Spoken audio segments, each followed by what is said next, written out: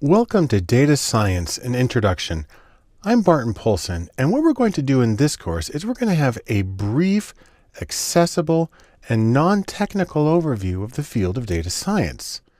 Now, some people, when they hear data science, they start thinking things like data and think about piles of equations and numbers, and then to throw on top of that science, and think about people working in their lab, and they start to say, that's not for me. I'm not really a technical person, and that just seems much too techy.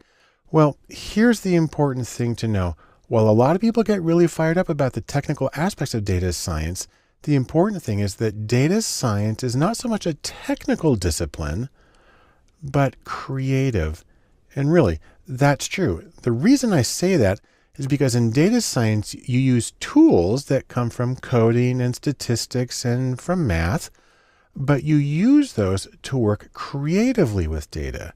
The idea is that there's always more than one way to solve a problem or answer a question, or most importantly, to get insight, because the goal, no matter how you go about it, is to get insight from your data. And what makes data science unique compared to so many other things is that you try to listen to all of your data, even when it doesn't fit in easily with your standard approaches and paradigms. You're trying to be much more inclusive in your analysis. And the reason you want to do that is because everything signifies, everything carries meaning, and everything can give you additional understanding and insight into what's going on around you.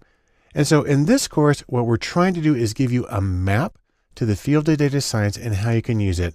And so now you have the map in your hands and you can get ready to get going with data science. Welcome back to Data Science and Introduction, and we're going to begin this course by defining data science. That makes sense, but we're going to do it in kind of a funny way. The first thing I'm going to talk about is the demand for data science. So let's take a quick look. Now, data science can be defined in a few ways. I'm going to give you some short definitions. Take one on my definition is that data science is coding, math, and statistics in applied settings. That's a reasonable working definition. But if you want to be a little more concise, I've got take two on a definition that data science is the analysis of diverse data or data that you didn't think would fit into standard analytic approaches. A third way to think about it is that data science is inclusive analysis. It includes all of the data, all of the information that you have in order to get the most insightful and compelling answer to your research questions. Now, you may say to yourself, wait, that's it?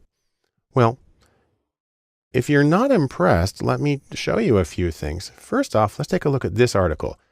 This says, Data Scientists, the Sexiest Job of the 21st Century. And please note that this is coming from Harvard Business Review. So this is an authoritative source, and it's the official source of this saying that data science is sexy. Now, again, you may be saying to yourself, sexy? I hardly think so. Well, oh yeah, it's sexy. And the reason data science is sexy is because first, it has rare qualities, and second, it has high demand. Let me say a little more about those. The rare qualities are that data science takes unstructured data, then finds order, meaning, and value in the data. Those are important, but they're not easy to come across. Second, high demand. Well, the reason it's in high demand is because data science provides insight into what's going on around you, and critically, it provides competitive advantage, which is a huge thing in business settings. Now, let me go back and say a little more about demand. Let's take a look at a few other sources. So for instance, the McKinsey Global Institute published a very well-known paper, and you can get at it with this URL. And if you go to that webpage, this is what's going to come up. And we're going to take a quick look at this one, the executive summary. It's a PDF that you can download. And if you open that up, you'll find this page. And let's take a look at the bottom right corner. Two numbers here. I'm going to zoom in on those. The first one is they are projecting a need in the next few years for somewhere between 140 and 190,000 deep analytical talent positions. So this means actual practicing data scientists. That's a huge number. but almost 10 times as high is 1.5 million more data savvy managers will be needed to take full advantage of big data in the United States. Now, that's people who aren't necessarily doing the analysis, but have to understand it, who have to speak data. And that's one of the main purposes of this particular course, is to help people who may or may not be the practicing data scientists learn to understand what they can get out of data and some of the methods used to get there. Let's take a look at another article from LinkedIn. Here's a shortcut URL for it. And that'll bring you to this webpage, the 25 hottest job skills that got people hired in 2014. And take a look at number 1 here, statistical analysis and data mining, very closely related to data science. And just to be clear, this was number 1 in Australia, in Brazil, in Canada, in France, in India, in the Netherlands, in South Africa, in the United Arab Emirates, in the United Kingdom, everywhere. And if you need a little more, let's take a look at Glassdoor, which published an article this year, 2016, and it's about the 25 best jobs in America. And look at number 1 right here. It's data scientist. And we can zoom in on this information. It says there's going to be 1,700 job openings with a median base salary of over $116,000 and fabulous career opportunities and job scores. So if you want to take all of this together, the conclusion you can reach is that data science pays. And I can show you a little more about that. So for instance, here's a list of the top 10 highest paying salaries that I got from US News. We have physicians or doctors, dentists, and lawyers, and so on.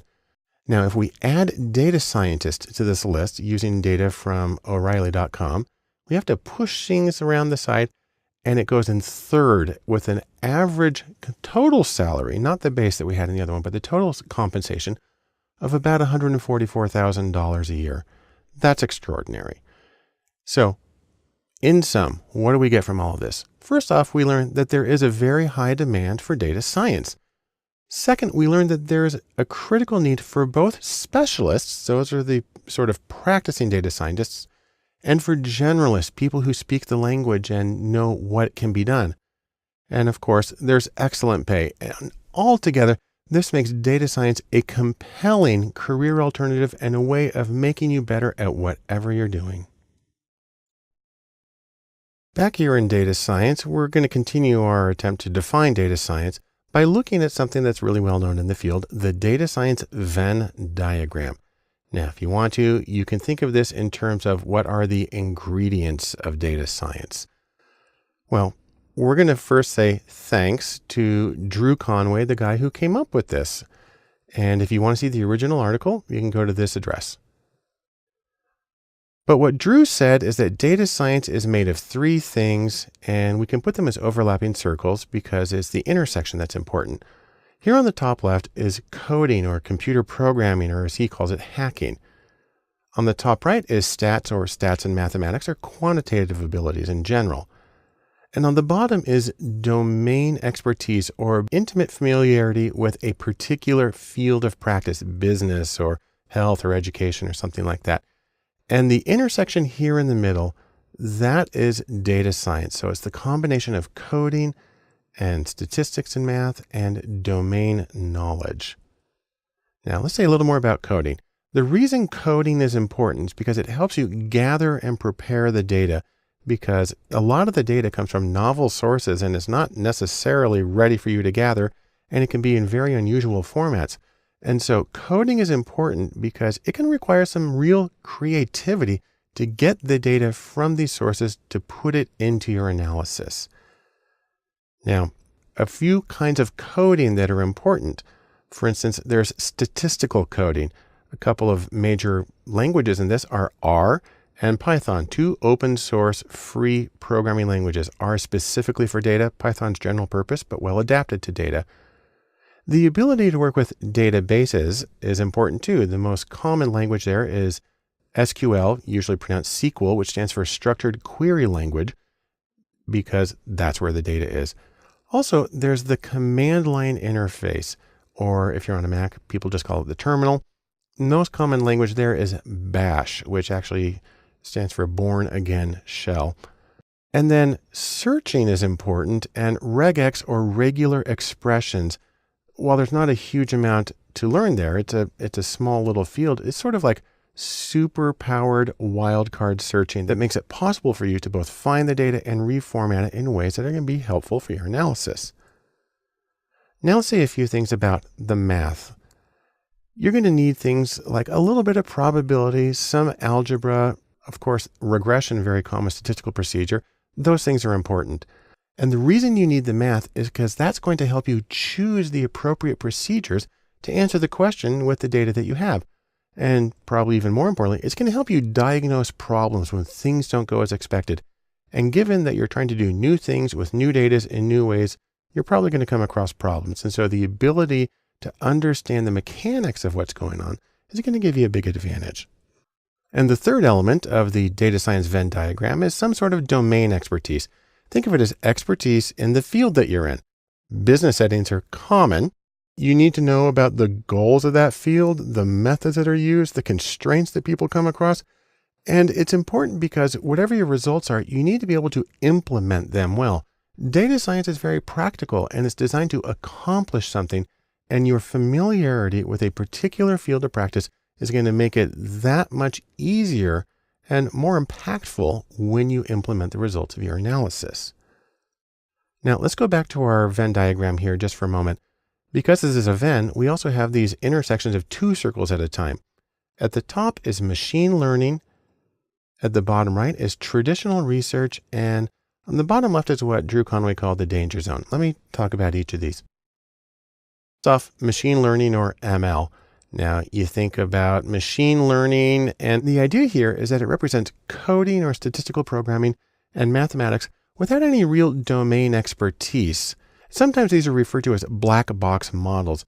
They kind of throw data in, and you don't even necessarily have to know what it means or what language it's in, and it'll just kind of crunch through it all, and it'll give you some regularities.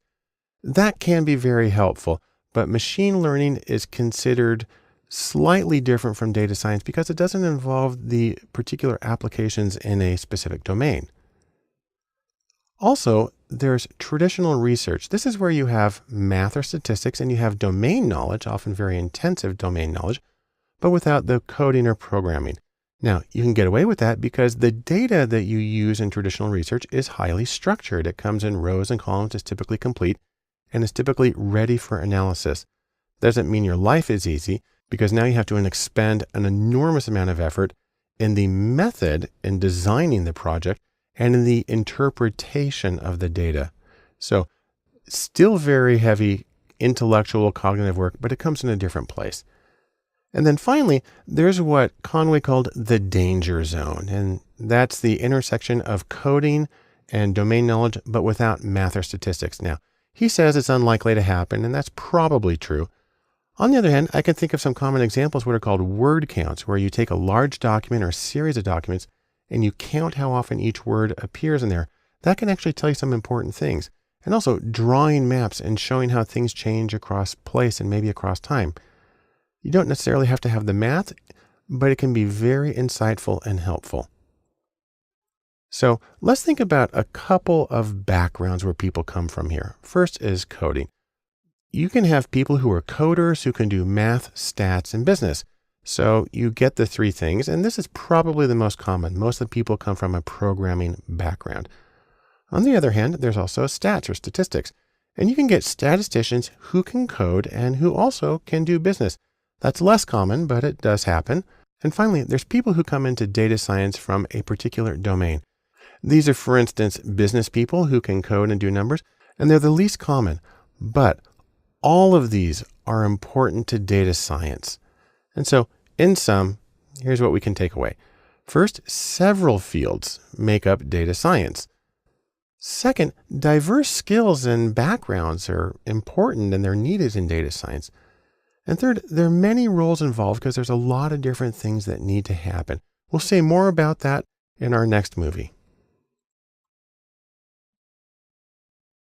The next step in our data science introduction and our definition of data science is to talk about the data science pathway. So I like to think of this as when you're working on a major project, you got to do one step at a time to get from here to there. In data science, you can take the various steps and you can put them into a couple of general categories. First, there are the steps that involve planning.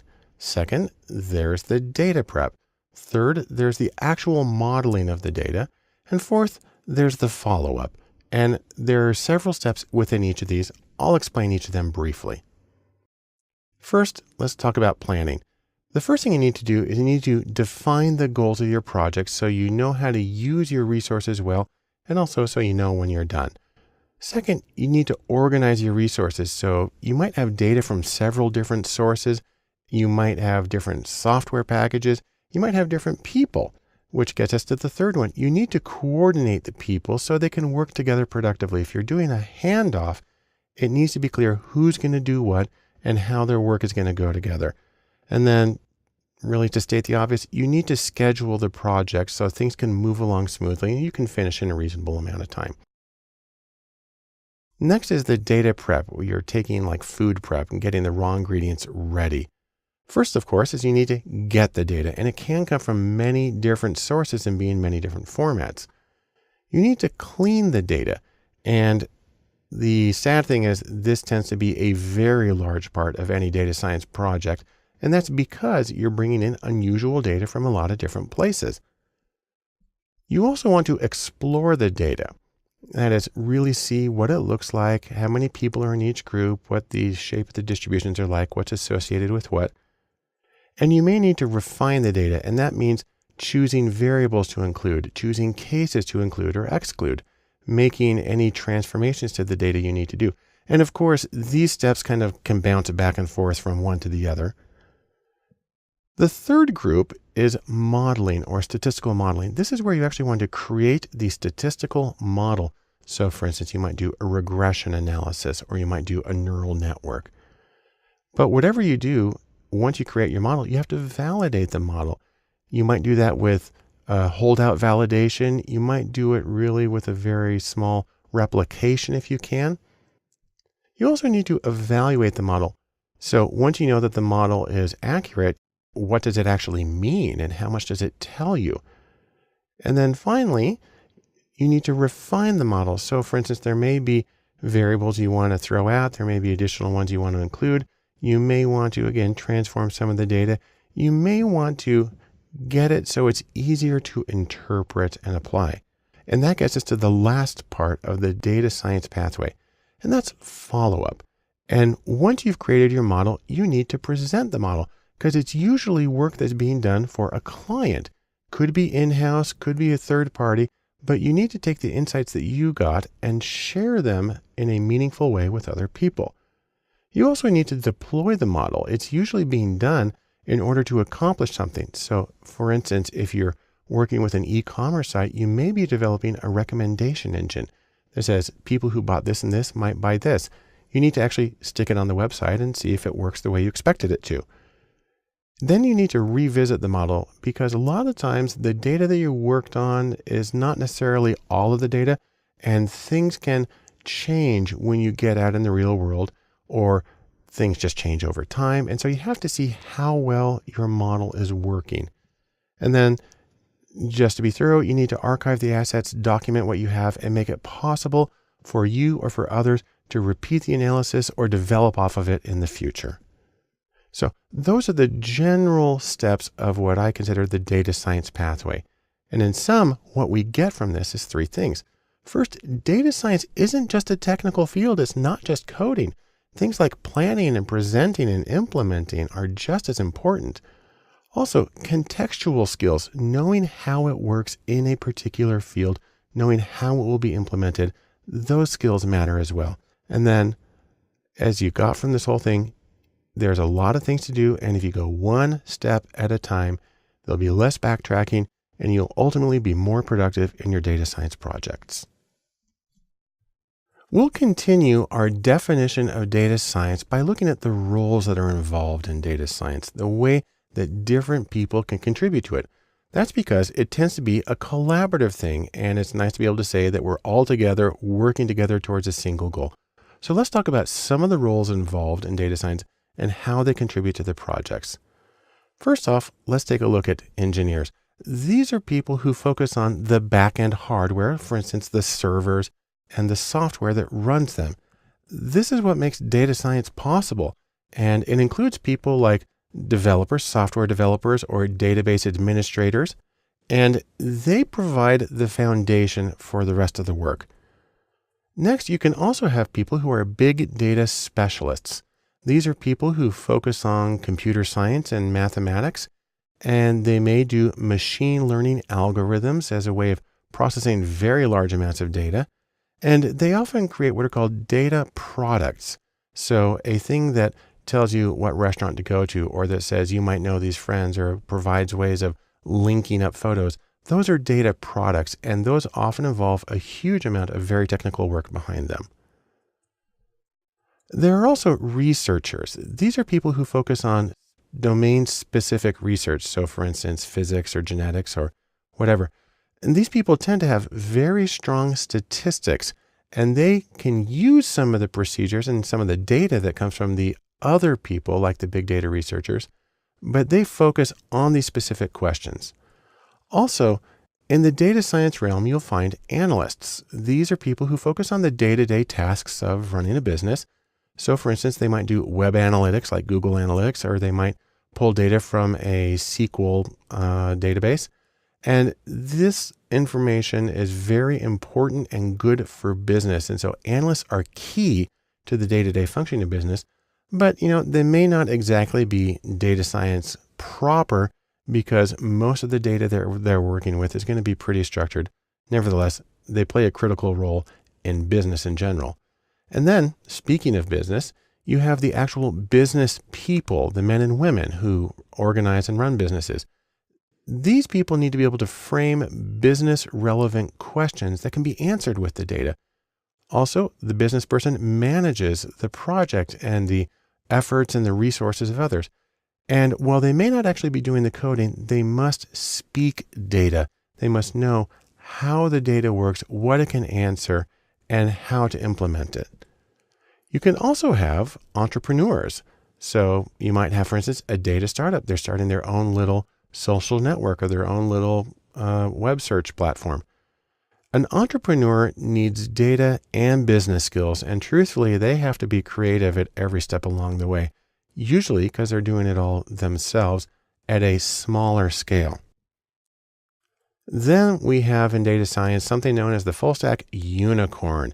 And this is a person who can do everything at an expert level. And they're called a unicorn because truthfully, they may not actually exist. I'll have more to say about that later.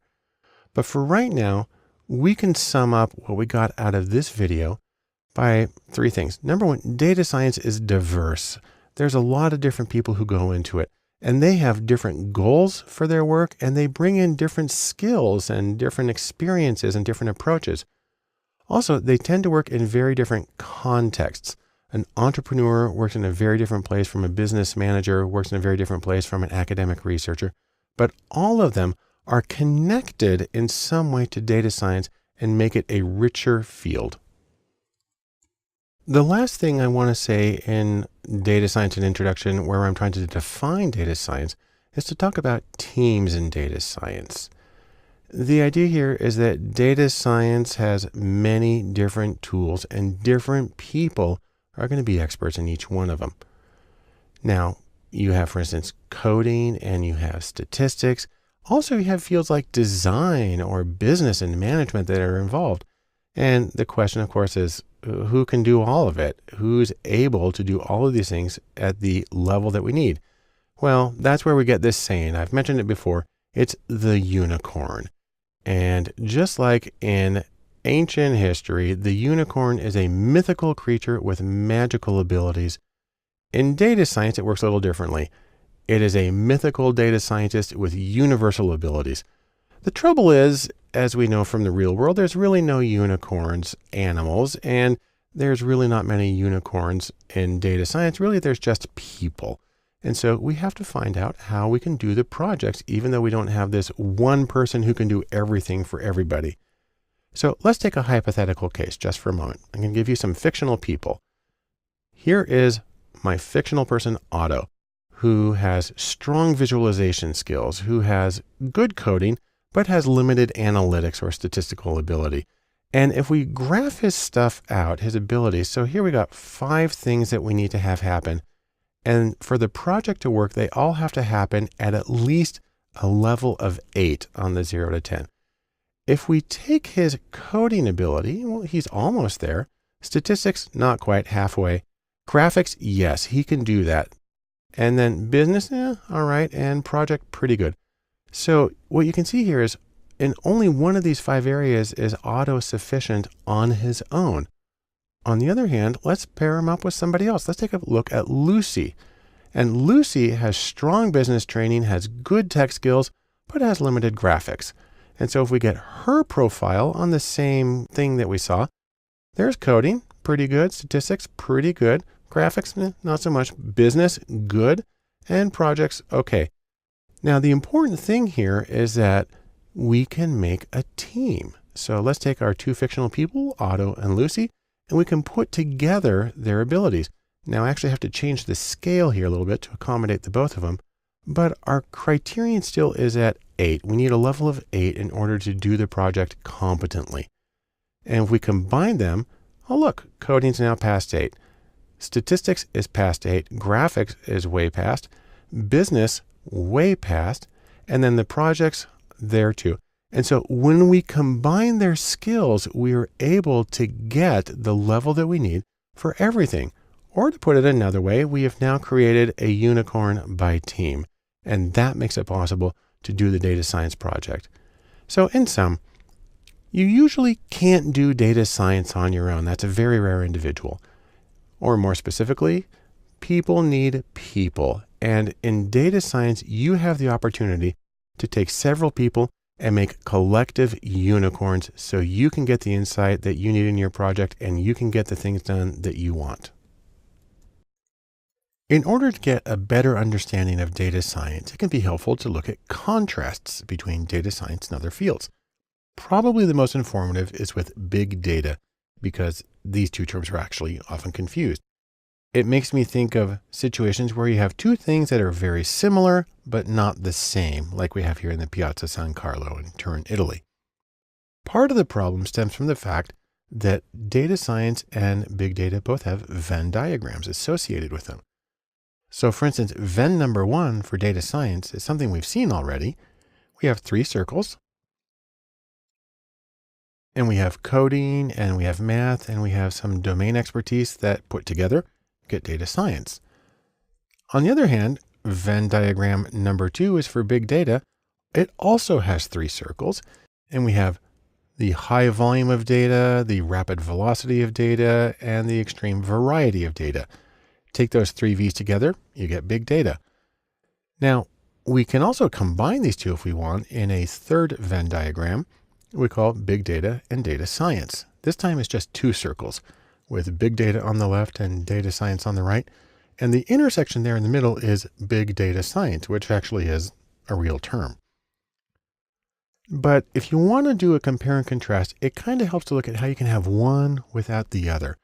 So let's start by looking at big data without data science.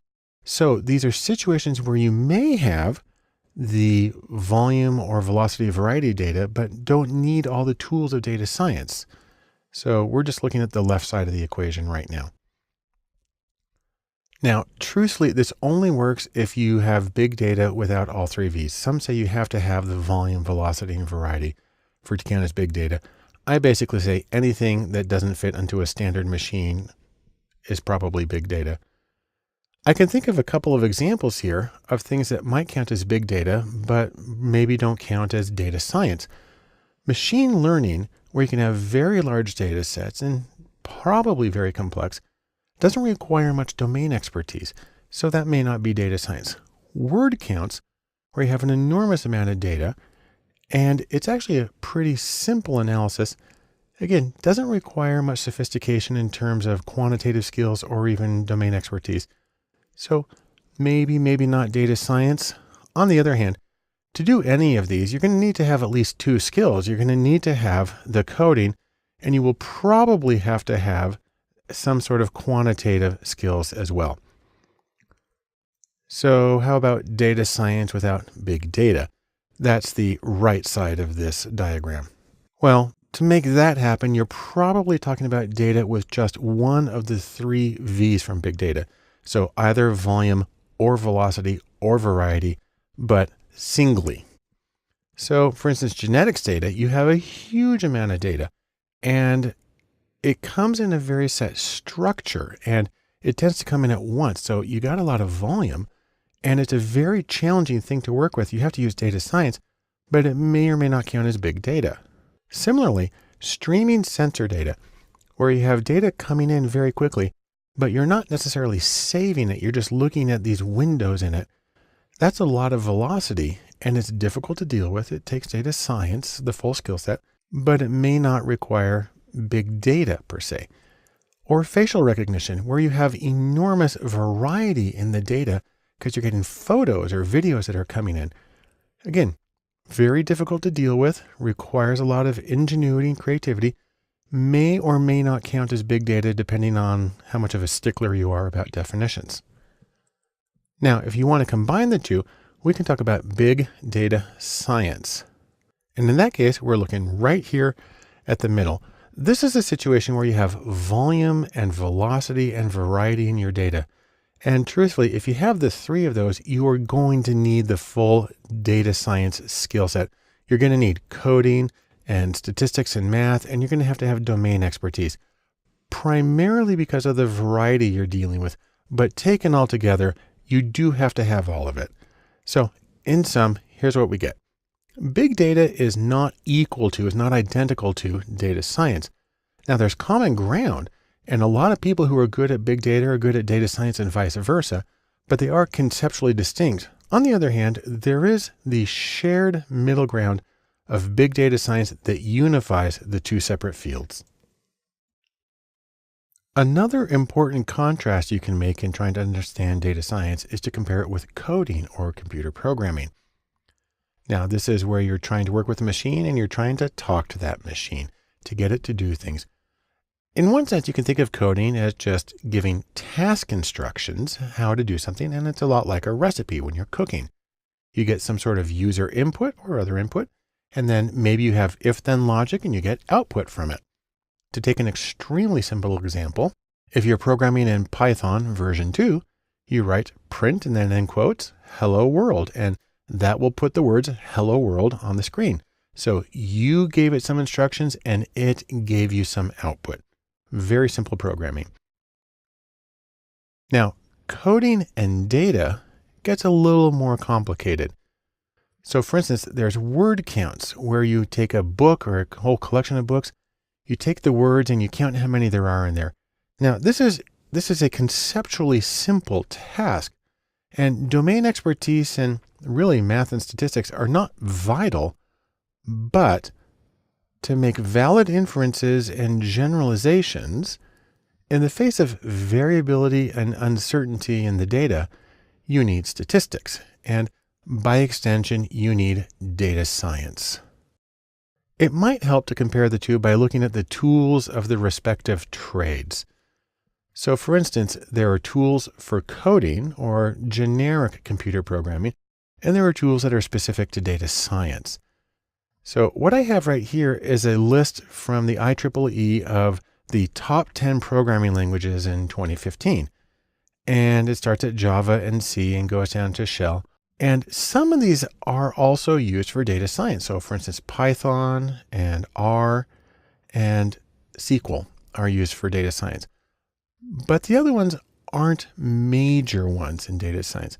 So let's in fact take a look at a different list of most popular tools for data science. And you see that things move around a little bit. Now R's at the top, SQL's there, Python's there. But for me, what's the most interesting on this list is that Excel is number 5, which would never be considered programming per se, but is in fact a very important tool for data science. And that's one of the ways that we can compare and contrast computer programming with data science. In sum, we can say this: data science is not equal to coding. They're different things. On the other hand, they share some of the tools and they share some practices, specifically when coding for data. On the other hand, there is one very big difference, and that's statistics. Statistical ability is one of the major separators between general purpose programming and data science programming.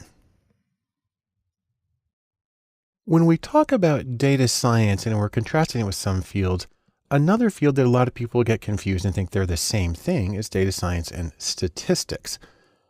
Now, I'll tell you, there's a lot in common, but we can talk a little bit about the different focuses of each. And we also get into the issue of sort of definitionalism, that data science is different because we define it differently, even when there's an awful lot in common between the two. It helps to take a look at some of the things that go on in each field. So let's start here about statistics. Put a little circle here and we'll put data science. And to borrow a term from Stephen Jay Gould, we can call these non-overlapping magisteria, or NOMA. So you think of them as separate fields that are sovereign unto themselves with nothing to do with each other. But that doesn't seem right. And part of that is if we go back to the data science Venn diagram, statistics is one part of it. There it is in the top corner. So now what do we do? What's the relationship? So it doesn't make sense to say these are totally separate areas. Maybe data science and statistics, because they share procedures, maybe data science is a subset or a specialty of statistics, more like this. But if data science were just a subset or specialty within statistics, then it would follow that all data scientists would first be statisticians. And interestingly, that's just not so.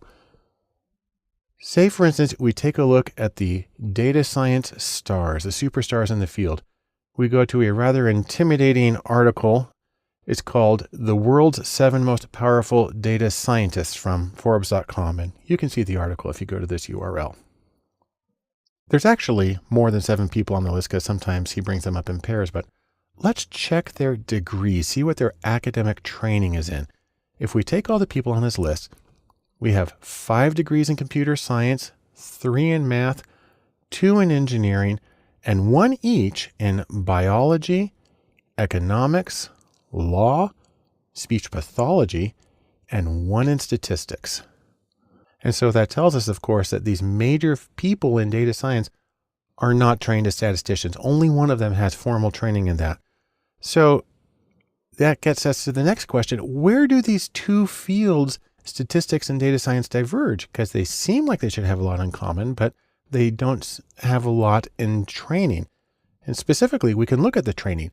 Most data scientists are not trained formally as statisticians. Also, in practice, things like machine learning and big data, which are central to data science, are not shared generally with most of statistics. And so they have separate domains there. And then there's the really important issue of context. Data scientists tend to work in different settings than statisticians.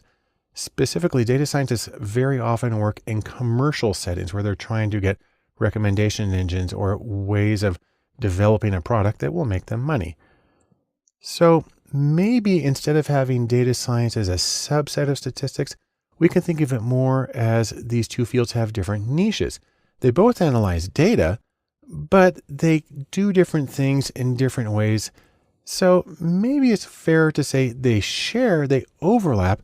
They both have analysis in common of data, but otherwise they are ecologically distinct. So in sum, what we can say here is that data science and statistics both use data, and they analyze it, but the people in each tend to come from different backgrounds, and they tend to function with different goals and contexts, and in that way render them to be conceptually distinct fields despite the apparent overlap. As we work to get a grasp on data science, there's one more contrast I want to make explicitly, and that's between data science and business intelligence, or BI. The idea here is that business intelligence is data in real life. It's very, very applied stuff. The purpose of BI is to get data on internal operations, on market competitors, and so on, and make justifiable decisions as opposed to just sitting in the bar and doing whatever comes to your mind.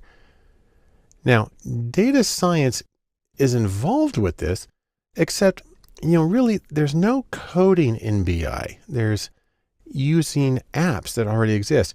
And the statistics in business intelligence tend to be very simple. They tend to be counts and percentages and ratios. And so it's simple. The light bulb is simple. It just does its one job. There's nothing super sophisticated there. Instead, the focus in business intelligence is on domain expertise and on really useful direct utility. It's simple, it's effective, and it provides insight. Now, one of the main associations with business intelligence is what are called dashboards or data dashboards. They look like this. It's a collection of charts and tables that go together to give you a very quick overview of what's going on in your business. And while a lot of data scientists may, let's say, look down their nose upon dashboards, I'll say this. Most of them are very well designed, and you can learn a huge amount about user interaction and the accessibility of information from dashboards. So really, where does data science come into this? What's the connection between data science and business intelligence? Well, data science can be useful to BI in terms of setting it up, identifying data sources, and creating or setting up the framework for something like a dashboard or a business intelligence system. Also, data science can be used to extend it. Data science can help get past the easy questions and the easy data to get the questions that are actually most useful to you, even if they require really sometimes data that's hard to wrangle and work with. And also there's an interesting interaction here that goes the other way.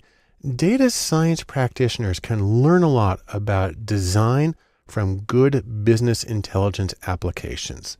So I strongly encourage anybody in data science to look at them carefully and see what they can learn. In sum, business intelligence or BI is very goal-oriented. Data science perhaps prepares the data and sets up the form for business intelligence, but also data science can learn a lot about usability and accessibility from business intelligence. And so it's always worth taking a close look. Data science has a lot of really wonderful things about it, but it is important to consider some ethical issues. And I'll specifically call this do no harm in your data science projects. And for that, we can say thanks to Hippocrates, the guy who gave us the Hippocratic Oath of do no harm. Let's specifically talk about some of the important ethical issues very briefly that come up in data science. Number one is privacy. That data tells you a lot about people, and you need to be concerned about the confidentiality. If you have private information about people, their names, their social security numbers, their addresses, their credit scores, their health, that's private, that's confidential, and you shouldn't share that information unless they specifically gave you permission. Now, one of the reasons this presents a special challenge in data science, because we'll see later, a lot of the sources that are used in data science were not intended for sharing. If you scrape data from a website or from PDFs, you need to make sure that it's okay to do that, but it was originally created without the intention of sharing. So privacy is something that really falls upon the analyst to make sure they're doing it properly. Next is anonymity. One of the interesting things we find is that it's really not hard to identify people in data. If you have a little bit of GPS data and you know where a person was at 4 different points in time, you have about a 95% chance of knowing exactly who they are. You look at things like HIPAA, that's the Health Insurance Portability and Accountability Act. Before HIPAA, it was really easy to identify people from medical records. Since then, it has become much more difficult to identify people uniquely. That's an important thing for really people's well-being. And then also proprietary data. If you're working for a client, a company, and they give you their own data, that data may have identifiers. You may know who the people are and they're not anonymous anymore. So anonymity may or may not be there. Major efforts to make data anonymous. But really the primary thing is that even if you do know who they are, that you still maintain the privacy and confidentiality of the data. Next, there's the issue about copyright, where people try to lock down information. Now, just because something is on the web doesn't mean that you're allowed to use it. Scraping data from websites is a very common and a useful way of getting data for projects. You can get data from web pages, from PDFs, from images, from audio, from really a huge number of things. But again, the assumption that because it's on the web, it's okay to use it is not true. You always need to check copyright and make sure that it's acceptable for you to access that particular data. Next in our very ominous picture is data security. And the idea here is that when you go through all the effort to gather data, to clean it up and prepare for an analysis, you've created something that's very valuable to a lot of people. And you have to be concerned about hackers trying to come in and steal the data, especially if the data is not anonymous and it has identifiers in it. And so there is an additional burden placed on the analyst to ensure to the best of their ability that the data is safe and cannot be broken into and stolen. And that can include very simple things like a person who was on the project but is no longer, but took the data on a flash drive. You have to find ways to make sure that that can't happen as well. There's a lot of possibilities. It's tricky, but it's something that you have to consider thoroughly. Now, two other things that come up in terms of ethics, but don't usually get addressed in these conversations. Number one is potential bias. The idea here is that the algorithms or the formulas that are used in data science are only as neutral and bias-free as the rules and the data that they get. And so the idea here is that if you have rules that address something that is associated with, for instance, gender or age or race or economic standing, you might unintentionally be building in those factors, which, say, for instance, for Title IX, you're not supposed to. You might be building those into the system without being aware of it. And an algorithm has this sheen of objectivity, and people can say they can place confidence in it without realizing that it's replicating some of the prejudices that may happen in real life. Another issue is overconfidence. And the idea here is that analyses are limited simplifications. They have to be. That's just what they are. And because of this, you still need humans in the loop to help interpret and apply this. The problem is when people run an algorithm to get out a number, say to 10 decimal places, and they say this must be true and treat it as written in stone, absolutely unshakable truth. When in fact, if the data were biased going in, if the algorithms were incomplete, if the sampling was not representative, you can have enormous problems and go down the wrong path with too much confidence in your own analyses. So once again, humility is in order when doing data science work. In sum, data science has enormous potential, but it also has significant risks involved in the projects.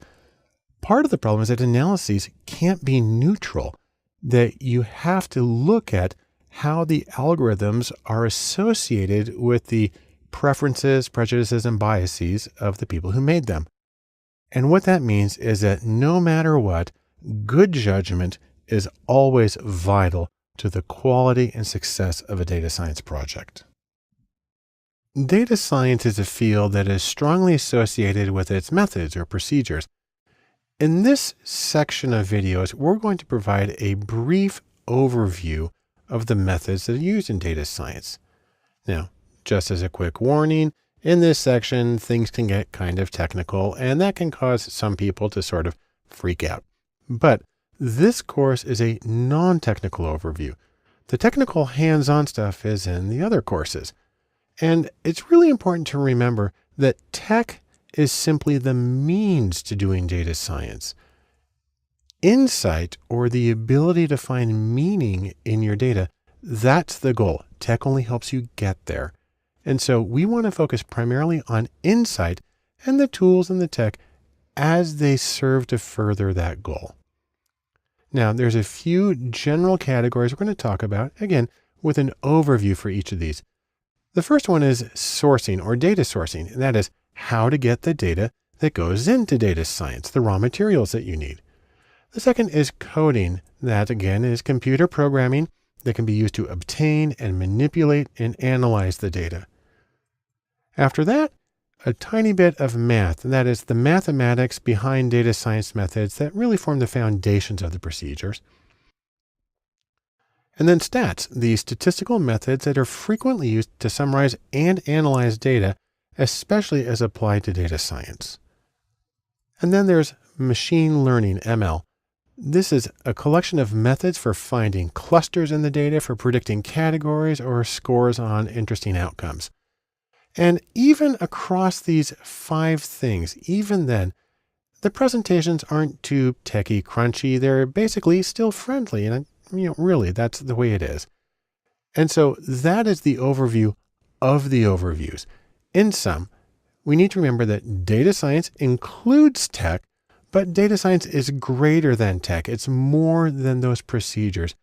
And above all, that tech, while important to data science, is still simply a means to insight in data. The first step in discussing data science methods is to look at the methods of sourcing or getting data that's used in data science. You can think of this as getting the raw materials that go into your analyses. Now, you've got a few different choices when it comes to this in data science. You can use existing data. You can use something called data APIs. You can scrape web data, or you can make data.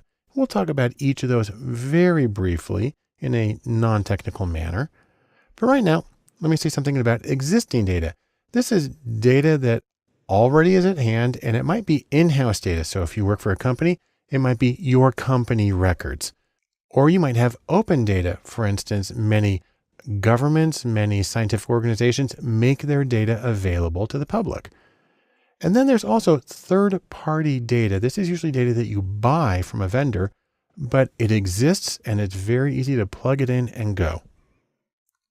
You can also use APIs. Now that stands for Application Programming Interface. And this is something that allows various computer applications to communicate directly with each other. It's like phones for your computer programs. It's the most common way of getting web data, and the beautiful thing about it is it allows you to import that data directly into whatever program or application you're using to analyze the data. Next is scraping data, and this is where you want to use data that's on the web, but they don't have an existing API. And what that means is usually data that's in HTML, web tables and pages, maybe PDFs, and you can do this either with using specialized applications for scraping data, or you can do it in a programming language like R or Python and write the code to do the data scraping. Or another option is to make data, and this lets you get exactly what you need. You can be very specific and you can get what you need. You can do something like interviews, or you can do surveys, or you could do experiments. There's a lot of approaches. Most of them require some specialized training in terms of how to gather quality data. And that's actually important to remember, because no matter what method you use for getting or making new data, you need to remember this one little aphorism you may have heard from computer science. It goes by the name of GIGO. That actually stands for garbage in, garbage out. And it means if you have bad data that you're feeding into your system, you're not going to get anything worthwhile, any real insights out of it. Consequently, it's important to pay attention to metrics or methods for measuring and the meaning, exactly what it is that they tell you. There's a few ways you can do this. For instance, you can talk about business metrics. You can talk about KPIs, which means key performance indicators, also used in business settings, or SMART goals, which is a way of describing the goals that are actionable and timely and so on. You can also talk about, in a measurement sense, classification accuracy. And I'll discuss each of those in a little more detail in a later movie. But for right now, in sum, we can say this. Data sourcing is important because you need to get the raw materials for your analysis. The nice thing is there's many possible methods, many ways that you can use to get the data for data science. But no matter what you do, it's important to check the quality and the meaning of the data so you can get the most insight possible out of your project.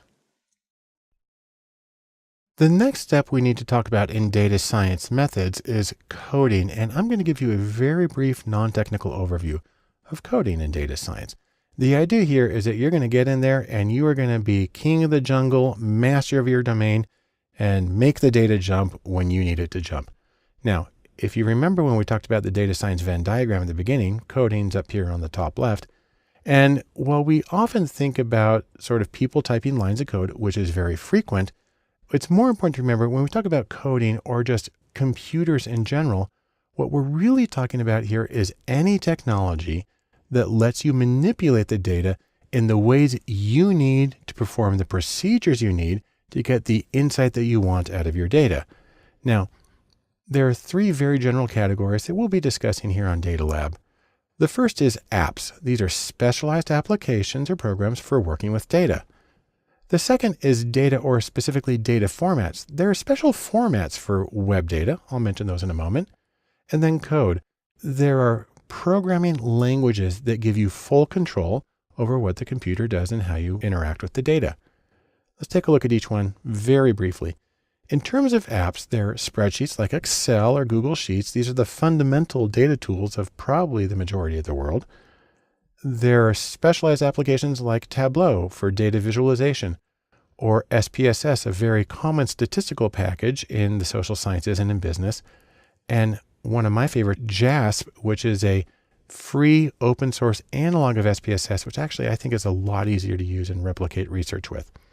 And there are tons of other choices. Now, in terms of web data, it's helpful to be familiar with things like HTML and XML and JSON and other formats that are used to encapsulate data on the web, because those are the things that you're going to have to be programming about to interact with when you get your data. And then there are actual coding languages. R is probably the most common, along with Python, a general purpose language, but it's been well adapted for data use. There's SQL, the structured query language for databases, and very basic languages like C and C++ and Java, which are used more in the back end of data science. And then there's Bash, the most common command line interface, and regular expressions. And we'll talk about all of these in other courses here at Data Lab. But remember this, tools are just tools. They're only one part of the entire data science process.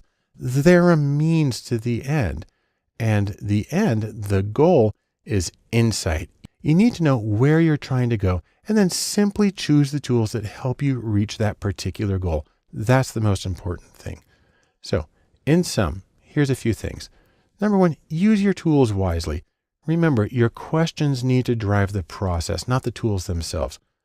Also, I'll just mention that a few tools is usually enough. You can do an awful lot with Excel and R. And then the most important thing is focus on your goal and choose your tools and even your data to match the goal so you can get the most useful insights from your data. The next step in our discussion of data science methods is mathematics, and I'm going to give a very brief overview of the math involved in data science. Now, the important thing to remember is that math really forms the foundation of what we're going to do. If you go back to the data science Venn diagram, we've got stats up here in the right corner, but really it's math and stats, or quantitative ability in general. But we'll focus on the math part right here. And probably the most important question is how much math is enough to do what you need to do? Or to put it another way, why do you need math at all? Because you've got a computer to do it. Well, I can think of 3 reasons you don't want to rely on just the computer, but it's helpful to have some sound mathematical understanding. Here they are. Number 1, you need to know which procedures to use and why. So you have your question, you have your data, and you need to have enough of an understanding to make an informed choice. That's not terribly difficult. 2, you need to know what to do when things don't work right. Sometimes you get impossible results. I know in statistics you can get a negative adjusted R squared. That's not supposed to happen. And it's good to know the mathematics that go into calculating that so you can understand how something apparently impossible can work. Or you're trying to do a factor analysis or principal component, you get a rotation that won't converge. It helps to understand what it is about the algorithm that's happening and why that won't work in that situation. And number 3, interestingly, some procedures, some math is easier and quicker to do by hand than by firing up the computer. And I'll show you a couple of examples in later videos where that can be the case.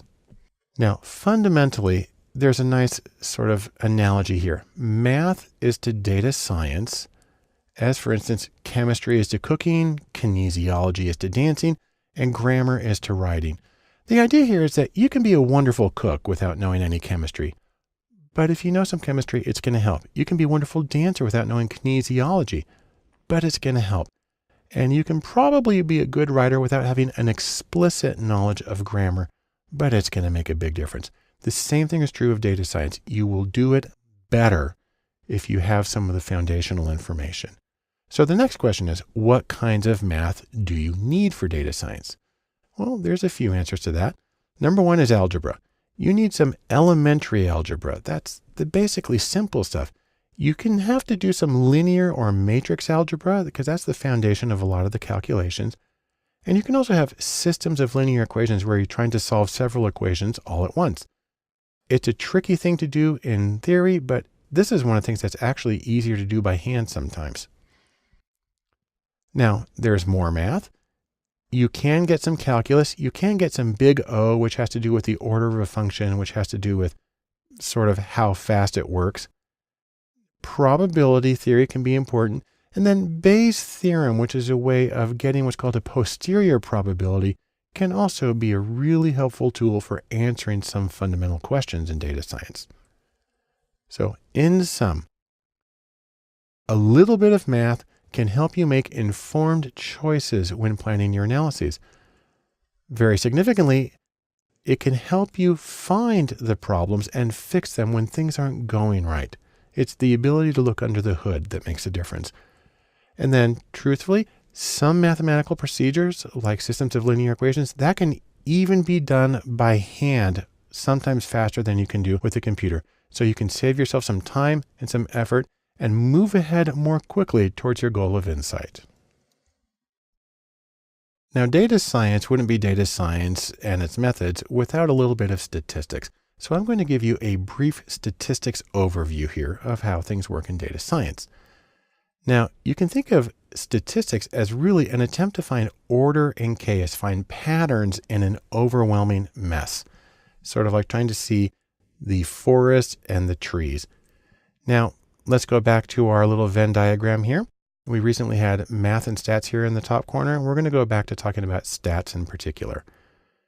What you're trying to do here, one thing is to explore your data. You can have exploratory graphics because we're visual people and it's usually easiest to see things. You can have exploratory statistics, a numerical exploration of the data, and you can have descriptive statistics, which are the things that most people would have talked about when they took a statistics class in college, if they did that. Next, there's inference. I've got smoke here because you can infer things about the wind and the air movement by looking at patterns in smoke. The idea here is that you're trying to take information from samples and infer something about a population. You're trying to go from one source to another. One common version of this is hypothesis testing. Another common version is estimation, sometimes called confidence intervals. There are other ways to do it, but all of these let you go beyond the data at hand to making larger conclusions. Now, one interesting thing about statistics is you're going to have to be concerned with some of the details and arranging things just so. For instance, you get to do something like feature selection. That's picking variables that should be included or combinations.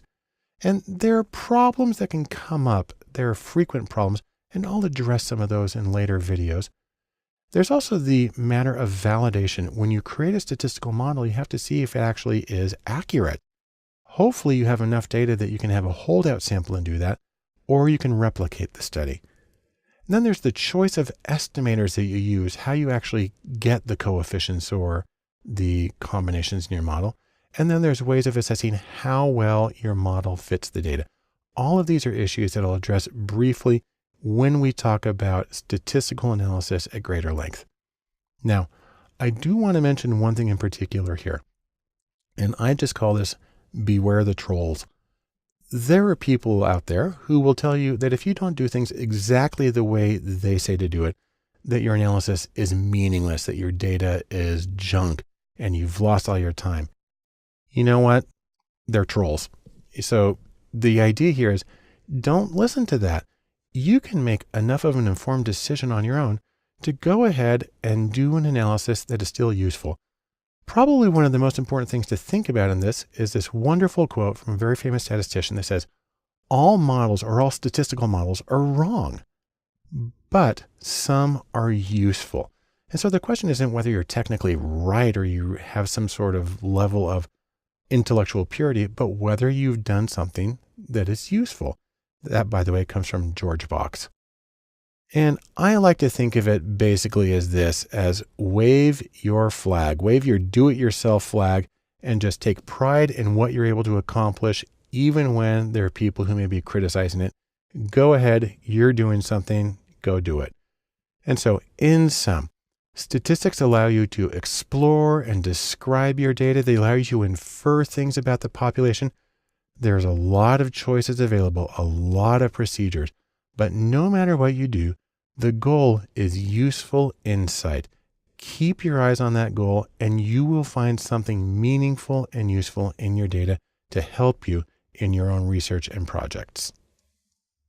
Let's finish our data science methods overview by getting a brief overview of machine learning. Now, I got to admit, when you say the term machine learning, people start thinking about something like the robot overlords who are going to take over the world. That's not what it is. Instead, let's go back to our Venn diagram one more time.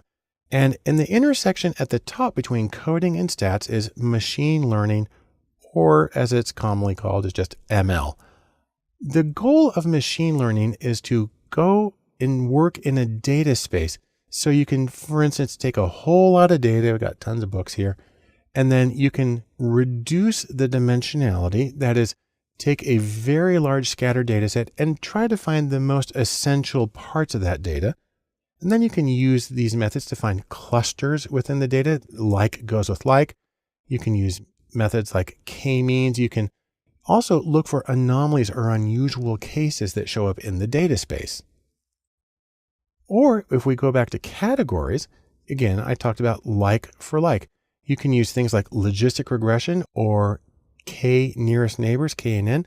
You can use naive Bayes for classification, or decision trees, or SVM, which is support vector machines, or artificial neural nets. Any of those will help you find the patterns and the clumping in your data so you can get similar cases next to each other and get the cohesion that you need to make conclusions about these groups. Also, a major element of machine learning is predictions. You're going to point your way down the road. The most common approach here, the most basic, is linear regression, multiple regression. There's also Poisson regression, which is used for modeling count or frequency data.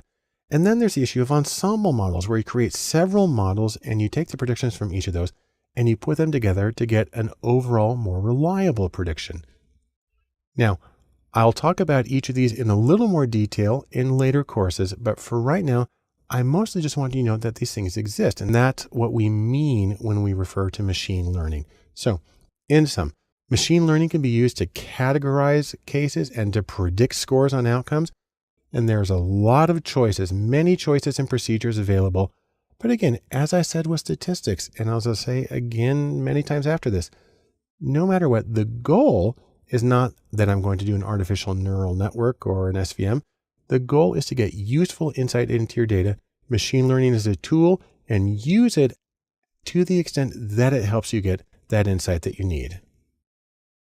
In the last several videos, I've talked about the role in data science of technical things. On the other hand, communicating is also central to the practice.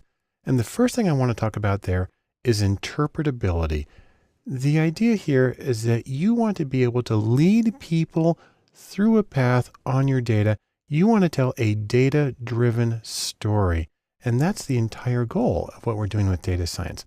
Now, another way to think about this is when you're doing your analysis, what you're trying to do is solve for value. You're making an equation, you take the data, you're trying to solve for value. The trouble is this: a lot of people get hung up on analysis, but they need to remember that analysis is not the same thing as value. Instead, I like to think of it this way: that analysis times story is equal to value. Now, please note, that's multiplicative, not additive. And so one consequence of that is when you go back to analysis times story equals value, well, if you have 0 story, you're going to have 0 value because, as you recall, anything times 0 is 0. So instead of that, let's go back this and say what we really want to do is we want to maximize the story so that we can maximize the value that results from our analysis. Again, maximum value is the overall goal here.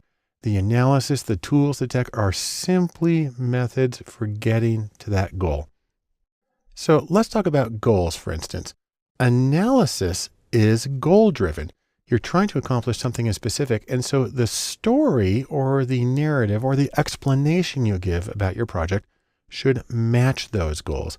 If you're working for a client and they had a specific question that they wanted you to answer, then you have a professional responsibility to answer those questions clearly and unambiguously so they know whether you said yes or no and they know why you said yes or no.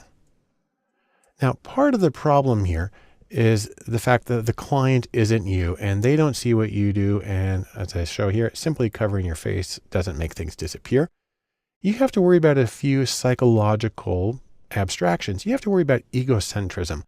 And I'm not talking about being vain. I'm talking about the idea that you think other people see and know and understand what you know. That's not true. Otherwise, they wouldn't have hired you in the first place. And so you have to put it in terms that the client works with and that they understand. And you're going to have to get out of your own center in order to do that. Also, there's the idea of false consensus, the idea that, well, everybody knows that. And again, that's not true. Otherwise, they wouldn't have hired you. You need to understand that they're going to come from a different background with a different range of experience and interpretation. You're going to have to compensate for that.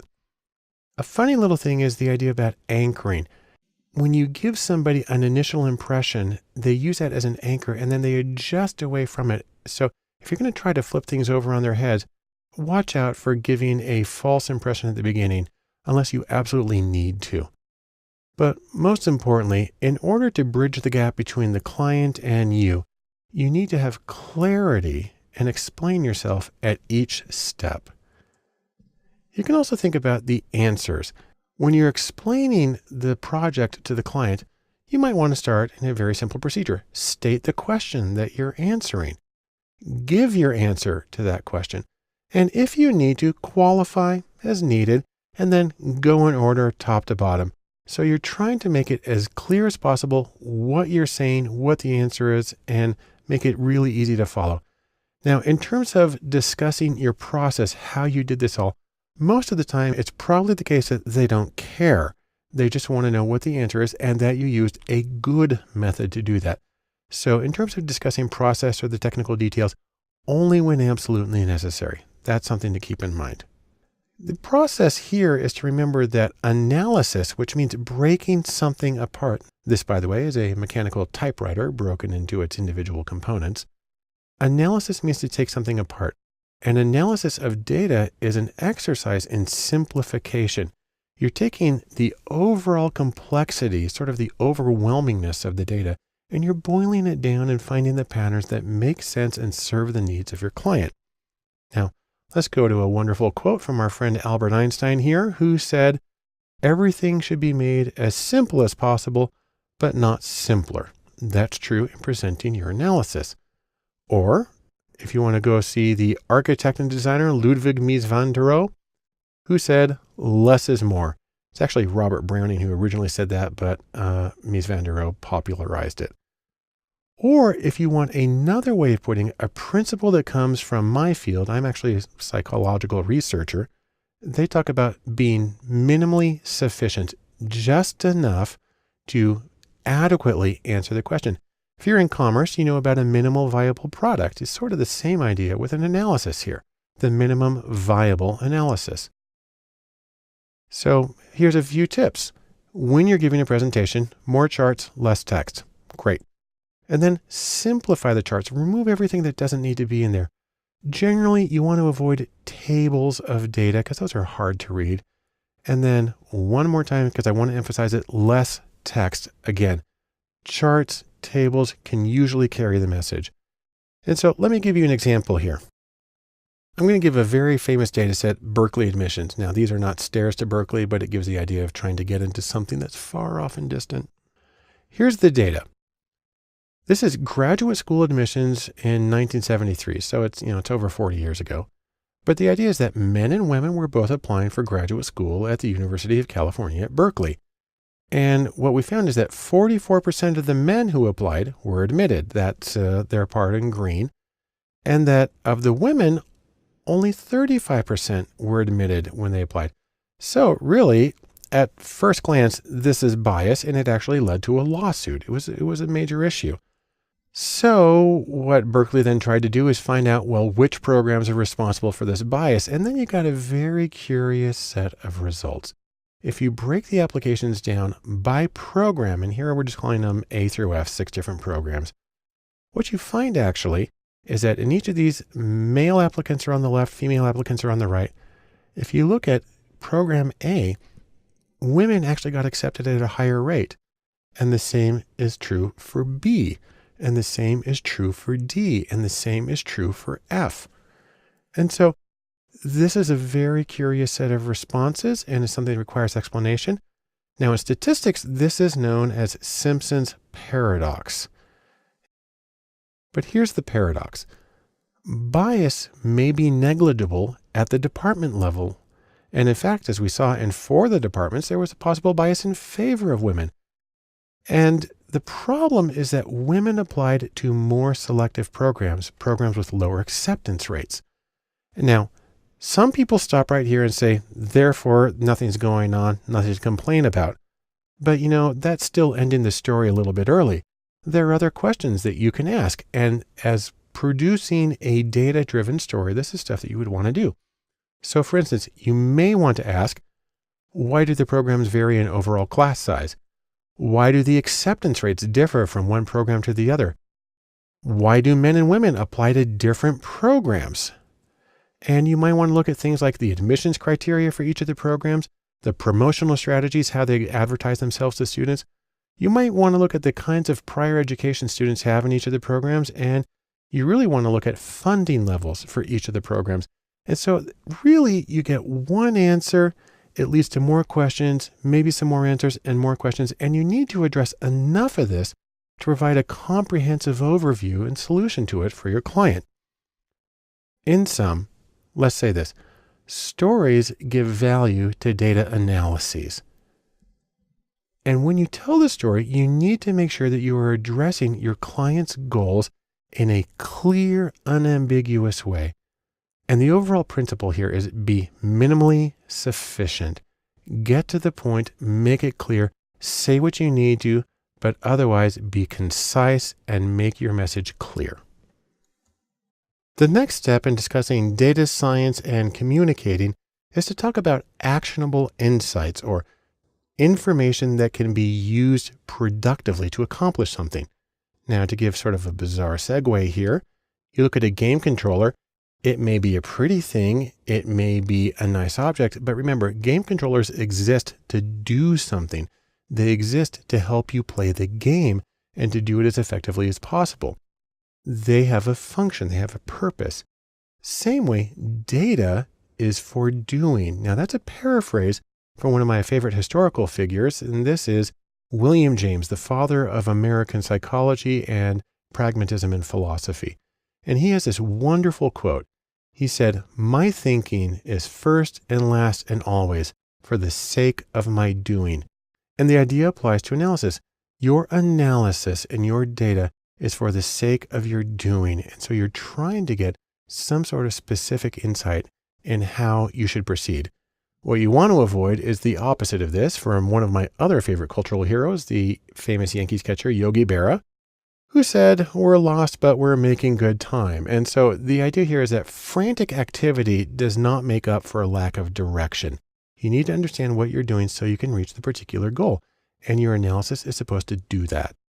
So when you're giving your analysis, you're going to try to point the way. Remember, why was the project conducted? The goal is usually to direct some kind of action, reach some kind of goal for your client, and that the analysis should be able to guide that action in an informed way. One thing you want to do is you want to be able to give the next steps to your client. Give the next steps. Tell them what they need to do now. You want to be able to justify each of those recommendations with the data and your analysis. As much as possible, be specific. Tell them exactly what they need to do. Make sure it's doable by the client, that it's within their range of capability, and that each step should build on the previous step. Now, that being said, there is one really fundamental sort of philosophical problem here, and that's the difference between correlation and causation. Basically, it goes this way. Your data gives you correlation. You know that this is associated with that. But your client doesn't simply want to know what's associated. They want to know what causes something. Because if they're going to do something, that's an intervention. It's designed to produce a particular result. So really, how do you get from the correlation, which is what you have in the data, to the causation, which is what your client wants? Well, there's a few ways to do that. One is experimental studies. These are randomized controlled trials. Now, that's theoretically the simplest path to causality, but it can be really tricky in the real world. There are quasi-experiments, and these are methods, a whole collection of methods, that use non-randomized data, usually observational data, adjusted in particular ways to get an estimate of causal inference. Or there's the theory and experience, and this is research-based theory and domain-specific experience. And this is where you actually get to rely on your client's information. They can help you interpret the information, especially if they have greater domain expertise than you do. Another thing to think about are the social factors that affect your data. Now, you remember the data science Venn diagram. We've looked at it lots of times. It's got these three elements. Some people have proposed adding a fourth circle to this Venn diagram, and we'll kind of put that in there and say that social understanding is also important, critical really, to valid data science. Now, I love that idea, and I do think that it's important to understand how things are going to play out. There's a few kinds of social understanding. You want to be aware of your client's mission. You want to make sure that your recommendations are consistent with your client's mission. Also, that your recommendations are consistent with your client's identity, not just this is what we do, but this is really who we are. You need to be aware of the business context, sort of the competitive environment and the regulatory environment that they're working in, as well as the social context. And that can be outside of the organization, but even more often within the organization. Your recommendations will affect relationships within the client's organization. And you're going to try to be aware of those as much as you can to make it so that your recommendations can be realized the way they need to be. So in sum, data science is goal focused. And when you're focusing on that goal for your client, you need to give specific next steps that are based on your analysis and justifiable from the data. And in doing so, be aware of the social, political, and economic context that gives you the best opportunity of getting something really useful out of your analysis. When you're working in data science and trying to communicate your results, presentation graphics can be an enormously helpful tool. Think of it this way. You are trying to paint a picture for the benefit of your client. Now, when you're working with graphics, there can be a couple of different goals. It depends on what kind of graphics you're working with. There's the general category of exploratory graphics. These are ones that you are using as the analyst. And for exploratory graphics, you need speed and responsiveness. And so you get very simple graphics. This is a base histogram in R, and they can get a little more sophisticated. And this is done in ggplot, and then you can break it down in a couple of histograms, or you can make it a different way, or make them see-through, or split them apart into small multiples. But in each case, this is done for the benefit of you as the analyst understanding the data. These are quick, they're effective. Now, they're not very well labeled, and they're usually for your insight, and then you do other things as a result of that. On the other hand, presentation graphics, which are for the benefit of your client, those need clarity and they need a narrative flow. Now, let me talk about each of those characteristics very briefly. Clarity versus distraction. There are things that can go wrong in graphics. Number one is colors. Colors can actually be a problem. Also, three-dimensional or false third dimensions are nearly always a distraction. One that gets a little touchy for some people is interaction. We think of interactive graphics as really cool, great things to have, but you run the risk of people getting distracted by the interaction and start playing around with it, going like, ooh, I press here, it does that. And that distracts from the message. So actually, it may be important to not have interaction. And then the same thing is true of animation. Flat static graphics can often be more informative because they have fewer distractions in them. Let me give you a quick example of how not to do things. Now, this is a chart that I made. I made it in Excel and I did it based on some of the mistakes I've seen in graphics submitted to me when I teach. And I guarantee you everything in here I have seen in real life, just not necessarily combined all at once. Let's zoom in on this a little bit so we can see the full badness of this graphic.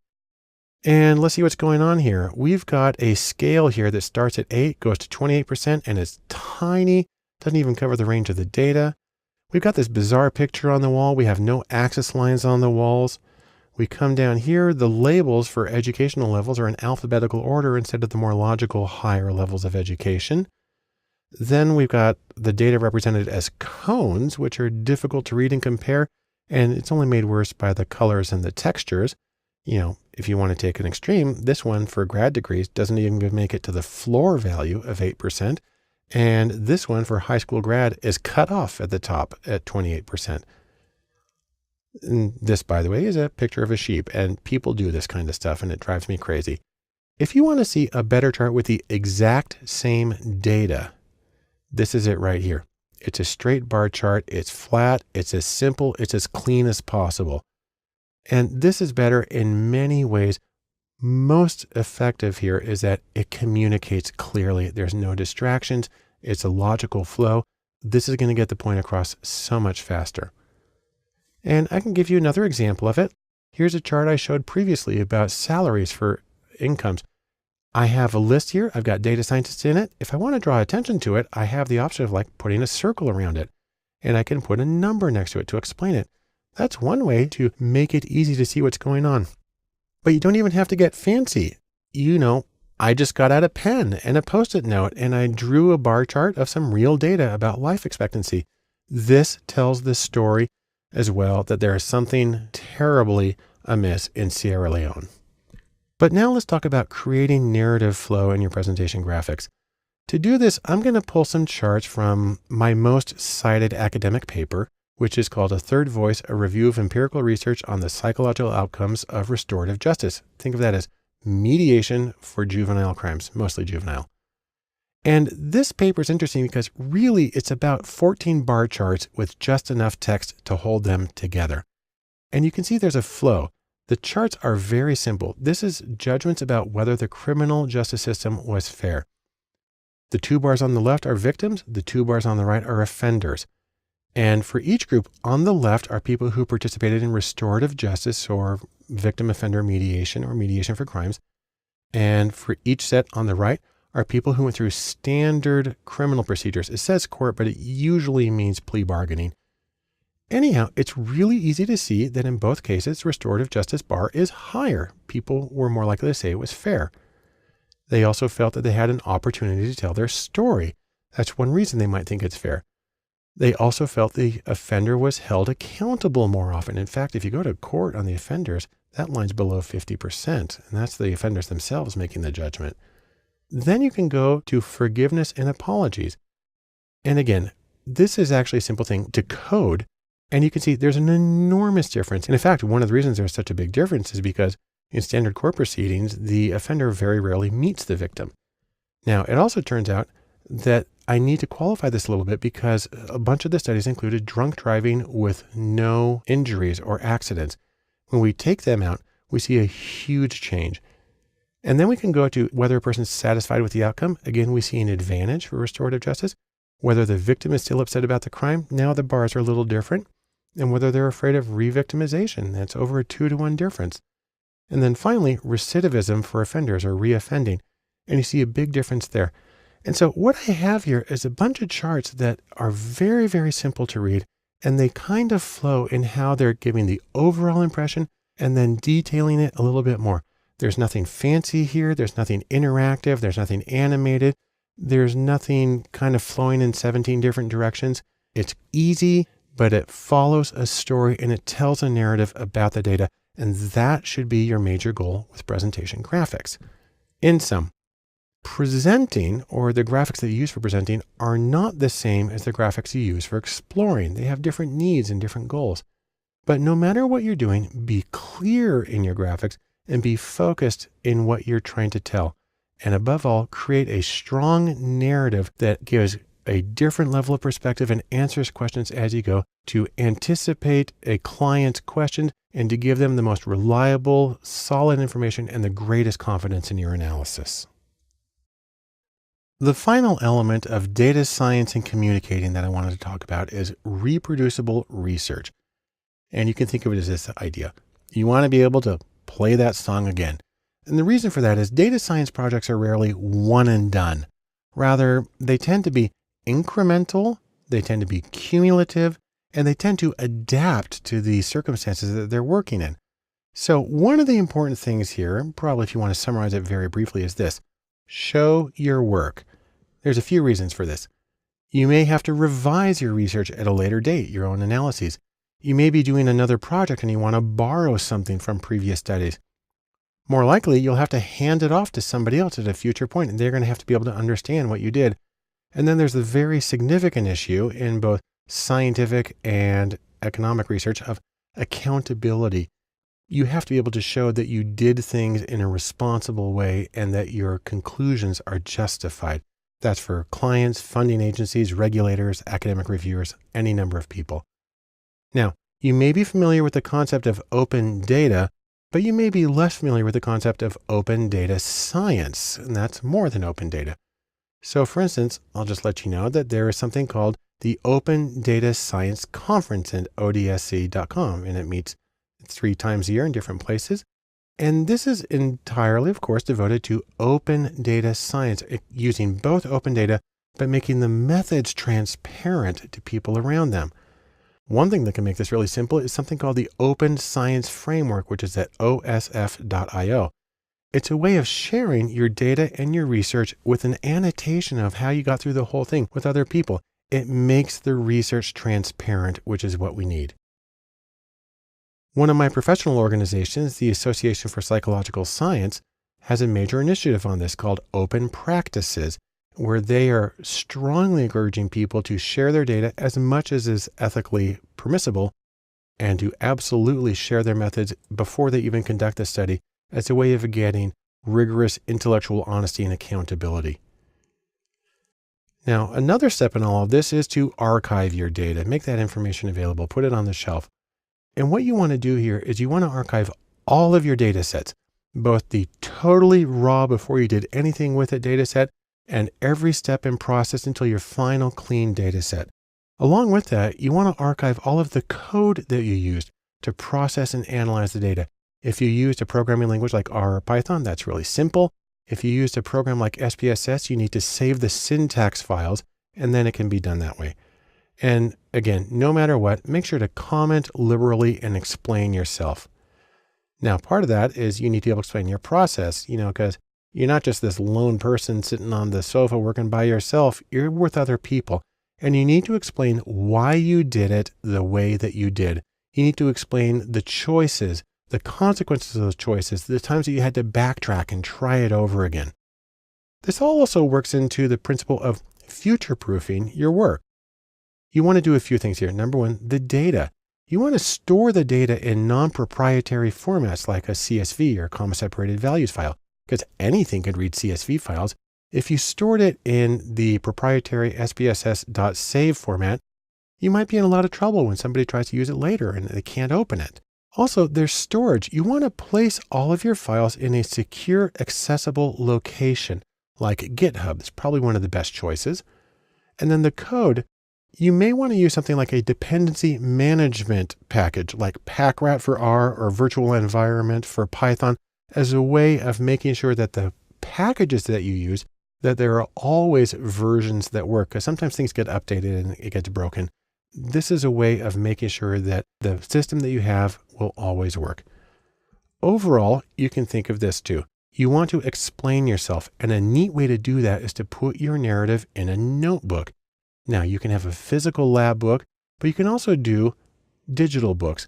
A really common one, especially if you're using Python, is Jupyter with a Y there in the middle.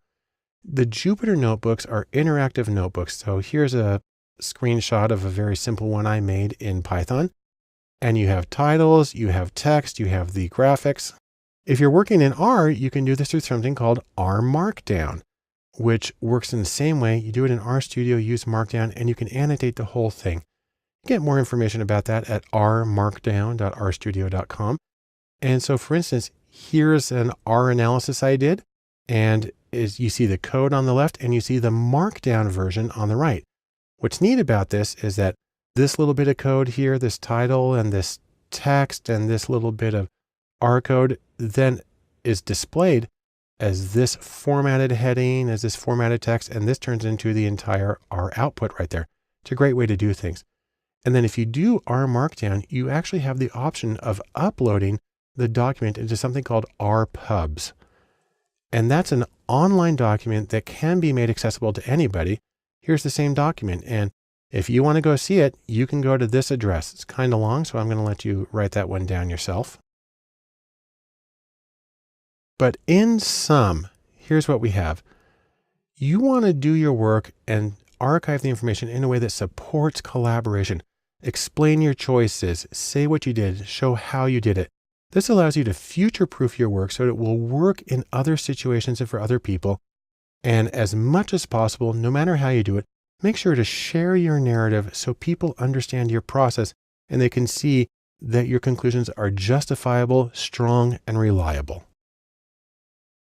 Now, something that I've mentioned several times when talking about data science, and I'll do it again in this conclusion, is that it's important to give people next steps. So I'm going to do that for you right now. If you're wondering what to do after having watched this very general overview course, I can give you a few ideas. Number one, maybe you want to start trying to do some coding in R or Python. We have courses for those. You might want to try doing some data visualization, one of the most important things that you can do. You may want to brush up on statistics and maybe some math that goes along with it. And you may want to try your hand at machine learning. All of these will get you up and rolling in the practice of data science. You can also try looking at data sourcing, find the information that you're going to do. But no matter what happens, try to keep it in context. So for instance, data science can be applied to marketing and sports and health and education and the arts and really a huge number of other things. And we will have courses here at datalab.cc that talk about all of those. You may also want to start getting involved in the community of data science. One of the best conferences that you can go to is O'Reilly Strata, which meets several times a year around the globe. There's also Predictive Analytics World, again, several times a year around the world. Then there's much smaller conferences. I love Tapestry, or tapestryconference.com, which is about storytelling in data science.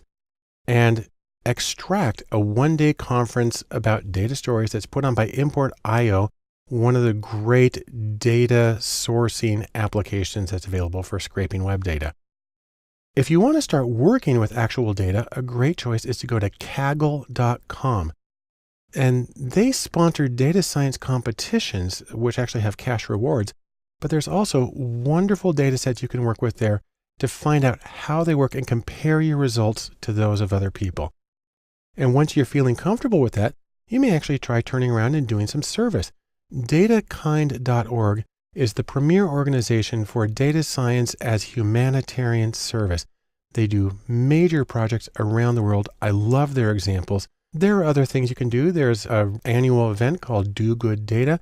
And then datalab.cc will be sponsoring twice a year Datalab charrettes, which are opportunities for people in the Utah area to work with local nonprofits on their data. But above all of this, I want you to remember this one thing. Data science is fundamentally democratic. It's something that everybody needs to learn to do in some way, shape, or form. The ability to work with data is a fundamental ability, and everybody would be better off by learning to work with data intelligently and sensitively. Or to put it another way, data science needs you. Thanks so much for joining me for this introductory course. I hope it's been good. and I look forward to seeing you in the other courses here at datalab.cc. Welcome to Data Sourcing. I'm Barton Polson, and in this course, we're going to talk about data opus, or that's Latin for data needed. The idea here is that no data science, and that is a sad thing.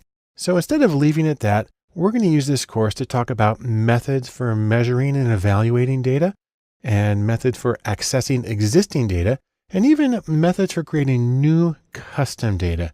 Take those together, and it's a happy situation.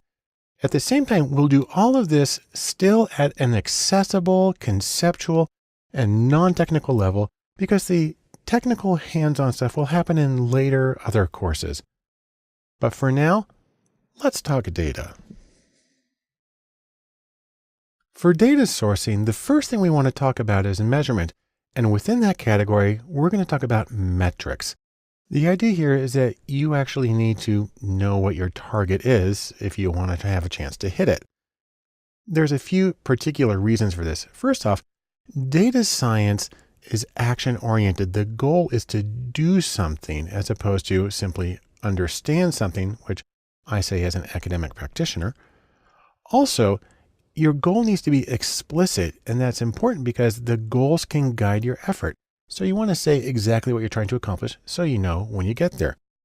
Also, goals exist for the benefit of the client. They can prevent frustration. They know what you're working on. They know what you have to do to get there. And finally, the goals and the metrics exist for the benefit of the analyst because they help you use your time well. You know when you're done, you know when you can move ahead with something, and that makes everything a little more efficient and a little more productive. Now, when we talk about this, the first thing you want to do is try to define success in your particular project or domain. Depending on where you are in commerce, that can include things like sales or click-through rates or new customers. In education, it can include scores on tests. It can include graduation rates or retention. In government, it can include things like housing and jobs. In research, it can include the ability to serve the people that you're trying to better understand. So whatever domain you're in, there will be different standards for success, and you're going to need to know what applies in your domain. Next are specific metrics or ways of measuring. Now, again, there are a few different categories here. There are business metrics. There are key performance indicators or KPIs. There are SMART goals, that's an acronym. And there's also the issue of having multiple goals. I'll talk about each of those for just a second now. First off, let's talk about business metrics. If you're in the commercial world, there are some common ways of measuring success. A very obvious one is sales revenue. Are you making more money? Are you moving the merchandise? Are you getting sales?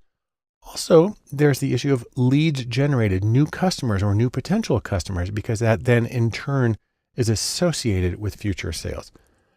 There's also the issue of customer value or lifetime customer value. So you may have a small number of customers, but they all have a lot of revenue, and you can use that to really predict the overall profitability of your current system. And then there's churn rate, which has to do with losing and gaining new customers and having a lot of turnover.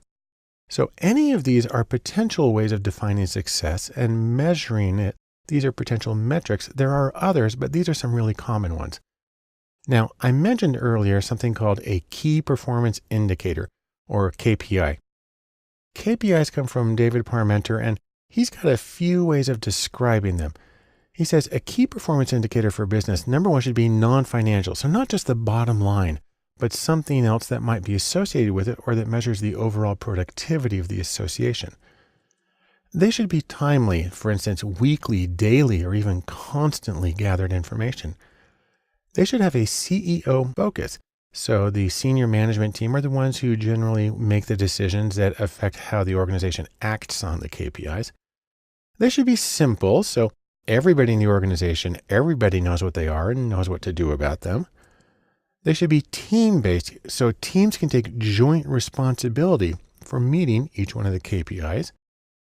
They should have significant impact. What that really means is they should affect more than one important outcome, So you can do profitability and market reach, or improved manufacturing time and fewer defects. And finally, an ideal KPI has a limited dark side. That means there's fewer possibilities for reinforcing the wrong behaviors and rewarding people for sort of exploiting the system. Next, there are SMART goals, where SMART stands for specific, measurable, assignable to a particular person, realistic, meaning you can actually do it with the resources you have at hand, and time bound, so you know when it can get done. So whenever you form a goal, you should try to assess it on each of these criteria. And that's a way of saying that this is a good goal to be used as a metric for the success of our organization. Now, the trick, however, is when you have multiple goals, multiple possible endpoints. And the reason that's difficult is because, well, it's easy to focus on one goal if you're just trying to maximize revenue, or if you're just trying to maximize, graduation rate. There's a lot of things you can do. It becomes more difficult when you have to focus on many things simultaneously, especially because some of these goals may conflict. The things that you do to maximize one may impair the other. And so when that happens, you actually need to start engaging in a deliberate process of optimization. You need to optimize. And there are ways that you can do this. If you have enough data, you can do mathematical optimization to find the ideal balance of efforts to pursue one goal and the other goal at the same time. Now, this is a very general summary, and let me finish with this. In sum, metrics or methods for measuring can help awareness of how well your organization is functioning and how well you're reaching your goals. There are many different methods available for defining success and measuring progress towards those things. The trick, however, comes when you have to balance efforts to reach multiple goals simultaneously, which can bring in the need for things like optimization. When talking about data sourcing and measurement, one very important issue has to do with the accuracy of your measurements. The idea here is that you don't want to have to throw away all your ideas. You don't want to waste effort. One way of doing this in a very quantitative fashion is to make a classification table. So what that looks like is this. You talk about, for instance, positive results, negative results. And in fact, let's start by looking at the top here. The middle two columns here talk about whether an event is present, whether your house is on fire, whether a sale occurs, whether you've got a tax evader, whatever. So that's whether a particular thing is actually happening or not. On the left here is whether the test or the indicator suggests that a thing is or is not happening. And then you have these combinations of true positives, where the test says it's happening and it really is, and false positive, where the test says it's happening but it's not. And then below that, true negatives, where the test says it isn't happening and that's correct. And then false negatives, where the test says there's nothing going on, but there is in fact the event occurring. And then you start to get the column totals, the total number of events present or absent, and the row totals that talk about the test results. Now, from this table, what you get is 4 kinds of accuracy, or really 4 different ways of quantifying accuracy using different standards. And they go by these names: sensitivity, specificity, positive predictive value, and negative predictive value. I'll show you very briefly how each of them works. Sensitivity can be expressed this way. If there's a fire, does the alarm ring? You want that to happen. And so that's a matter of looking at the true positives and dividing that by the total number of alarms. So the test positive means there's an alarm, and the event present means there's a fire. You want always to have an alarm when there's a fire. Specificity, on the other hand, is sort of the flip side of this. If there isn't a fire, does the alarm stay quiet?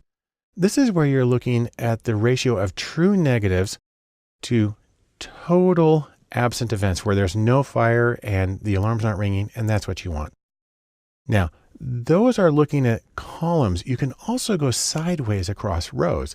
So the first one there is positive predictive value, often just abbreviated as PPV.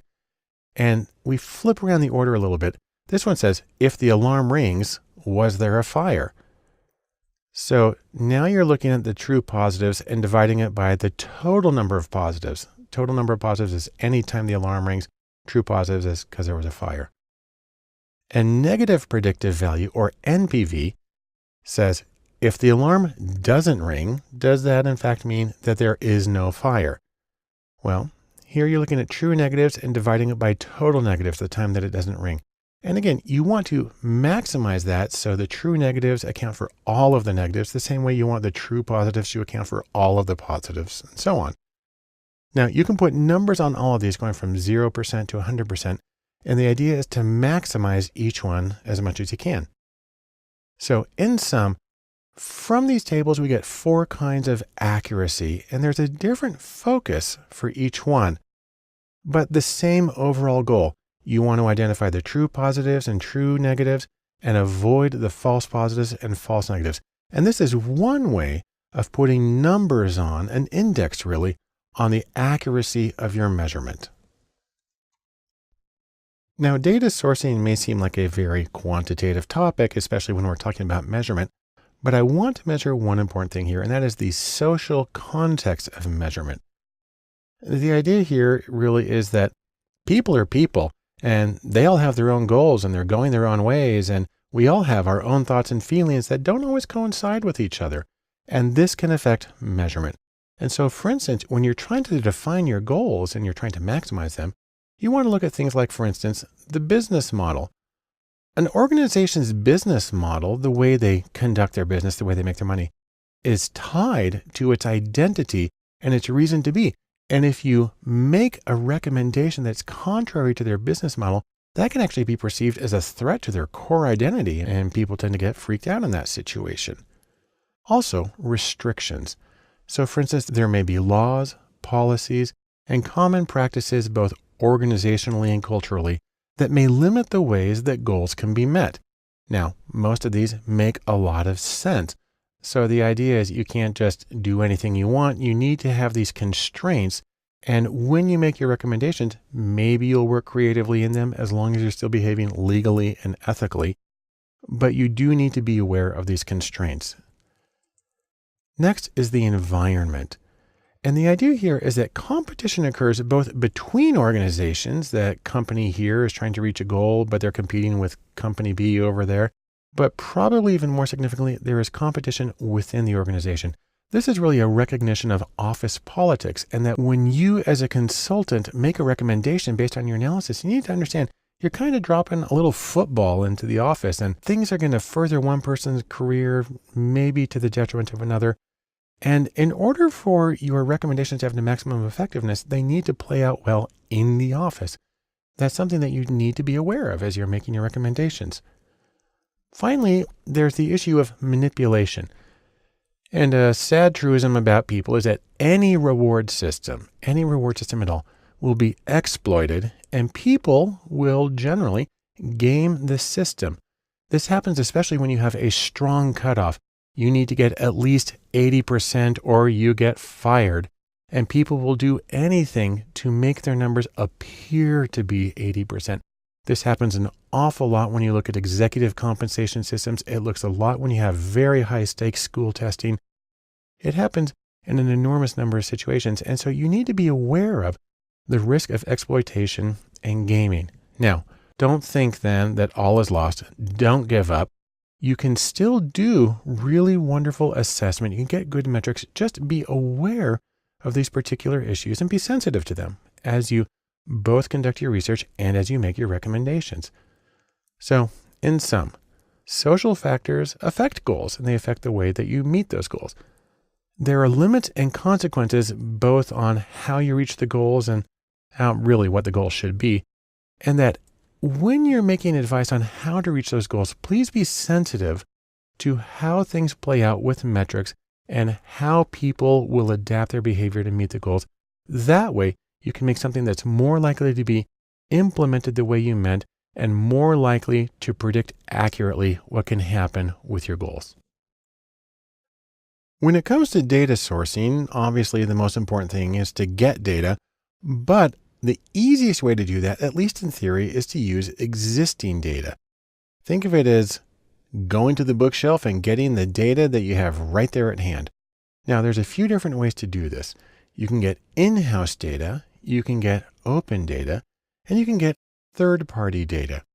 Another nice way to think of that is proprietary, public, and purchased data, the 3 Ps I've heard it called.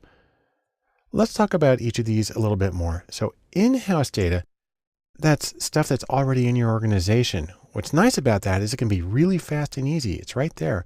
And the format may be appropriate for the kind of software and the computer that you're using. If you're fortunate, there's good documentation, although sometimes when it's in-house, people just kind of throw it together. So you have to watch out for that. And there's the issue of quality control. Now, this is true with any kind of data, but you need to pay attention with in-house because you don't know the circumstances necessarily under which people gathered the data and how much attention they were paying to something. There's also an issue of restrictions. There may be some data that while it's in-house, you may not be allowed to use, or you may not be able to publish the results or share the results with other people. So these are things that you need to think about when you're going to use in-house data in terms of how can you use it to facilitate your data science projects. Specifically, there are a few pros and cons. In-house data, potentially quick, easy, free. Hopefully it's standardized. Maybe even the original team that conducted this study is still there. And you might have identifiers in the data which make it easier for you to do an individual level analysis. On the con side, however, the in-house data simply may not exist. Maybe it's just not there. Or the documentation may be inadequate. And of course, the quality may be uncertain. It's always true, but maybe something you have to pay more attention to when you're using in-house data. Now, another choice is open data, like going to the library and getting something. This is prepared data that's freely available. It consists of things like government data and corporate data and scientific data from a number of sources. Let me show you some of my favorite open data sources, just so you know where they are and that they exist. Probably the best one is data.gov here in the US. That is it says right here, the home of the US government's open data. Or you may have a state level one. For instance, I'm in Utah and we have data.utah.gov, also a great source of more regional information. If you're in Europe, you have open-data.europa.eu, the European Union Open Data Portal. And then there are major nonprofit organizations. So the UN has unicef.org/statistics for their statistical and monitoring data. The World Health Organization has the Global Health Observatory at who.int/GHO. And then there are private organizations that work in the public interest, such as the Pew Research Center, which shares a lot of its data sets, and the New York Times, which makes it possible to use APIs to access a huge amount of the data of things they've published over a huge time span. And then two of the mother loads, there's Google, which at google.com has public data, which is a wonderful thing. And then Amazon at aws.amazon.com datasets has gargantuan datasets. So if you needed a dataset that was like 5 terabytes in size, this is the place that you would go to get it. Now, there's some pros and cons to using this kind of open data. First is that you can get very valuable datasets that maybe cost millions of dollars to gather and to process. And you can get a very wide range of topics and times and groups of people and so on. And often the data is very well formatted and well documented. There are, however, a few cons. Sometimes there's biased samples. Say, for instance, you only get people who have internet access, and that can mean, not everybody. Sometimes the meaning of the data is not clear, or it may not mean exactly what you want it to.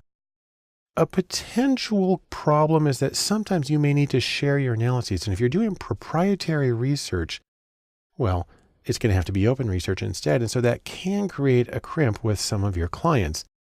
And then finally, there are issues with privacy and confidentiality. And in public data, that usually means that the identifiers are not there and you're going to have to work at a larger aggregate level of measurement.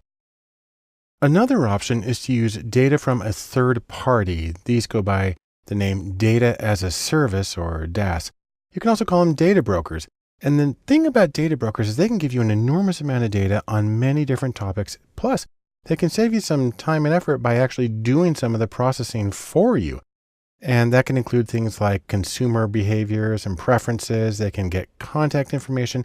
They can do marketing, identity, and finances. There's a lot of things. There's a number of data brokers around. Here's a few of them. Axiom is probably the biggest one in terms of marketing data. There's also Nielsen, which provides data primarily for media consumption. And there's another organization, DataSift. That's a smaller, newer one. And there's a pretty wide range of choices, but these are some of the big ones. Now, the thing about using data brokers, there's some pros and there's some cons. The pros are, first, that it can save you a lot of time and effort. It can also give you individual level data, which can be hard to get from open data. Open data is usually at the community level. They can give you information about specific consumers. They can even give you summaries and inferences about things like credit scores and marital status, possibly even whether a person gambles or smokes. Now, the con is this. Number one, it can be really expensive. I mean, this is a huge service. It provides a lot of benefit and is priced accordingly. Also, you still need to validate it. You still need to double check that it means what you think it means and that it works in with what you want. And probably a real sticking point here is the use of third-party data is distasteful to many people. And so you have to be aware of that as you're making your choices.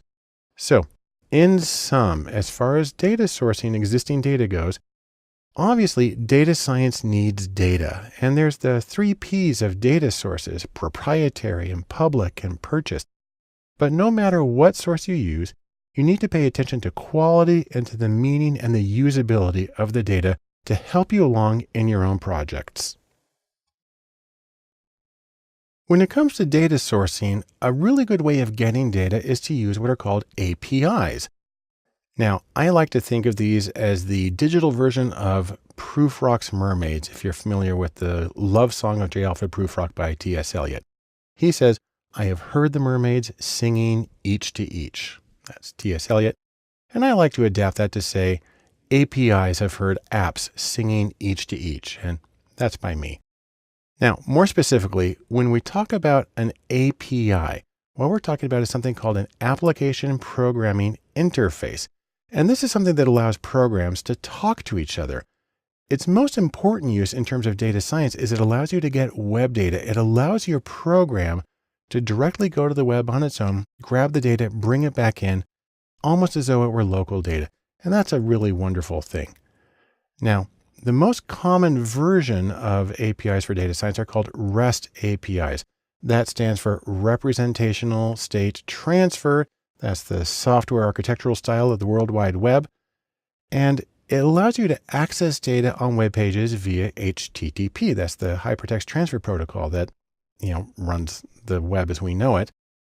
And when you download the data, you usually get it in JSON format. That stands for JavaScript Object Notation. The nice thing about that is that's human readable, but it's even better for machines. Then you can take that information and you can send it directly to other programs. And the nice thing about REST APIs is that they're what's called language agnostic, meaning any programming language can call a REST API, can get data from the web, and can do whatever it needs to with it. Now, there are a few kinds of APIs that are really common. The first is what are called social APIs. These are ways of interfacing with social networks. So for instance, the most common is Facebook. There's also Twitter. Google Talk has been a big one, and Foursquare as well, and then SoundCloud. These are on lists of the most popular ones. And then there are also what are called visual APIs, which are for getting visual data. So for instance, Google Maps is the most common.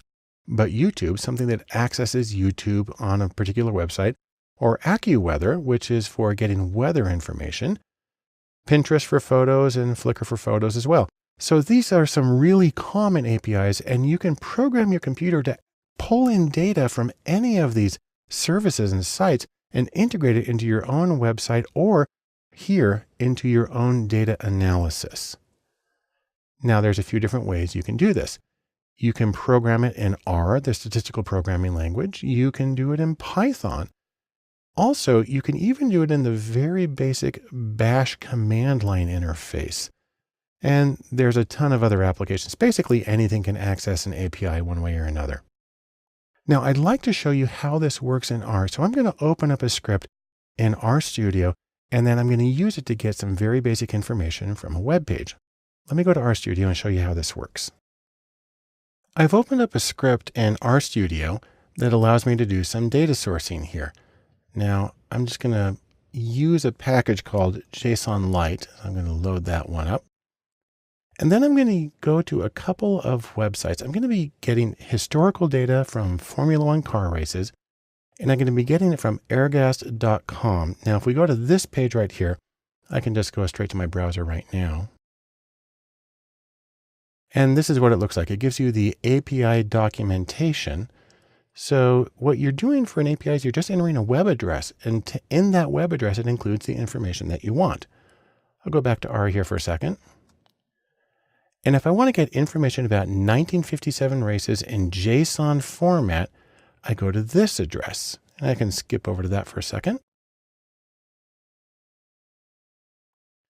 And what you see is it's kind of a big long mess here, but it is all labeled and it's clear to the computer what's going on here. I'll go back to R. And so what I'm going to do is I'm going to save that URL into an object here in R. And then I'm going to use the command from JSON to read that URL and save it into R, and which it is now done. And I'm going to zoom in on that so you can see what's happened. I've got this sort of mess of text. This is actually a list object in R. And then I'm going to get just the structure of that object. So I'm going to do this one right here. And you can see that it's a list, and it gives you the names of all the variables within each one of the lists. And what I'm going to do is I'm going to convert that list to a data frame I went through the list and found exactly where the information I wanted was located. You have to use this big, long statement here. That'll give me the names of the drivers. Let me zoom in on that again. There they are.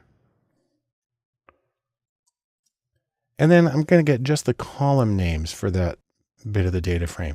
And so what I have here is 6 different variables. And then what I'm going to do is I'm going to pick just the first 5 cases, and I'm going to select some variables and put them in a different order. And when I do that, this is what I get. I'll zoom in on that again. And the first 5 people listed in this data set that I pulled in from 1957 are Juan Fangio, makes sense, one of the greatest drivers ever, and other people who competed in that year. And so what I've done is by using this API call in R, it's a very simple thing to do, I was able to pull data off that web page in a structured format and do a very simple analysis with it. And let's sum up what we've learned from all of this. First off, APIs make it really easy to work with web data. They structure it, they call it for you, and then they feed it straight into the programs for you to analyze. And they're one of the best ways of getting data and getting started in data science. When you're looking for data, another great way of getting data is through scraping. And what that means is pulling information from web pages. I like to think of it as when data is hiding in the open. It's there, you can see it, but there's not an easy, immediate way to get that data. Now, when you're dealing with scraping, you can get data in several different formats. You can get HTML text from web pages. You can get HTML tables, the rows and columns that appear on web pages. You can scrape data from PDFs, and you can scrape data from all sorts of media like images and video and audio. Now, we'll make one very important qualification before we say anything else. Pay attention to copyright and privacy. Just because something is on the web doesn't mean you're allowed to pull it out. Information gets copyrighted. And so when I use examples here, I make sure that this is stuff that's publicly available, and you should do the same when you're doing your own analyses. Now, if you want to scrape data, there's a couple of ways to do it. Number one is to use apps that are developed for this. So for instance, import.io is one of my favorites. It's both a web page, that's its address, and it's a downloadable app. There's also ScraperWiki. There's an application called Tabula, and you can even do scraping in Google Sheets, which I'll demonstrate in a second, and Excel. Or if you don't want to use an app, or if you want to do something that apps don't really let you do, you can code your scraper. You can do it directly in R, or Python, or Bash, or even Java or PHP. Now, what you're going to do is you're going to be looking for information on the web page. If you're looking for HTML text, what you're going to do is you're going to pull structured text from web pages, similar to how a reader view works in a browser. It uses HTML tags on the web page to identify what's the important information. So that's things like body and H1 for header 1 and P for paragraph in the angle brackets. You can also get information from HTML tables, although this is a physical table of rows and columns I'm showing you. This also uses HTML table tags. That's like table and TR for table row and TD for table data. That's a cell. The trick is when you're doing this, you need the table number, and sometimes you just have to find that through trial and error. Let me give you an example of how this works. Let's take a look at this Wikipedia page on the Iron Chef America competition. I'm going to go to the web right now and show you that one. So here we are in Wikipedia, Iron Chef America. And if you scroll down a little bit, you see we got a whole bunch of text here, and we got our table of contents. And then we come down here, we have a table that lists the winners, the statistics for the winners. And let's say we want to pull that from this web page into another program for us to analyze. Well, there's an extremely easy way to do this with Google Sheets. All we need to do is open up a Google Sheet, and in cell A1 of that Google Sheet, we paste in this formula. It's import HTML, then you give the web page, then you say that you're importing a table. You have to put that stuff in quotes, and the index number for the table. I had to poke around a little bit to figure out that this one was table number 2. So let me go to Google Sheets and show you how this works. Here I have a Google Sheet, and right now it's got nothing in it, but watch this. If I come here to this cell and I simply paste in that information, all this stuff just sort of magically propagates into the sheet, makes it extremely easy to deal with. And now I can, for instance, save this as a CSV file, put it in another program, lots of options. And so this is one way that I'm scraping the data from a web page because I didn't use an API, but I just use a very simple one-line command in Google Sheets to get the information. Now that was an HTML table. You can also scrape data from PDFs. You have to be aware of whether it's a native PDF, I call that a text PDF, or a scanned or image PDF. And what it does with native PDFs is it looks for text elements. Again, those are like code that indicates this is text. And you can deal with raster images, that's pixel images, or vector, which draws the lines, and that's what makes them infinitely scalable in many situations. And then in PDFs, you can deal with tabular data, but you probably have to use a specialized program like Scraper, Wiki, or Tabula in order to get that. And then finally, media like images and video and audio. Getting images is easy. You can download them in a lot of different ways. And then if you want to read data from them, say for instance, you have a heat map of a country, you can go through it, but you'll probably have to write a program that loops through the image pixel by pixel to read the data and then encode it numerically into your statistical program. Now that's my very brief summary, and let's summarize that. First off, if the data you're trying to get at doesn't have an existing API, you can try scraping. And you can use specialized apps for scraping, or you can write code in a language like R or Python. But no matter what you do, be sensitive to issues of copyright and privacy so you don't get yourself in hot water, but instead you make an analysis that can be of great use to you or to your client. The next step in data sourcing is making data, and specifically we're talking about getting new data. I like to think of this as you're getting your hands on and you're getting data de novo, new data. So, can't find the data that you need for your analysis? Well, one simple solution is do it yourself. And we're going to talk about a few general strategies used for doing that. Now, these strategies vary on a few dimensions. First off is the role. Are you passive and simply observing stuff that's happening already? Or are you active where you play a role in creating the situation to get the data? And then there's the QQ question, and that is, are you going to get quantitative or numerical data? Or are you going to get qualitative data, which usually means text, paragraphs, sentences, as well as things like photos and videos and audio? And also, how are you going to get the data? Do you want to get it online or do you want to get it in person? Now, there's other choices than these, but these are some of the big delineators of the different methods. When you look at those, you get a few possible options. Number one is interviews, and I'll say more about those. Another one is surveys. A third one is card sorting. And the fourth one is experiments, although I actually want to split experiments into two kinds of categories.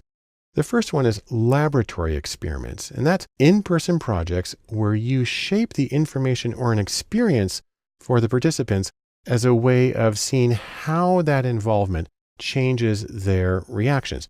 It doesn't necessarily mean that you're a participant, but you create the situation. And then there's also A/B testing. This is automated online testing of two or more variations on a web page. It's a very, very simple kind of experimentation that's actually very useful for optimizing websites. So, in sum, from this very short introduction, make sure you can get exactly what you need. Get the data you need to answer your question.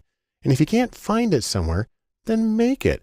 And as always, you have many possible methods, each of which have their own strengths and their own compromises. And we'll talk about each of those in the following sections.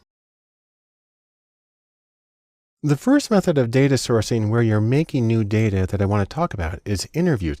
And that's not because it's the most common, but because it's the one you would do for the most basic problem. Now, basically, an interview is nothing more than a conversation with another person or a group of people.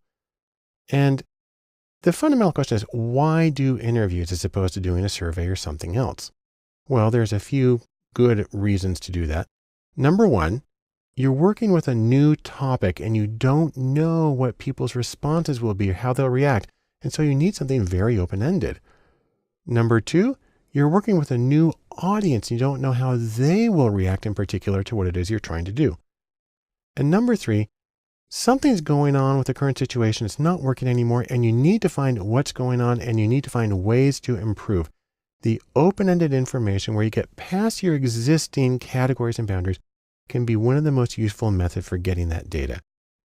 If you want to put it another way, you want to do interviews when you don't want to constrain responses. Now, when it comes to interviews, you have one very basic choice, and that's whether you do a structured interview. And with a structured interview, you have a predetermined set of questions, and everyone gets the same questions in the same order. It gives a lot of consistency, even though the responses are open-ended. And then you can also have what's called an unstructured interview. And this is a whole lot more like a conversation where you as the interviewer and the person you're talking to, your questions arise in response to their answers. Consequently, an unstructured interview can be different for each person that you talk to.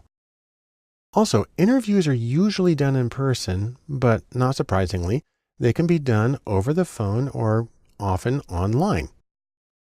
Now, a couple of things to keep in mind about interviews. Number one is time. Interviews can range from just a few minutes to several hours per person.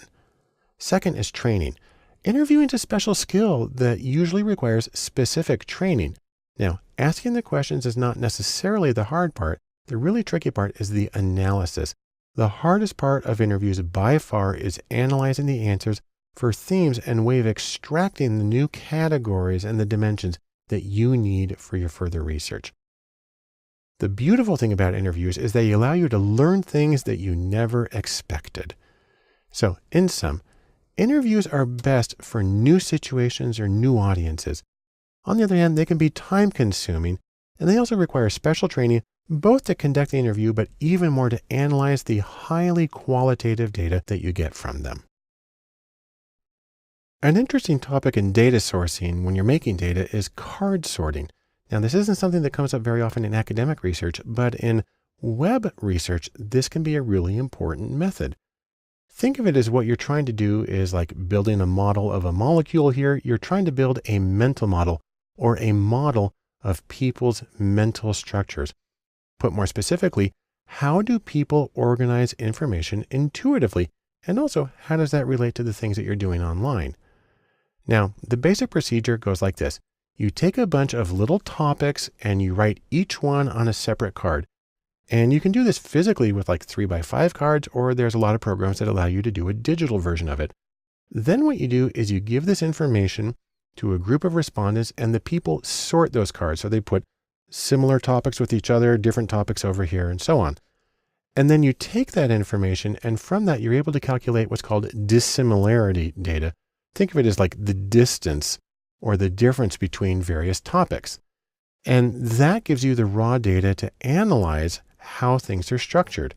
Now, there are two very general kinds of card sorting tasks. There are generative and there's evaluative.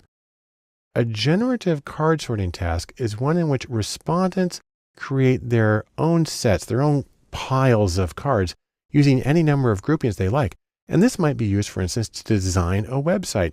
If people are going to be looking for one kind of information next to another one, then you want to put that together on the website so they know where to expect it. On the other hand, if you've already created a website, then you can do an evaluative card sorting. This is where you have a fixed number or fixed names of categories, like for instance, the way you've set up your menus already. And then what you do is you see if people naturally put the cards into these various categories that you've created. That's a way of verifying that your hierarchical structure makes sense to people. Now, whichever method you do, generative or evaluative, what you end up with when you do a card structure is an interesting kind of visualization. It's called a dendrogram. That actually means branches.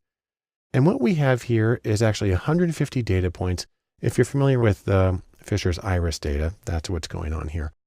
And it groups it from one giant group on the left and then splits it in pieces and pieces and pieces until you end up with lots of different individual level observations at the end. But you can cut things off into 2 or 3 groups or wherever it's most useful for you here as a way of visualizing the entire collection of similarity or dissimilarity between the individual pieces of information that you had people sort. Now, I'll just mention very quickly, if you want to do digital card sorting, which makes your life infinitely easier because keeping track of physical cards is really hard, you can use something like Optimal Workshop or User Zoom or UX Suite. These are some of the most common choices. Now, let's just sum up what we've learned about card sorting in this extremely brief overview. Number 1, card sorting allows you to see intuitive organization of information in a hierarchical format. You can do it with physical cards, or you also have digital choices for doing the same thing. And when you're done, you actually get this hierarchical or branched visualization of how the information is structured and related to each other. When you're doing your data sourcing and you're making data, sometimes you can't get what you want through the easy ways, and you got to take the hard way. And you can do what I'm calling laboratory experiments. Now, of course, when I mention laboratory experiments, people start to think of stuff like, Dr. Frankenstein in his lab, but lab experiments are less like this. And in fact, they're a little more like this. Nearly every experiment I have done in my career has been a paper and pencil one with people in a well-lighted room, and it's not been the threatening kind. Now, the reason you do a lab experiment is because you want to determine cause and effect. And this is the single most theoretically viable way of getting that information. Now, what makes an experiment is the fact that researchers play active roles in experiments with manipulations. Now, people get a little freaked out when they hear manipulations, things that you're coercing people and messing with their mind. All that means is you are manipulating the situation. You're causing something to be different for one group of people or one situation than another. It's a benign thing, but it allows you to see how people react to those different variations. Now, you're going to want to do an experiment. You're going to want to have focused research. It's usually done to test one thing or one variation at a time. And it's usually hypothesis driven. Usually you don't do an experiment until you've done enough background research to say, I expect people to react this way to this situation and this way to the other. A key component of all of this is that experiments almost always have random assignments. So regardless of how you got your sample, when they're in your study, you randomly assign them to one condition or another. And what that does is it balances out the pre-existing differences between groups. And that's a great way of taking care of confounds and artifacts, the things that are unintentionally associated with differences between groups that provide alternate explanations for your data. If you've done good random assignment and you have a large enough people, then those confounds and artifacts are basically minimized. Now, some places where you're likely to see laboratory experiments in this version are, for instance, eye tracking and web design. That's where you have to bring people in front of a computer and you stick a thing there that sees where they're looking. That's how we know, for instance, that people don't really look at ads on the side of web pages. Another very commonplace is research in medicine and education, and in my field, psychology. And in all of these, what you find is that experimental research is considered the gold standard for reliable, valid information about cause and effect. On the other hand, while it's a wonderful thing to have, it does come at a cost. Here's how that works. Number one, experimentation requires extensive specialized training. It's not a simple thing to pick up. Two, experiments are often very time-consuming and labor-intensive. I've known some that take hours per person. And number three, experiments can be very expensive. So what that all means is you want to make sure that you've done enough background research, and you need to have a situation where it's sufficiently important to get really reliable cause and effect information to justify these costs for experimentation. In sum, laboratory experimentation is generally considered the best method for causality or assessing causality. That's because it allows you to control for confounds through randomization. On the other hand, it can be difficult to do, so be careful and thoughtful when considering whether you need to do an experiment and how to actually go about doing it. There's one final procedure I want to talk about in terms of data sourcing and making new data. It's a form of experimentation, and it's simply called A/B testing, and it's extremely common in the web world. So for instance, I just barely grabbed a screenshot of Amazon.com's homepage, and you've got these various elements on the homepage. And I just noticed, by the way, when I did this, that this woman is actually a animated GIF. So she moves around. That was kind of weird. Never seen that before. But the thing about this is this entire layout, how things are organized and how they're on there, will have been determined by variations on A/B testing by Amazon. Here's how it works. For your web page, you pick one element, like what's the headline, or what are the colors, or what's the organization, or how do you word something. And you create multiple versions, maybe just two, version A and version B, which is why you called A/B testing. And then when people visit your web page, you randomly assign those visitors to one version or another. You have software that does that for you automatically. And then you compare the response rates on some response. I'll show you those in a second. And then once you have enough data, you implement the best version. You sort of set that one solid, and then you go on to something else. Now, in terms of response rates, there's a lot of different outcomes you can look at. You can look at how long a person's on a page. You can actually do mouse tracking if you want to. You can look at click-throughs. You can also look at shopping cart value or abandonment. A lot of possible outcomes. All of these contribute through A/B testing to the general concept of website optimization, to make your website as effective as it can possibly be. Now, the idea also is that this is something you're going to do a lot. You can perform A/B tests continually. In fact, I've seen one person say that what A/B testing really stands for is always be testing. Kind of cute, but it does give you the idea that improvement is a constant process. Now, if you want some software to do A/B testing, two of the most common choices are Optimizely and VWO, which stands for Visual Web Optimizer. Now, many others are available, but these are especially common. And when you get the data, you're going to use statistical hypothesis testing to compare the differences, or really, the software does it for you automatically, but you may want to adjust the parameters because most software packages cut off testing a little too soon and the information is not quite as reliable as it should be. But in sum, here's what we can say about A/B testing. It's a version of website experimentation. It's done online, which makes it really easy to get a lot of data very quickly. It allows you to optimize the design of your website for whatever outcome is important to you. And it can be done as a series of continual assessments, testing, and development to make sure that you're accomplishing what you want to as effectively as possible for as many people as possible. The next logical step in data sourcing and making data is surveys. Now, think of this. If you want to know something, just ask. That's the easy way. And you want to do a survey under certain situations. The real question is, do you know your topic and your audience well enough to anticipate their answers, to know what the range of their answers and the dimensions and the categories that are going to be important? If you do, then a survey might be a good approach. Now, just as there were a few dimensions for interviews, there's a few dimensions for surveys. You can do what's called a closed-ended survey. That's also called a forced choice. It's where you give people just particular options like a multiple choice. You can have an open-ended survey where you have the same questions for everybody, but you allow them to write in a free-form response. You can do surveys in person, and you can also do them online or over the mail or phone or however. And now it's very common to use software when doing surveys. Some really common applications for online surveys are SurveyMonkey and Qualtrics, or at the very simple end, there's Google Forms, and at the simple and pretty end, there's Typeform.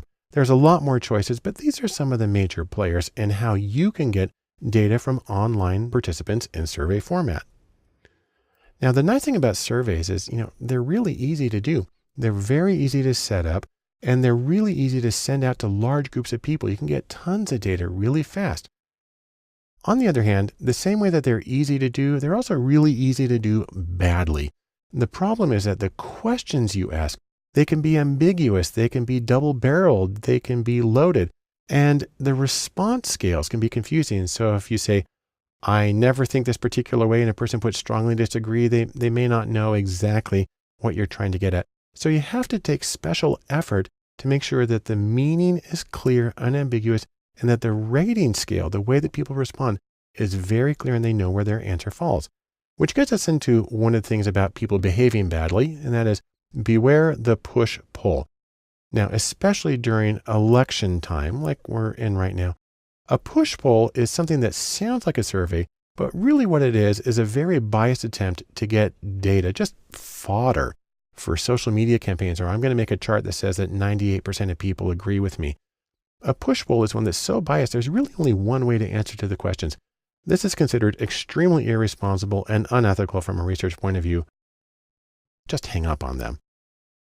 Now, aside from that egregious violation of research ethics, you do need to do other things like watch out for bias in the question wording, in the response options, and also in the sample selection, because any one of those can push your responses off one way or another without you really being aware that it's happening. So in sum, let's say this about surveys. You can get lots of data quickly. On the other hand, it requires familiarity with the possible answers in your audience, so you know sort of what to expect. And no matter what you do, you need to watch for bias to make sure that your answers are going to be representative of the group that you're really concerned about understanding. The very last thing I want to talk about in terms of data sourcing is to talk about the next steps. And probably the most important thing is, don't just sit there. I want you to go and see what you already have. Try to explore some open data sources. And if it helps, check with a few data vendors. And if those don't give you what you need to do your project, then consider making new data. Again, the idea here is get what you need and get going. Thanks for joining me, and good luck on your own projects.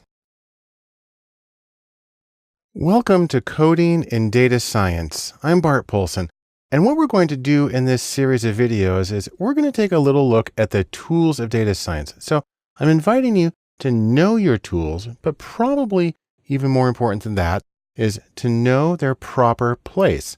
Now, I mention that because a lot of the times when people talk about data tools, they talk about it as though that were the same thing as data science, as though they were the same set. But I think if you look at it for just a second, that's not really the case. Data tools are simply one element of data science, because data science is made up of a lot more than the tools that you use. It includes things like business knowledge. It includes the meaning making and interpretation. It includes social factors. And so there's much more than just the tools involved. That being said, you will need at least a few tools. And so we're going to talk about some of the things that you can use in data science if it works well for you. In terms of getting started, the basic things, number one is spreadsheets. It's the universal data tool, and I'll talk about how they play an important role in data science. Number two is a visualization program called Tableau. There's Tableau Public, which is free, and there's Tableau Desktop, and there's also something called Tableau Server. But Tableau is a fabulous program for data visualization, and I'm convinced for most people provides the great majority of what they need. And though, while it's not a tool, I do need to talk about the formats used in web data because you have to be able to navigate that when doing a lot of data science work. Then we can talk about some of the essential tools for data science. Those include the programming language R, which is specifically for data. There's the general purpose programming language Python, which has been well adapted to data. And there's the database language SQL, or SQL for structured query language. Then if you want to go beyond that, there are some other things that you can do.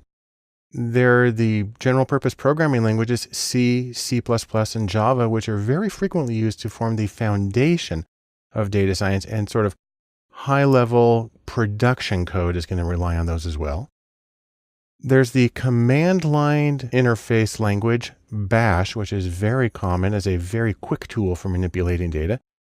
And then there's the sort of wildcard, supercharged regular expressions, or regex. We'll talk about all of these in separate courses. But as you consider all the tools that you can use, don't forget the 80-20 rule, also known as the Pareto principle. And the idea here is that you're going to get a lot of bang for your buck out of a small number of things. And I'm going to show you a little sample graph here. Imagine that you have 10 different tools, and we'll call them A through B. A does a lot for you, B does a little bit less, and it kind of tapers down to you've got a bunch of tools that do just a little bit of stuff that you need. Now, instead of looking at the individual effectiveness, look at the cumulative effectiveness. How much are you able to accomplish with a combination of tools? Well, the first one's right here at 60% where the tool started. Then you add on the 20% from B and it goes up, and then you add on C and D. And you add up little smaller pieces. And by the time you get to the end, you've got 100% of effectiveness from your 10 tools combined. The important thing about this is you only have to go to the second tool. That's 2 out of 10. So that's B. That's 20% of your tools. And in this made up example, you've got 80% of your output. So 80% of the output from 20% of the tools. That's a fictional example of the Pareto principle, but I find in real life it tends to work something approximately like that. And so you don't necessarily have to learn everything, and you don't have to learn how to do everything in everything. Instead, you want to focus on the tools that will be most productive, and specifically most productive for you. So in sum, let's say these 3 things. Number 1, coding, or simply the ability to manipulate data with programs and computers. Coding is important. But data science is much greater than the collection of tools that's used in it.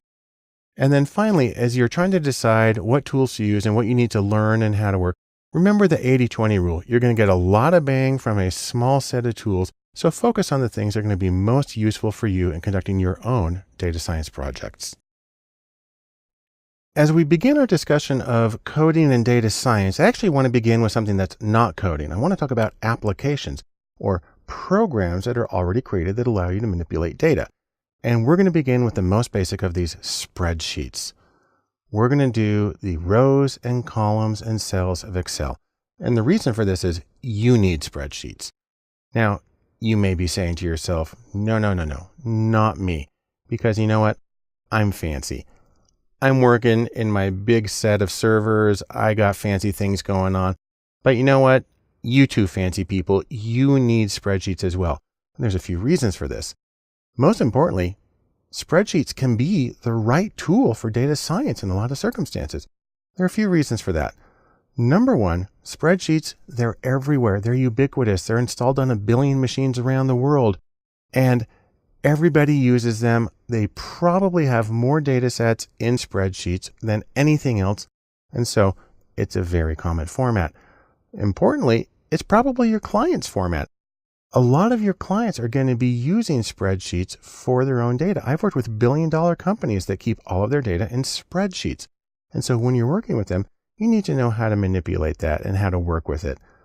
Also, regardless of what you're doing, spreadsheets, or specifically CSV, comma-separated value files, are sort of the lingua franca, or the universal interchange format for data transfer to allow you to take it from one program to another. And then, truthfully, in a lot of situations, they're really easy to use. And if you want a second opinion on this, let's take a look at this ranking. That is a survey of data mining experts. It's the KD Nuggets data mining poll.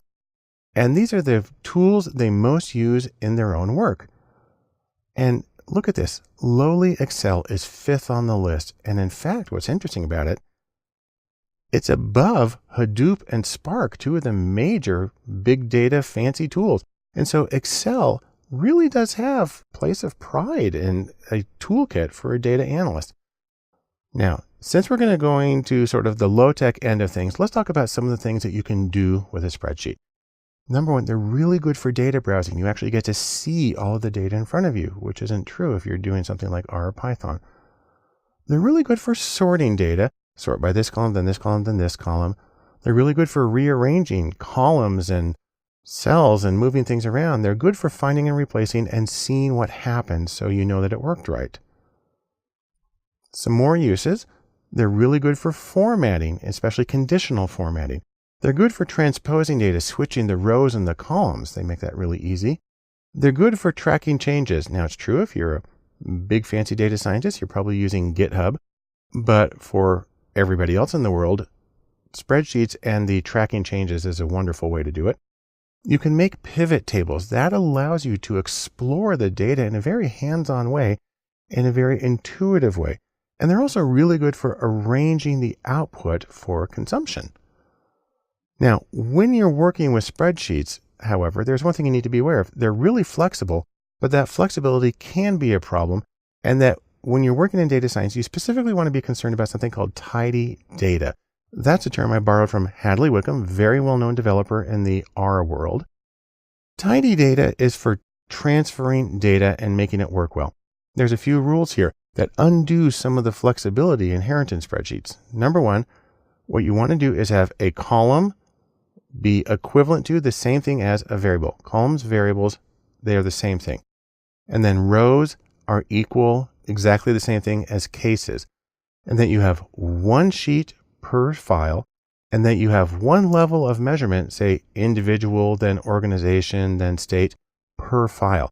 Again, this is undoing some of the flexibility that's inherent in spreadsheets, but it makes it really easy to move the data from one program to another. Let me show you how all this works. You can try this in Excel. If you've downloaded the files for this course, we simply want to open up this spreadsheet. Let me go to Excel and show you how it works. So when you open up the spreadsheet, what you get is totally fictional data here that I made up, but it's showing sales over time of several products at 2 locations, like if you're selling stuff at a baseball field. And this is the way spreadsheets often appear. We got blank rows and columns. We got stuff arranged in a way that makes it easy for the person to process it. And we got totals here and with formulas, putting them all together. And that's fine. That works well for the person who made it. And then that's for 1 month. And then we have another month right here. And then we have another month right here. And then we combine them all for the first quarter of 2014. We've got some headers here, and we've got some conditional formatting and changes. And if we come to the bottom, we've got a very busy line graphic that eventually loads. It's not a good graphic, by the way, but similar to what you will often find. So this is the stuff that, while it may be useful for the client's own personal use, you can't feed this into R or Python. It'll just choke and it won't know what to do with it. And so you need to go through a process of tidying up the data. And what this involves is undoing some of this stuff. So for instance, here's data that is almost tidy. Here we have a single column for the date, a single column for the day, a column for the site. So we have 2 locations, A and B. And then we have 6 columns for the 6 different things that are sold and how many were sold on each day. Now, in certain situations, you would want the data laid out exactly like this. If you're doing, for instance, a time series, you'll do something vaguely similar to this. But for true tidy stuff, we're going to collapse it even further. Let me come here to the tidy data. And now what I've done is I've created a new column that says, what is the item being sold? And so, by the way, what this means is that we've got a really long data set now. It's got over 1,000 rows. Come back up to the top here. But what that shows you is that now it's in a format that's really easy to import from one program to another. That makes it tidy, and you can remanipulate it however you want once you get to each of those. So let's sum up our little presentation here in a few lines. Number one, no matter who you are, no matter what you're doing in data science, you need spreadsheets. And the reason for that is that spreadsheets are often the right tool for data science. Keep one thing in mind though, and that is as you're moving back and forth from one language to another, tidy data or well-formatted data is going to be important for exporting data into your analytical programmer language of choice. As we move through coding and data science, and specifically the applications that can be used, there's one that stands out for me more than almost anything else, and that's Tableau and Tableau Public. Now, if you're not familiar with these are visualization programs. The idea here is that when you have data, the most important thing you can do is to first look and see what you have and work with it from there. And in fact, I'm convinced that for many organizations, Tableau might be all that they really need. It will give them the level of insight that they need to work constructively with data. So let's take a quick look by going to tableau.com. Now there are a few different versions of Tableau. Right here we have Tableau Desktop and Tableau Server, and these are the paid versions of Tableau. They actually cost a lot of money unless you work for a nonprofit organization, in which case you can get them for free, which is a beautiful thing. What we're usually looking for, however, is not this paid version, but we're looking for something called Tableau Public. And if you come in here and go to products, and we've got these three paid ones, come over here to Tableau Public. And we click on that, it brings us to this page. It's public.tableau.com. And this is the one that has what we want. It's a free version of Tableau with one major caveat. You don't save files locally to your computer, which is why I didn't give you a file to open. Instead, it saves them to the web in a public forum. So if you're willing to trade privacy, you can get an immensely powerful application for data visualization. That's a catch for a lot of people, which is why people are willing to pay a lot of money for the desktop version.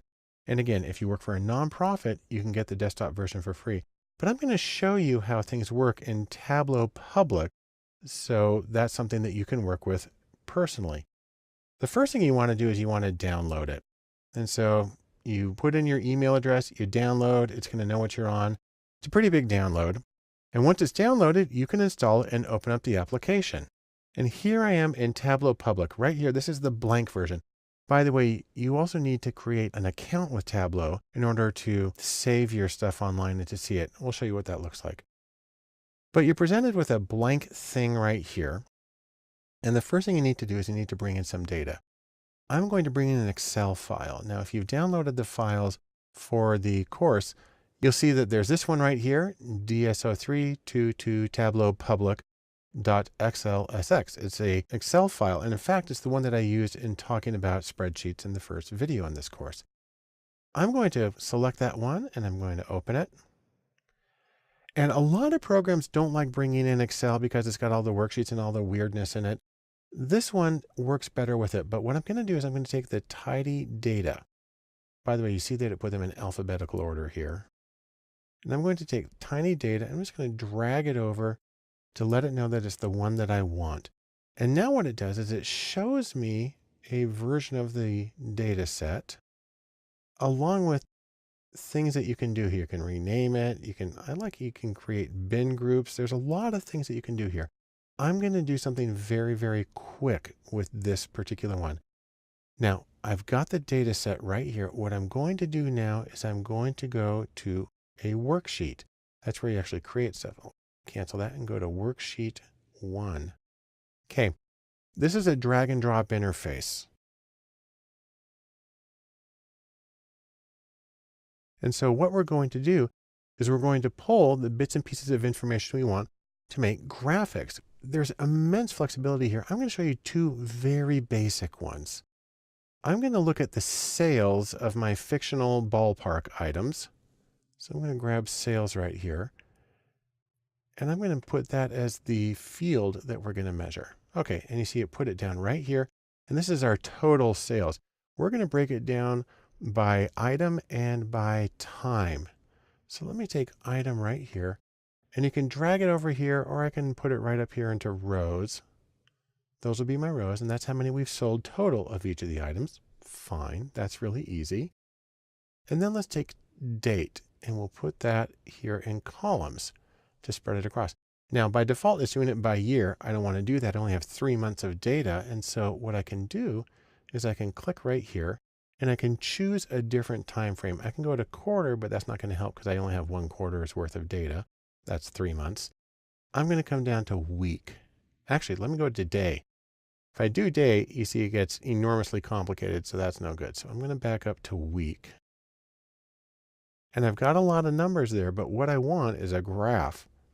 And so to get that, I'm going to come over here and click on this and tell it that I want a graph. And so we're seeing the information, except it lost item. So I'm going to bring item and I'm going to put it back up into this graph to say this is a row for the data. And now I've got rows for sales by week for each of my items. That's great. I want to break it down one more by putting in the site, the place that it's sold. And so I'm going to grab that and I'm going to put it right over here.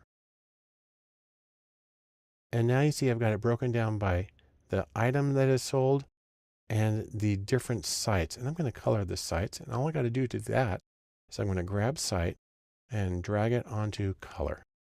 Now I've got 2 different colors for my sites. And this makes it a lot easier to tell what's going on. And in fact, there's some other cool stuff you can do. One of the things I'm going to do is I can come over here to analytics and I can tell it, for instance, to put an average line through everything. So I'll just drag this over here and say, now we have the average for each line. That's good. And I can even do forecasting. Let me get a little bit of a forecast right here. I'll drag this on. And if you go over here, I can get this out of the way for a second. Now I have a forecast for the next few weeks. And that's a really convenient, quick and easy thing. And again, for some organizations, that might be all that they really need. And so what I'm showing you here is the absolute basic operation of Tableau, which allows you to do an incredible range of visualizations and manipulate the data and create interactive dashboards. There's so much to it, and we'll show that in another course. But for right now, I want to show you one last thing about Tableau Public, and that is saving the files. So now when I come here and save it, it's going to ask me to sign into Tableau Public. Now I sign in, and it asks me how I want to save this. Same name as the video. There we go, and I'm going to hit save.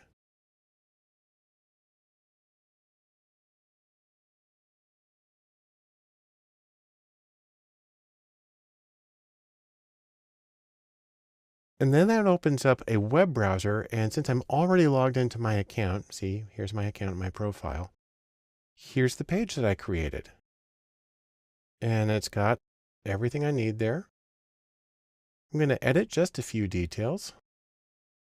I'm going to say, for instance, I'm going to leave its name like that. I could put more of a description in there if I wanted. I can allow people to download the workbook and its data. I'm going to leave that there so you can download it if you need to. If I had more than one tab, I would do this thing that says show the different sheets as tabs. Hit save.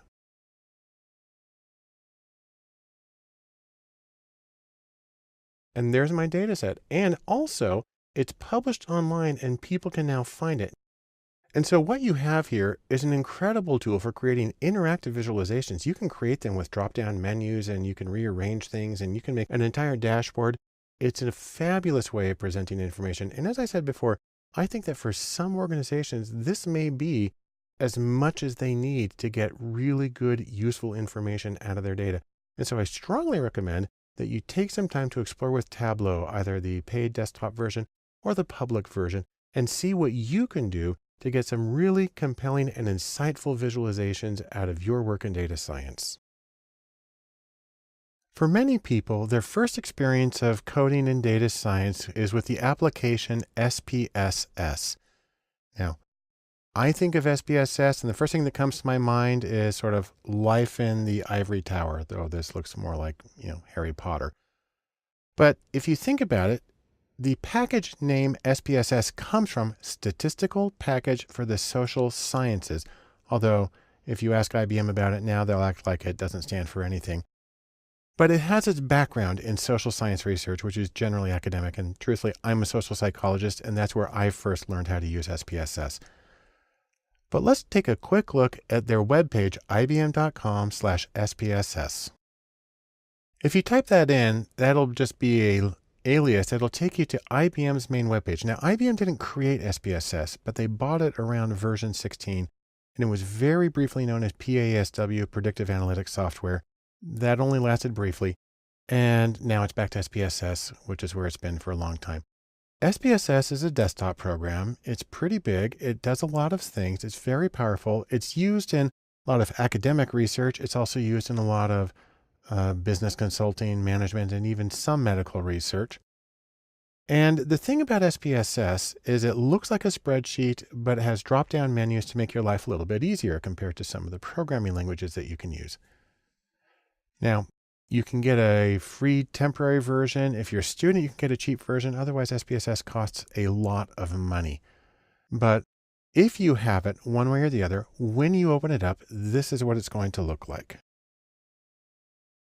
I'm showing SPSS version 22. Now, it's currently on 24.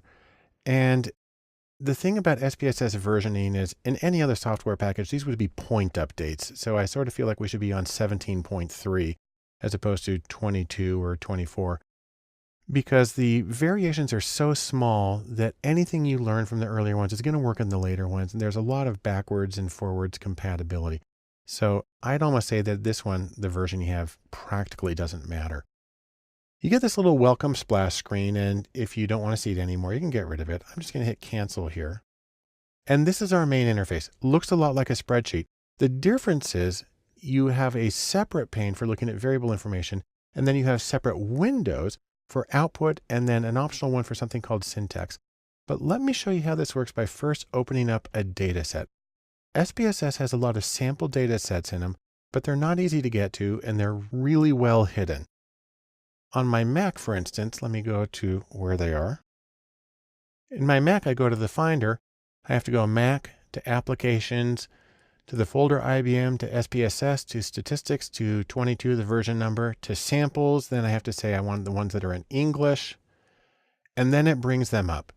The .sav files are the actual data files. There are different kinds in here. So .sps is a different kind of file. And then we have a different one about planning analyses. So there are versions of it.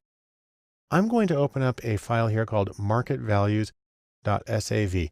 It's a small data set in SPSS format. And if you don't have that, you can open up something else. It really doesn't matter for now. By the way, in case you haven't noticed, SPSS tends to be really, really slow when it opens. It also, despite being at version 24, it tends to be kind of buggy and crashes. And so when you work with SPSS, you want to get in the habit of saving your work constantly and also being patient when it's time to open the program. So here's a data set that just shows addresses and house values and square feet for some information. This, I don't even know if this is real information. It looks artificial to me. But SPSS lets you do point and click analyses, which is unusual for a lot of things. So I'm going to come up here and I'm going to say, for instance, make a graph. I'm actually going to use what's called a legacy dialog to get a histogram of house prices. So I simply click values, put that right there, and I'll put a normal curve on top of it and hit OK. And then it's going to open up a new window, and it opened up a microscopic version of it here. So I'm going to make that bigger. This is the output window. And so this is a separate window, and it has a navigation pane here on the side. It tells me where the data came from, and it saves the command here. And then, there's my default histogram. And so we see most of the houses were right around $125,000, and then they went up to at least 400,000. I have a mean of 256,000, a standard deviation of about 80,000, and there's 94 houses in the data set. Fine, that's great. The other thing I can do is if I want to do some analyses, let me go back to the data just for a moment. For instance, I can come here to analyze, and I can do descriptives. I'm actually going to do, I'm going to do one here called explore. And I'll take the purchase price and I'll put it right here. And I'm going to get a whole bunch of stuff just by default. I'm going to hit OK. And it goes back to the output window. Once again, made it tiny. And so now you see beneath my chart, I now have a table and I've got a bunch of information, a stem and leaf plot, and I've got a box plot too. A great way of checking for outliers. And so this is a really convenient way to save things. You can export this information as images. You can export the entire file as an HTML. You can do it as a PDF or a PowerPoint. There's a lot of options here, and you can customize everything that's on here. Now, I just want to show you one more thing that makes your life so much easier in SPSS. You see right here that it's putting down these commands. It's actually saying graph and then histogram normal equals value. And then down here, we've got this little command right here. Most people don't know how to save their work in SPSS, and they kind of just have to do it over again every time. But there's a very simple way to do this. What I'm going to do is I'm going to open up something called a syntax file. I'm going to go to New, Syntax.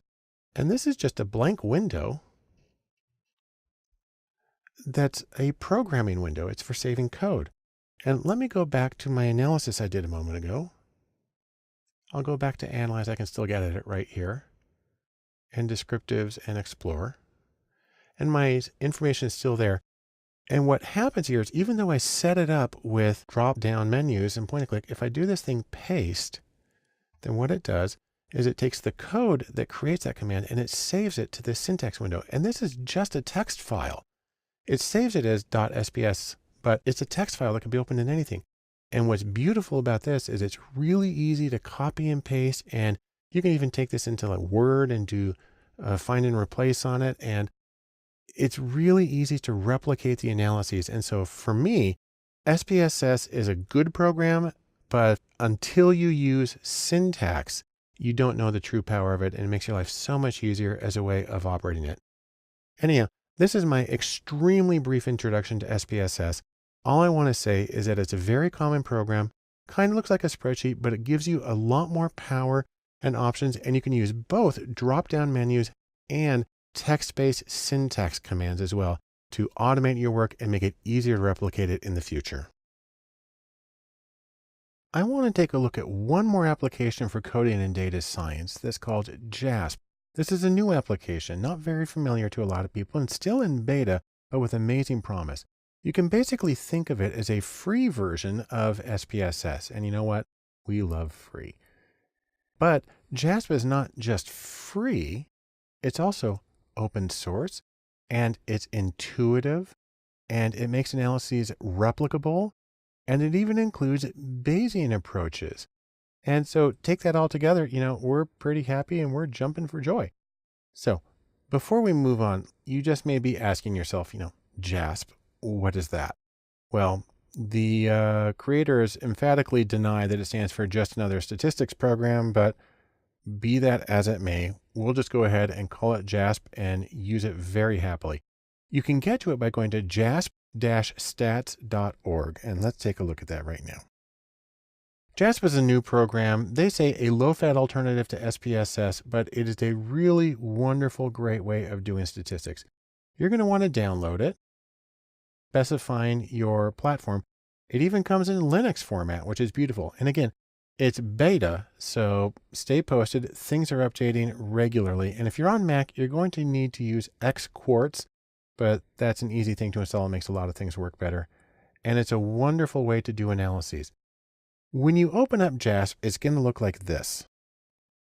It's a pretty blank interface, but it's really easy to get going with it. So for instance, you can come over here to File, and you can even choose some example data sets.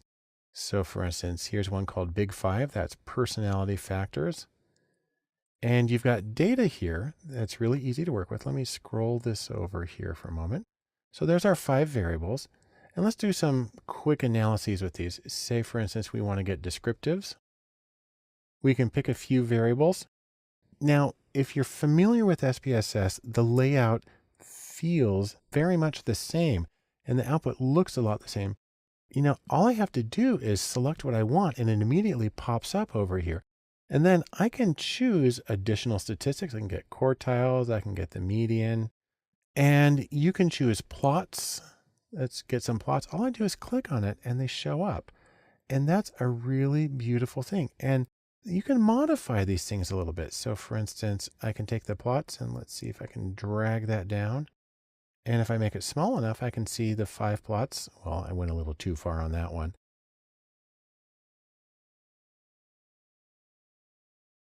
Anyhow, you can do a lot of things here, and I can hide this. I can collapse that, and I can go on and do other analyses. Now, what's really neat though, is when you navigate away from it. So I just clicked in the blank area of the results pane. We're back to the data here. But if I click on one of these tables, like this one right here, it immediately brings up the commands that produced it. And I can just modify it some more if I want. Say I want skewness and kurtosis. Boom, they're in there. It's an amazing thing. And then I can come back out here. I can click away from that and I can come down to the plots, expand those. And if I click on that, it brings up the commands that made them. It's an amazingly easy and intuitive way to do things. Now, there's another really nice thing about JASP, and that is that you can share the information online really well through a program called osf.io. That stands for the Open Science Foundation. That's its web address, osf.io. So let's take a quick look at what that's like. Here's the Open Science Framework website, and it's a wonderful service. It's free, and it's designed to support open, transparent, accessible, accountable, collaborative research. And I really can't say enough nice things about it. What's neat about this is once you sign up for OSF, you can create your own area. And I've got one of my own. I'll go to that right now. So for instance, here's the data lab page in Open Science Framework. And what I've done is I created a version of this JASP analysis, and I've saved it here. In fact, let's open up my JASP analysis in JASP, and then I'll show you what it looks like in OSF. So let's first go back to JASP. And when we're here, we can come over to File and click Computer. And I just saved this file to the desktop. Click on Desktop. And you should have been able to download this with all the other files, DSO324JASP. I'm going to double click on that to open it. And now it's going to open up a new window. And you see I was working with the same data set, but I did a lot more analyses. I've got these graphs. I have correlation scatter plots. Come down here, I did a linear regression. And we just click on that and you can see the commands that produced it as well as the options. Didn't do anything special for that, but I did do some confidence intervals and specified that. And it's really a great way to work with all of this. I'll click back in an empty area and you can see the commands go away. And so I've got my output here in JASP. When I saved it though, I had the option of saving it to OSF. In fact, if you go to this web page, osf.io/3t2jg, you'll actually be able to go to a page where you can see and download the analysis that I conducted. Let's take a look. This is that page. There's the address I just barely gave you. And what you see here is the same analysis that I conducted. It's all right here. So if you're collaborating with people, or if you want to show things to people, this is a wonderful way to do it. Everything's right there. Now this is a static image, but up at the top, people have the option of downloading the original file and working with it on their own. So in case you can't tell, I'm really enthusiastic about JASP and about its potential. Still in beta, still growing rapidly. I see it really as an open source, free and collaborative replacement to SPSS. And I think it's going to make data science work so much easier for so many people. I strongly recommend you give JASP a close look.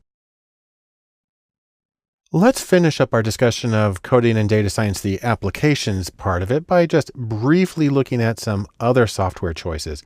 And I'll have to admit, it gets kind of overwhelming because there are just so many choices. Now, this is in addition to the spreadsheets and Tableau and SPSS and JASP that we've already talked about. I mean, there's so much more than that. I'm going to give you a range of things that I'm aware of, and I'm sure I've left out some important ones or things that other people like really well. But these are some common choices and some less common but interesting ones. Number one, in terms of things that I did not mention, is SAS. SAS is an extremely common analytical program, very powerful, used for a lot of things. It's actually the first program that I learned. And on the other hand, it can be kind of hard to use and it can be expensive. But there's a couple of interesting alternatives. SAS also has something called the SAS University Edition. If you're a student, this is free and it's slightly, reduced in what it does. But the fact that it's free, and also it runs in a virtual machine, which makes it an enormous download, but it's a good way to learn SAS if it's something that you want to do. SAS also makes a program that I really love were it not so extraordinarily expensive, and that is called JUMP. And it's a visualization software. Think a little bit of like Tableau, how we saw it. You work with it visually, and this one you can drag things around. It's a really wonderful program. I personally find it prohibitively expensive. Another very common choice among working analysts is Stata, and some people use Minitab. Now, for mathematical people, there's MATLAB, and then of course there's Mathematica itself, but that's really more a language than a program. On the other hand, Wolfram, who makes Mathematica, is also the people who give us Wolfram Alpha. Most people don't think of this as a stats application because you can run it on your iPhone. But Wolfram Alpha is in fact incredibly capable. And especially if you pay for the pro account, you can do amazing things in this, including analyses, regression models, visualizations. And so it's worth taking a little closer look at that also, because it actually provides a lot of the data that you need. So Wolfram Alpha is an interesting one. Now, several applications that are more specifically geared towards data mining. So you don't want to do your regular, little t-tests and stuff on these, but there's RapidMiner, and there's KNIME and Orange. And those are all really nice to use because they are control languages where you drag nodes onto a screen and you connect them with lines and you can see how things run through. All three of them are free or have free versions, and all three of them work in pretty similar manners. There's also BigML, which is for machine learning. And this is unusual because it's browser based. It runs on their servers. There's a free version, although you can't download a whole lot. It doesn't cost a lot to use BigML, and it actually is a very friendly, very accessible program. Then in terms of programs you can actually install for free on your own computer, there's one called SOFA Statistics. That means Statistics Open for All. Kind of a cheesy title, but it's a good program. And then one with a web page straight out of 1990 is PAST3. This is paleontological software. On the other hand, does do very general stuff. It runs on many platforms, and it's a really powerful thing, and it's free, but it is relatively unknown. And then, speaking of relatively unknown, one that's near and dear to my heart is a web application called StatCrunch. It costs like $6 or $12 a year. It's really cheap, and it's very good, especially for basic statistics and for learning. I used it in some of the classes that I was teaching. And then if you're deeply wedded to Excel and you just can't stand to leave that environment, you can purchase add-ins like Excel Stat, which give you a lot of statistical functions within the Excel environment itself. That's a lot of choices. And the most important thing here is don't get overwhelmed. There's a lot of choices, but you don't even have to try all of them. Really, the important question is what works best for you and the projects that you're working on. There's a few things you might want to consider in that regard. First off is functionality. Does it actually do what you want, or does it even run on your machine? You don't need everything that a program can do. I mean, think about all the stuff that Excel can do. People probably use 5% of what is available. Then there's also ease of use. Some of these programs are a lot easier to use than the others. And I personally find that the ones that are easy to use, I like them. And so you might say, no, I need to program because I need to do custom stuff, but I'm willing to bet that 95% of what people do does not require anything custom. Also, the existence of a community. Constantly when you're working, you come across problems, don't know how to solve it, and being able to simply get online and do a search for an answer and have enough of a community that there are people there who have put answers up and discuss these things. Those are wonderful. Some of these programs have very substantial communities. Some of them it's practically non-existent, and you get to decide how important that is to you. And then finally, of course, there's the issue of cost. Many of these programs I mentioned are free. Some of them are very cheap. Some of them run on sort of a freemium model, and some of them are outrageously expensive. So you don't buy them unless somebody else is paying for it. So these are some of the things that you want to keep in mind when you're trying to look at various programs. Also, let's mention this. Don't forget the 80-20 rule. You're going to be able to do most of the stuff that you need to do with only a small number of tools. 1 or 2, maybe 3 will probably be all that you ever need. So you don't need to explore the range of every possible tool. Find something that does what you need, find something you're comfortable with, and really try to extract as much value as you can out of that. So in sum, in our discussion of available applications for coding and data science, first, remember, applications are tools. They don't drive you, you use them. And that your goals are what drive the choice of your applications and the way that you do it. And the single most important thing is to remember what works for you may work well for somebody else. If you're not comfortable with it, if it's not the questions you address, then it's more important to think about what works for you and the projects that you're working on as you make your own choices for tools for working in data science. When you're coding in data science, one of the most important things you can do is be able to work with web data. And if you work with web data, you're going to be working with HTML. Now, in case you're not familiar with it, HTML is what makes the World Wide Web go round. What it stands for is Hypertext Markup Language. And if you've never dealt with web pages before, here's a little secret. Web pages are just text. It's just a text document, but it uses tags to define the structure of the document, and a web browser knows what those tags are and it displays them in the right way. So for instance, some of the tags, they look like this. They're in angle brackets, and you have angle bracket and then a beginning tag, so body. Then you have the body, the main part of your text, and then you have in angle brackets and a backslash body to let the computer know that you're done with that part. You also have P and backslash P for paragraphs. H1 is for header 1, and you put it in between that text. TD is for table data, or the cell in a table, and you mark it off that way. If you want to see what it looks like, just go to this document, DSO331HTML.text. I'm going to go to that one right now. Now, depending on what text editor you open this up, it may actually give you the web preview. I've opened it up in TextMate, and so it actually is showing the text the way I typed it. I typed this manually, I just typed it all in there, and I have HTML to say what a document is. I have an empty header, but that sort of needs to be there.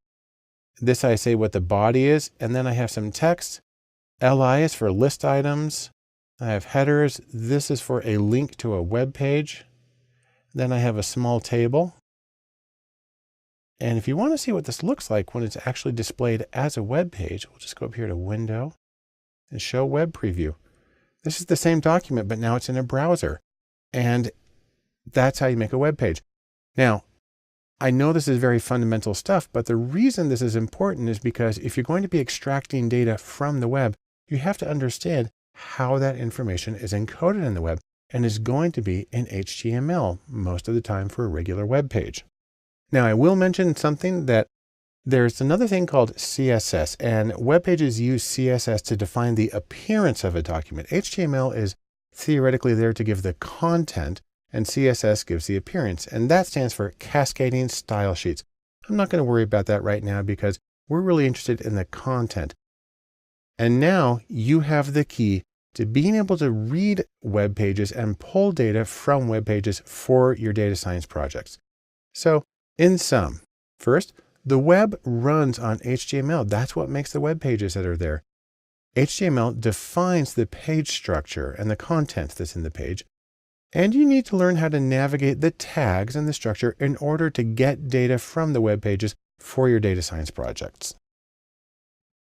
The next step in coding in data science when you're working with web data is to understand a little bit about XML. I like to think of this as the part of web data that follows the imperative Data define thyself. XML stands for Extensible Markup Language.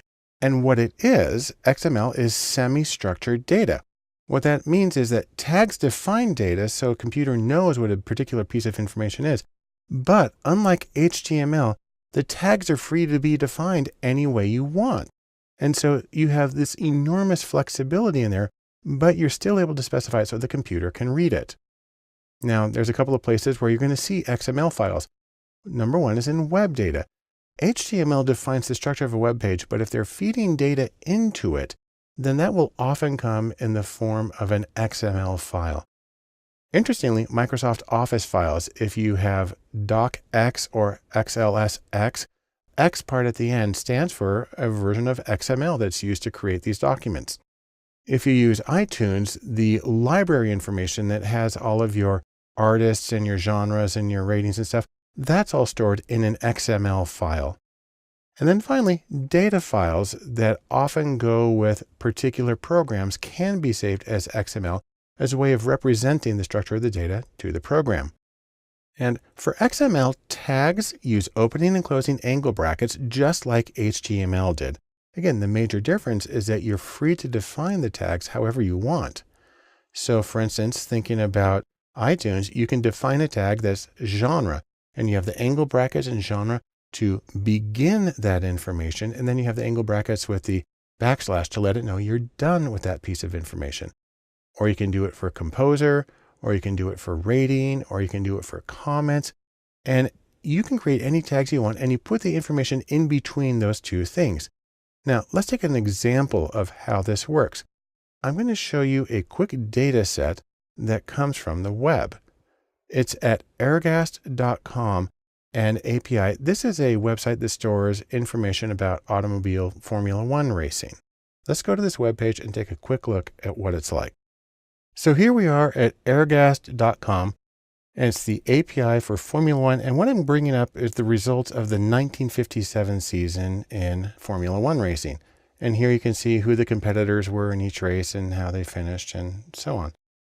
So this is a data set that's being displayed in a web page. If you want to see what it looks like in XML, all you have to do is type XML onto the end of this .xml. I've done that already, so I'm just going to go to that one. You see, it's only this little bit that I've added .xml. Now, it looks exactly the same because the web page is structuring XML data by default. But if you want to see what it looks like in its raw format, just do an option click on the web page and go to View Page Source. At least that's how it works in Chrome. And this is the structured XML page. And you can see we've got tags here. It says race name, circuit name, location. And obviously these are not standard HTML tags. They're defined for the purposes of this particular data set. But we begin with one, we have circuit name right there, and then we close it using the backslash right there.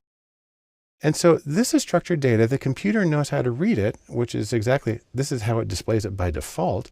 And so it's a really good way of displaying data, and it's a good way to know how to pull data from the web. You can actually use what's called an API, an application programming interface, to access this XML data, and it pulls it in along with its structure, which makes working with it really easy. What's even more interesting is how easy it is to take XML data and convert it between different formats because it's structured and the computer knows what you're dealing with. So for example one, it's really easy to convert XML to CSV or comma separated value files. That's the spreadsheet format, because it knows exactly what the headings are and what piece of information goes in each column.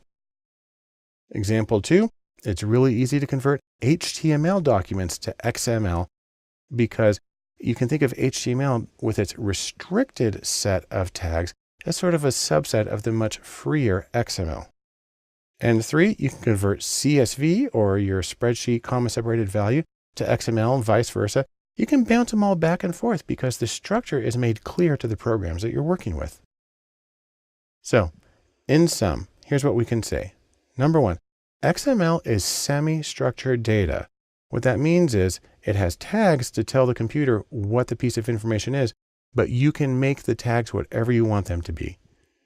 And XML is very common for web data, and it's really easy to translate the formats XML, HTML, CSV, so on and so forth, it's really easy to translate them back and forth, which gives you a lot of flexibility in manipulating data so you can get into the format you need for your own analysis. The last thing I want to mention about coding in data science and web data is something called JSON. And I like to think of it as a version of smaller is better. Now, what JSON stands for is JavaScript Object Notation, although JavaScript is supposed to be one word. And what it is that like XML, JSON is semi-structured data. That is, you have tags that define the data so the computer knows what each piece of information is. But like XML, the tags can vary freely. And so there's a lot in common between XML and JSON. So XML is a markup language. That's what the ML stands for. And that gives meaning to the text. It lets the computer know what each piece of information is. Also, XML allows you to make comments in the document, and it allows you to put metadata in the tags. You can actually put some information there in the angle brackets to provide additional context. JSON, on the other hand, is specifically designed for data interchange. And so it's got that special focus. And the structure of JSON corresponds with data structures. It directly represents objects and arrays and numbers and strings and booleans. And that works really well with the programs that you use to analyze data. Also, JSON is typically shorter than XML because it does not require the closing tags. Now, there are ways to do that with XML, but that's not typically how it's done. As a result of these differences, JSON is basically taking XML's place in web data. XML still exists, still used for a lot of things, but JSON is slowly replacing it. And we'll take a look at the comparison between the three by going back to the example we used in XML. This is data about Formula One car races in 1957 from airgas.com. And so you can just go to the first web page here, and then we'll navigate to the others from that. So this is the general page. This is if you just type in without the .xml or .json or anything. So it's a table of information about races in 1957. And we saw earlier that if you add just .xml to the end of this, it looks exactly the same. That's because this browser is displaying XML properly by default. But if you were to right click on it and go to view page source, you would get this instead. And you can see the structure. This is still XML. And so everything has an opening tag and a closing tag and some extra information in there. But if you type in .json, what you really get is this jumbled mess. Now, that's unfortunate because there is a lot of structure to this. So what I'm going to do is I'm actually going to copy all of this data. And then I'm going to go to a little web page. There's a lot of things you can do here. And it's a cute phrase. It's called JSON Pretty Print. And that is make it look structured so it's easier to read. I just paste that in there and hit Pretty Print JSON. And now you can see the hierarchical structure of the data. The interesting thing is that the JSON tags only have tags at the beginning. So it says series in quotes and then a colon. And then it gives the piece of information in quotes and a comma, and it moves on to the next one. And this is a lot more similar to the way that data would be represented in something like R or Python. And so it's also more compact. Again, there's things you can do with XML, but this is one of the reasons that JSON is generally becoming preferred as a data carrier for websites. And as you might have guessed, it's really easy to convert between the formats. It's easy to convert between XML, JSON, CSV, etc. And so you can get a web page where you just paste one version in and you get the other version out. There are some differences, but for the vast majority of situations, they're just kind of interchangeable. So, in sum, what do we get from this? Like XML, JSON is semi-structured data, where there are tags that say what the information is, but you can define the tags however you want. And JSON is specifically designed for data interchange. And because it reflects the structure of the data in the programs, that makes it really easy. And then also because it's relatively compact, JSON is replacing gradually XML on the web as a container for data on web pages. If we're going to talk about coding in data science and the languages that are used, then first and foremost is R.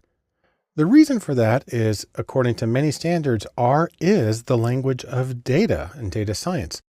For example, take a look at this chart. This is a ranking based on a survey of data mining experts of the software that they use in doing their work. And R is right there at the top. R is first. And in fact, that's important because there's Python, which is usually taken hand in hand with R for data science, but R sees 50% more use than Python does, at least in this particular list. Now, there's a few reasons for that popularity. Number one, R is free and it's open source, both of which make things very easy. Second, R is specially developed for vector operations. That means it's able to go through an entire list of data without having to write for loops to go through it. If you've ever had to write for loops, then you know that that would be kind of disastrous having to do that with data analysis. Next, R has a fabulous community behind it. It's very easy to get help on things with R. You Google it, you're going to end up in a place where you're going to be able to find good examples of what you need. And probably most importantly, R is very capable on its own, but there are 7,000 packages, actually it's many more than that, 7,000 packages that add capabilities to R. Essentially, it can do anything. Now, when you're working with R, you actually have a choice of interfaces. That is, how do you actually do the coding and how do you get your results? R comes with its own IDE or interactive development environment.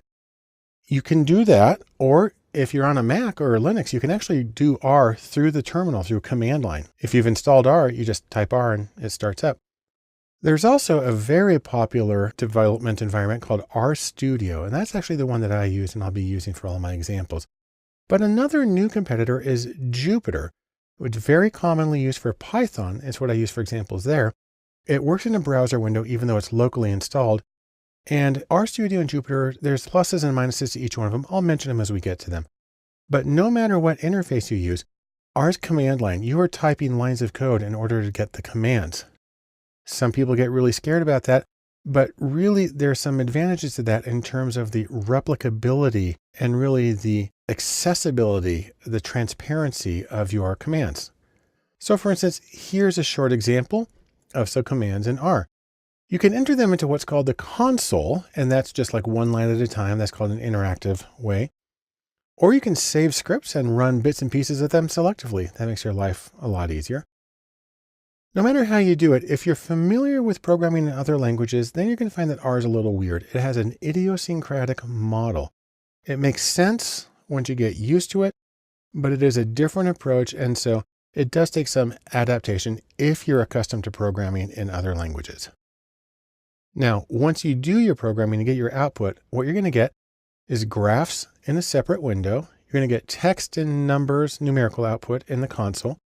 And no matter what you get, you can save the output to files. So that makes it portable. You can do it in other environments. But most importantly, I like to think of this. Here's our box of chocolates where you never know what you're going to get. The beauty of R is in the packages that are available to expand its capabilities. Now, there are two sources of packages for R. One goes by the name of CRAN, and that stands for the Comprehensive R Archive Network. And that's at cran.rstudio.com. And what that does is it takes these 7,000 or so different packages that are available, and it organizes them in topics that they call task views. And for each one, if they've done their homework, you have data sets that come along with that package. You have a manual in PDF format, and you can even have vignettes where they run through examples of how to do it. Another interface is called Crantastic, and the exclamation point is part of the title. That's at crantastic.org.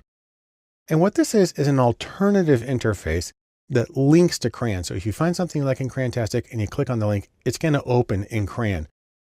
But the nice thing about Crantastic is it shows the popularity of packages, and it also shows how recently they were updated. And that can be a nice way of knowing that you're getting sort of the latest and greatest.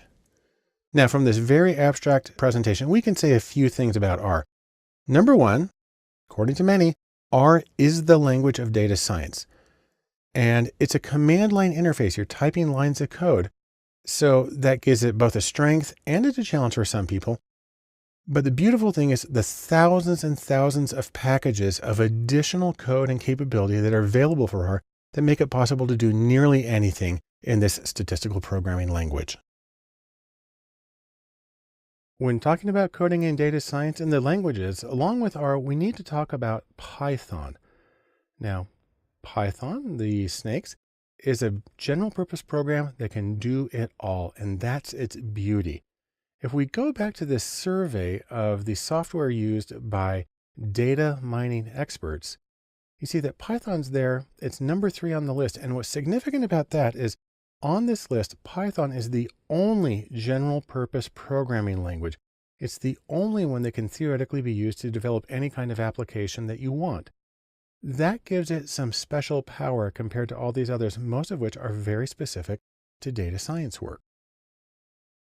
So the nice things about Python are, number one, it's general purpose. It's also really easy to use. And if you have a Macintosh or a Linux computer, Python is built into it. Also, Python has a fabulous community around it with hundreds of thousands of people involved.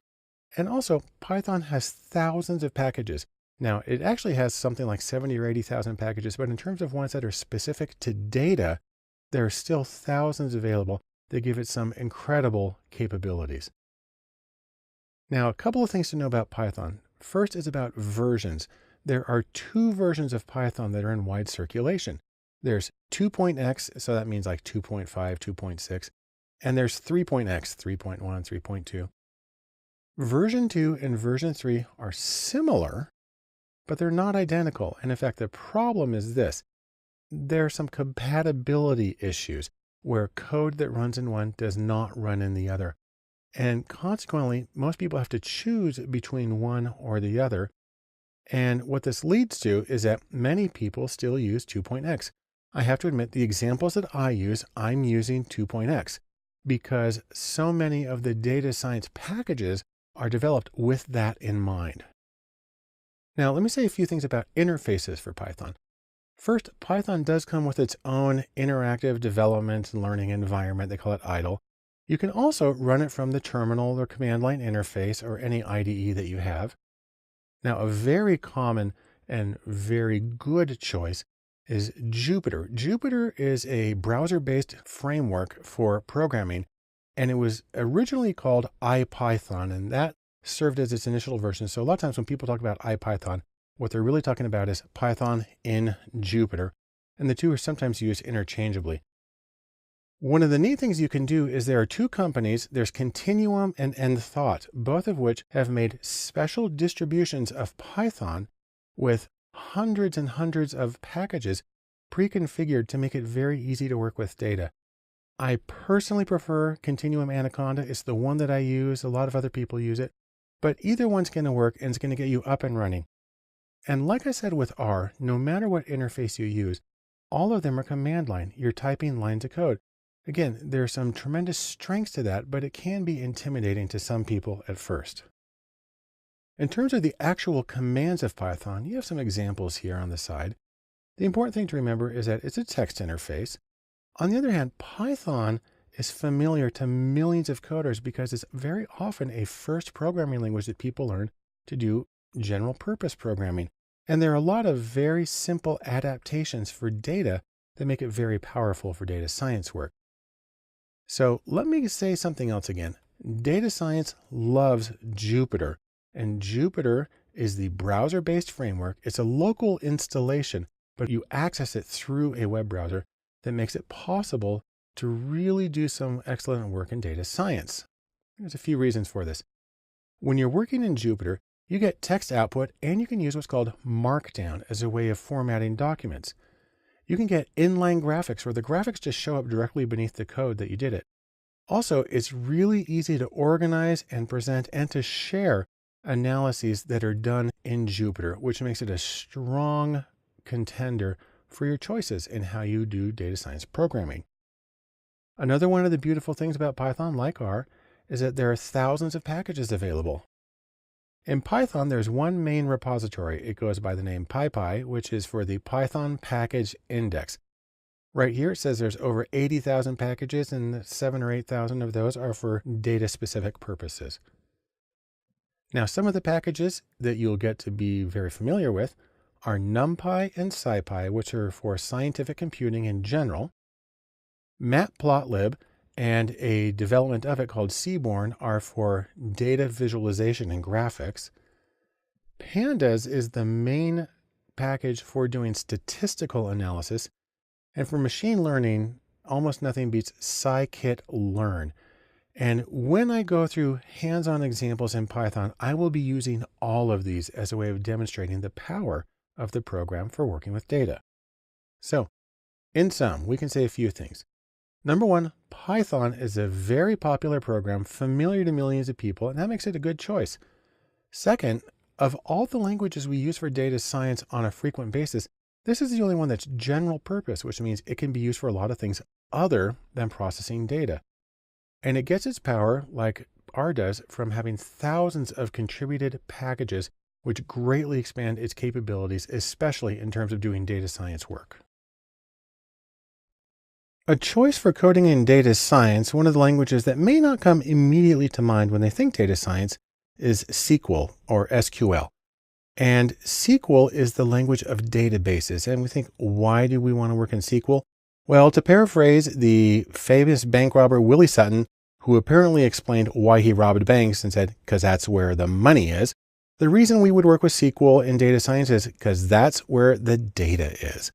And so let's take another look at our ranking of software among data mining professionals. And there's SQL. It's third on the list, and also of this list, it's the first database tool. Other tools in there, for instance, get much fancier and they're much newer and shinier, but SQL's been around for a while and is very, very capable. Now, there's a few things to know about SQL. By the way, you'll notice I'm saying SQL, even though that stands for something. That stands for Structured Query Language. SQL is a language. It's not an application. There's not a program SQL. It's a language that can be used in different applications. Primarily, SQL is designed for what are called relational databases. And those are special ways of storing structured data that you can pull in, you can put things together, you can join them in special ways, you can get some summary statistics. And then what you usually do is you then export that data into your analytical application of choice.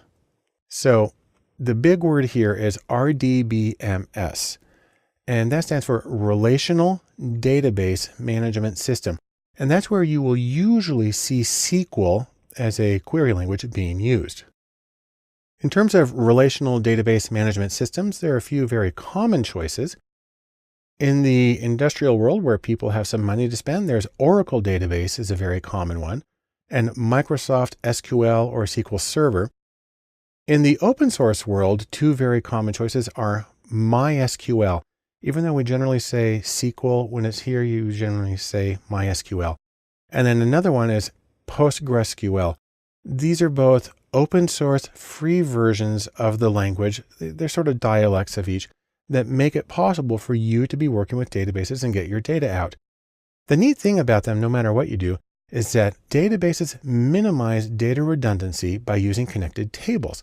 Each table has rows and columns, and they store different levels or different of abstraction or measurement, which mean you only have to put the information in one place and then it can refer to lots of other tables. Makes it very easy to keep things organized and up to date. When you're looking at a way of working with a relational database management system, you get to choose in part between using a graphical user interface or GUI, and some of those include SQL Developer and SQL Server Management Studio, two very common choices. And there are a lot of other ones like Toad and some other choices that are graphical interfaces for working with these databases. And there are also text-based interfaces. So really any command line interface and any interactive development environment or programming tool is going to be able to do that. Now you can think of yourself being on the command deck of your ship and learn a few basic commands that are very important for working with SQL. There are just a handful of commands that can get you most of where you need to go. There is the select command where you're choosing the cases that you want to include. From says which tables are you going to be extracting them from. Where is a way of specifying conditions, and then order by, obviously, is just a way of putting it all together. This works because usually when you're in a SQL database, you're just pulling out the information. You want to select it, you want to organize it, and then what you're going to do is you're going to send the data to your program of choice for further analysis, like R or Python or whatever. So in sum, here's what we can say about SQL. Number one, as a language, it's generally associated with relational databases, which are very efficient and well-structured ways of storing data. Just a handful of basic commands can be extremely useful when working with databases. You don't have to be a super ninja expert. Really, a handful, 5-10 commands will probably get you everything you need out of a SQL database. And then once you get the data organized, it's typically exported to some other program for analysis.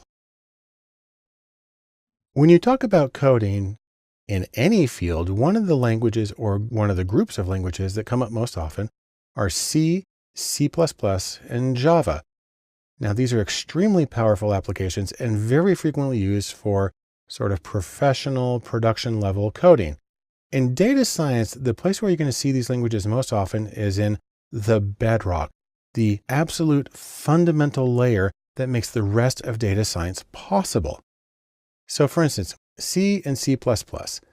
C is from the 60s, C++ is from the 80s, and they have extraordinarily wide usage. And their major advantage is that they're really, really fast. In fact, C is usually used as the benchmark for how fast is a language. They're also very, very stable, which makes them really well suited to production level code and, for instance, server use. What's really neat is that in certain situations, if time is really important, if speed's important, then you can actually use C code in R or other statistical languages. Next is Java. Java is based on C++. Its major contribution was the WARA, or write once, run anywhere. The idea that you're going to be able to develop code that is portable to different machines and different environments. And because of that, Java is actually the most popular computer programming language overall against all tech situations.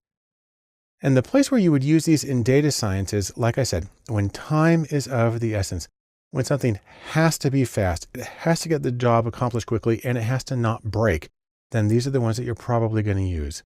The people who are going to use it are primarily going to be engineers. So the engineers and the developers, the software developers who deal with the inner workings of the algorithms in data science, or the back end of data science, the servers and the mainframes and the entire structure that makes analysis possible. In terms of analysts, people who are actually analyzing the data typically don't do hands-on work with the foundational elements. They don't usually touch C or C++. More of the work is on the front end or closer to the high-level languages like R or Python. In sum, C, C++, and Java form a foundational bedrock and the back end of data and data science. And they do this because they're very fast and they are very reliable. On the other hand, given their nature, that work is typically reserved for the engineers who are working with the equipment that runs in the back that makes the rest of the analysis possible. I want to finish our extremely brief discussion of coding in data sciences and the languages that can be used by mentioning one other that's called Bash. And Bash really is a great example of old tools that have survived and are still being used actively and productively with new data. You can think of it this way. It's almost like typing on your typewriter. You're working at the command line. You're typing out code through a command line interface, or CLI. Now, this method of interacting with computers practically goes back to the typewriter phase because it predates monitors. So before you even had a monitor, you would type in the code and it would print it out on a piece of paper. And the important thing to know about the command line is it's simply a method of interacting. It's not a language because lots of different languages can run at the command line. So for instance, it's important to talk about the concept of a shell. Now in computer science, a shell is a language or something that wraps around the computer. It's a shell around the language that is the interaction level for the user to get things done at the lower levels that aren't really human friendly. On Mac computers and Linux, the most common is Bash, which is short for Born Again Shell.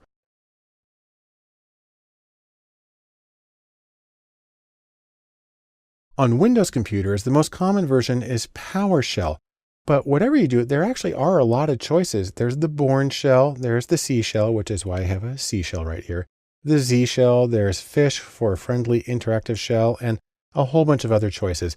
But Bash is the most common on Mac and Linux, and PowerShell is the most common on Windows as a method of interacting with the computer at the command line level. Now, there's a few things you need to know about this. First, you have a prompt of some kind. In Bash, it's a $sign, and that just means type your command here. Then the other thing is you type one line at a time. It's actually amazing how much you can get done with what's called a one-liner program by sort of piping things together so one feeds into the other. You can run more complex commands if you use a script. And so you call a text document that has a bunch of things in it, and you can get much more elaborate analyses done. Now we have our tools here. In Bash, we talk about utilities. And what these are specific programs that accomplish specific tools. Bash really thrives on do one thing and do it very well. There are two general categories of utilities for Bash. Number one is the built-ins. These are the ones that come installed with it, and so you're able to use them at any time by simply calling in their name. Some of the most common ones are cat, which is for catenate, and that's to put information together. There's awk, which is its own interpreted programming language, but it's often used for text processing from the command line. By the way, the name awk comes from the initials of the people who created it. Then there's grep, which is for global search with a regular expression, and print.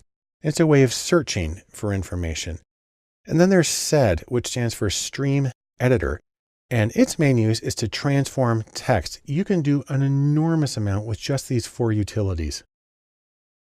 A few more are head and tail that display the first or last 10 lines of a document, sort and unique, which sort and count the number of unique answers in a document, WC, which is for word count, and printf, which formats the output that you get in your console.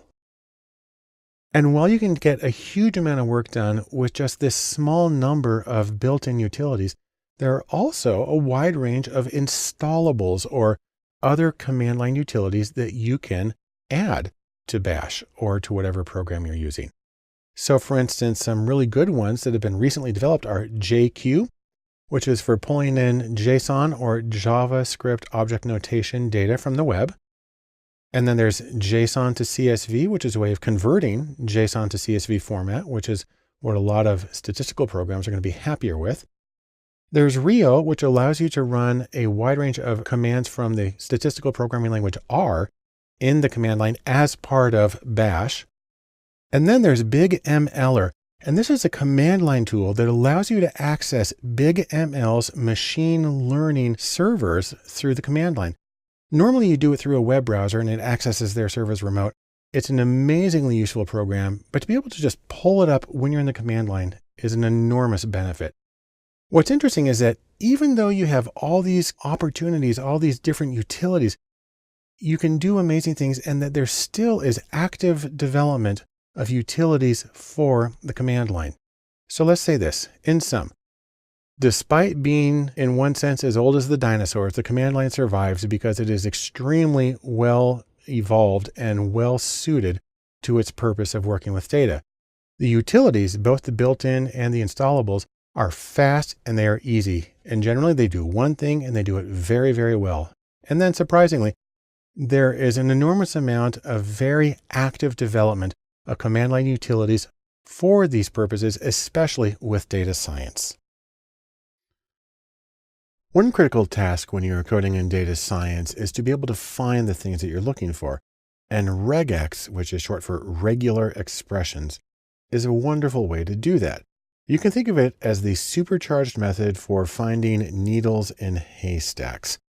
Now, regex tends to look a little cryptic. So for instance, here's an example of something that's designed to determine whether something is a valid email address.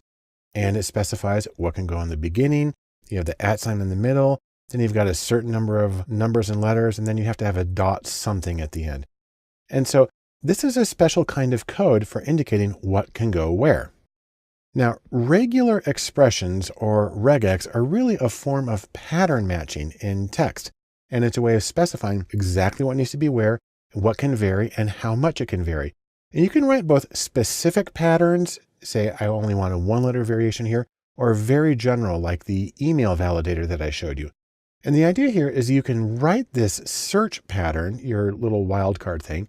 You can find the data, and then once you identify those cases, then you can export them into another program for analysis. So here's a short example of how it can work. What I've done is I've taken some text documents. They're actually the text to Emma and to Pygmalion, 2 books I got off of Project Gutenberg. And this is the command, grep::l.ve space *.txt. So what I'm looking for are lines in either of these books that start with L. Then they have one character, can be whatever, and then that's followed by VE. And then the .txt means search for all of the text files in that particular folder. And what it found is lines that began with love and lived and lovely and so on. Now, in terms of the actual nuts and bolts of regular expressions, there are some certain elements. There are literals, and those are things that mean exactly what they are. You type the letter L, you're looking for the letter L. There are also meta characters, which specify, for instance, things needs to go here. They're characters, but they actually really code that give representations. There are also escape sequences, which are something that you use. You say, well, normally this character is used as a variable, but I actually want to really look for a period as opposed to a placeholder. Then you have the entire search expression that you create, and then you have the target string, the thing that it's searching through. So let me give a few very short examples. This is the caret. It's the sometimes called a hat, or in French, a circonflexe. And what that means is you're looking for something that's at the beginning of the text that you're searching. So for example, you can have caret and capital M. That means you need something that begins with a capital M. So for instance, the word Mac, true, it will find that. But if you have iMac, there's a capital M, but it's not the first thing. So that'll be false. It won't find that. The $ means you're looking for something that is at the end of the string.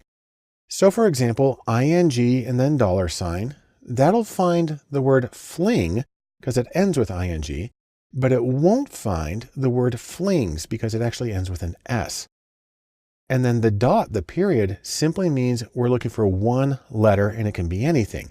So for example, you can write AT period, and that will find data because it has an A, a T, and then one letter after it.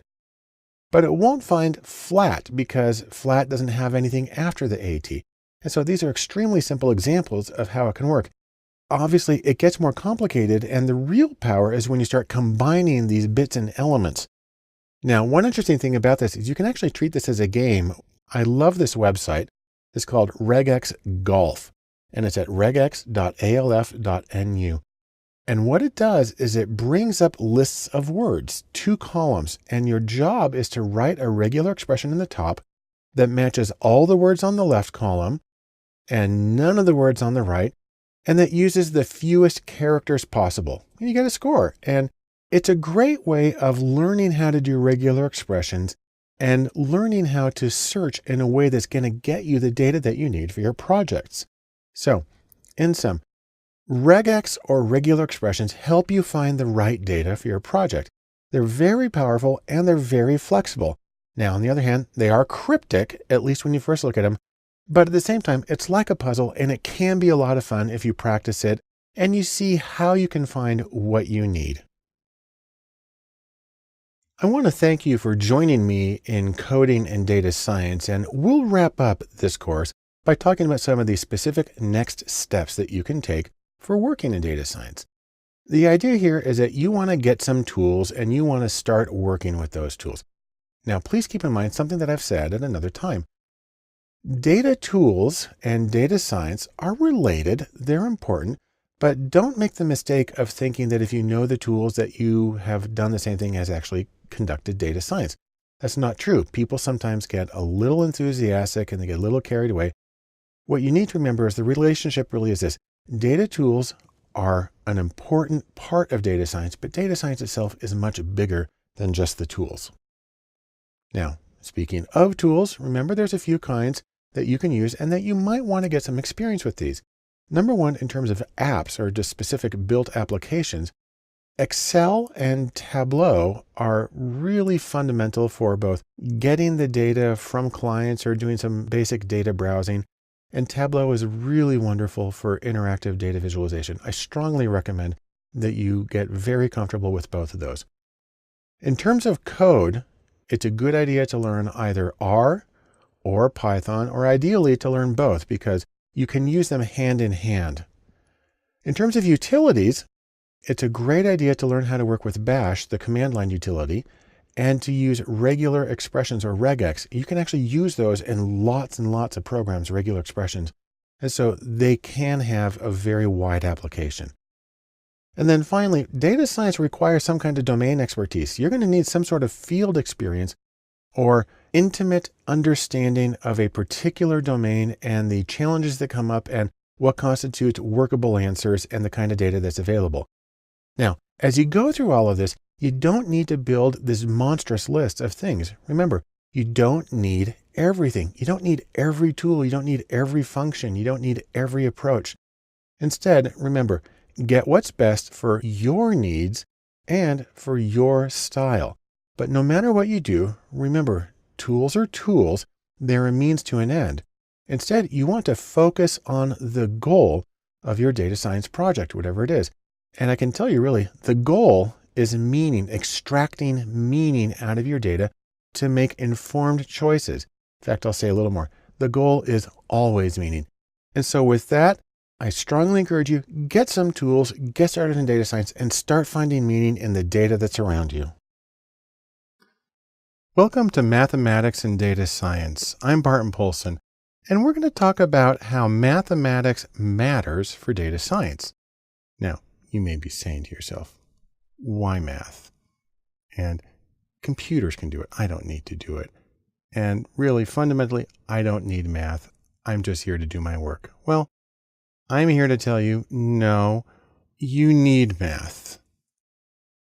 That is, if you want to be a data scientist, and I assume that you do. So we're going to talk about some of the basic elements of mathematics, really at a conceptual level, and how they apply to data science.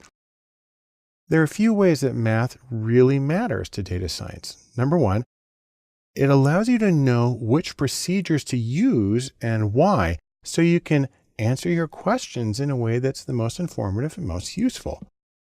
Two, if you have a good understanding of math, then you know what to do when things don't work right, that you get impossible values or things won't compute, and that makes a huge difference.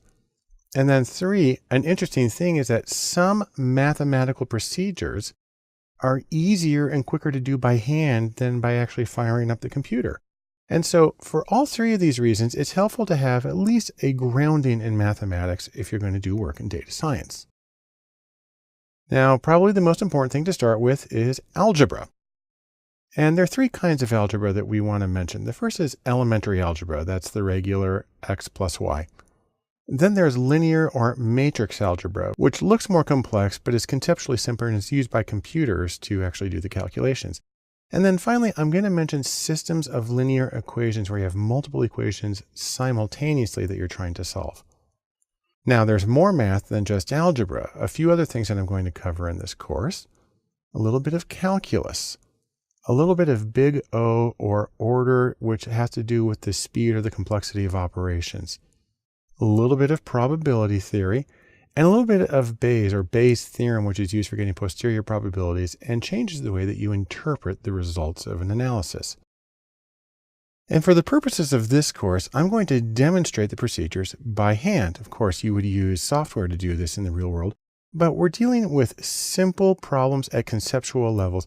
And really the most important thing to remember is, even though a lot of people get put off by math, really, you can do it. And so, in sum, let's say these three things about math. First off, you do need some math to do good data science. It helps you diagnose problems. It helps you choose the right procedures. And interestingly, you can do a lot of it by hand, or you can use software computers to do the calculations as well. As we begin our discussion of the role of mathematics in data science, we'll of course begin with the foundational elements. And in data science, nothing is more foundational than elementary algebra. Now, I'd like to begin this with really just a little bit of history. In case you're not aware, the first book on algebra was written in 820 by Muhammad ibn Musa al-Khwarizmi, and it was called The Compendious Book on Calculation by Completion and Balancing.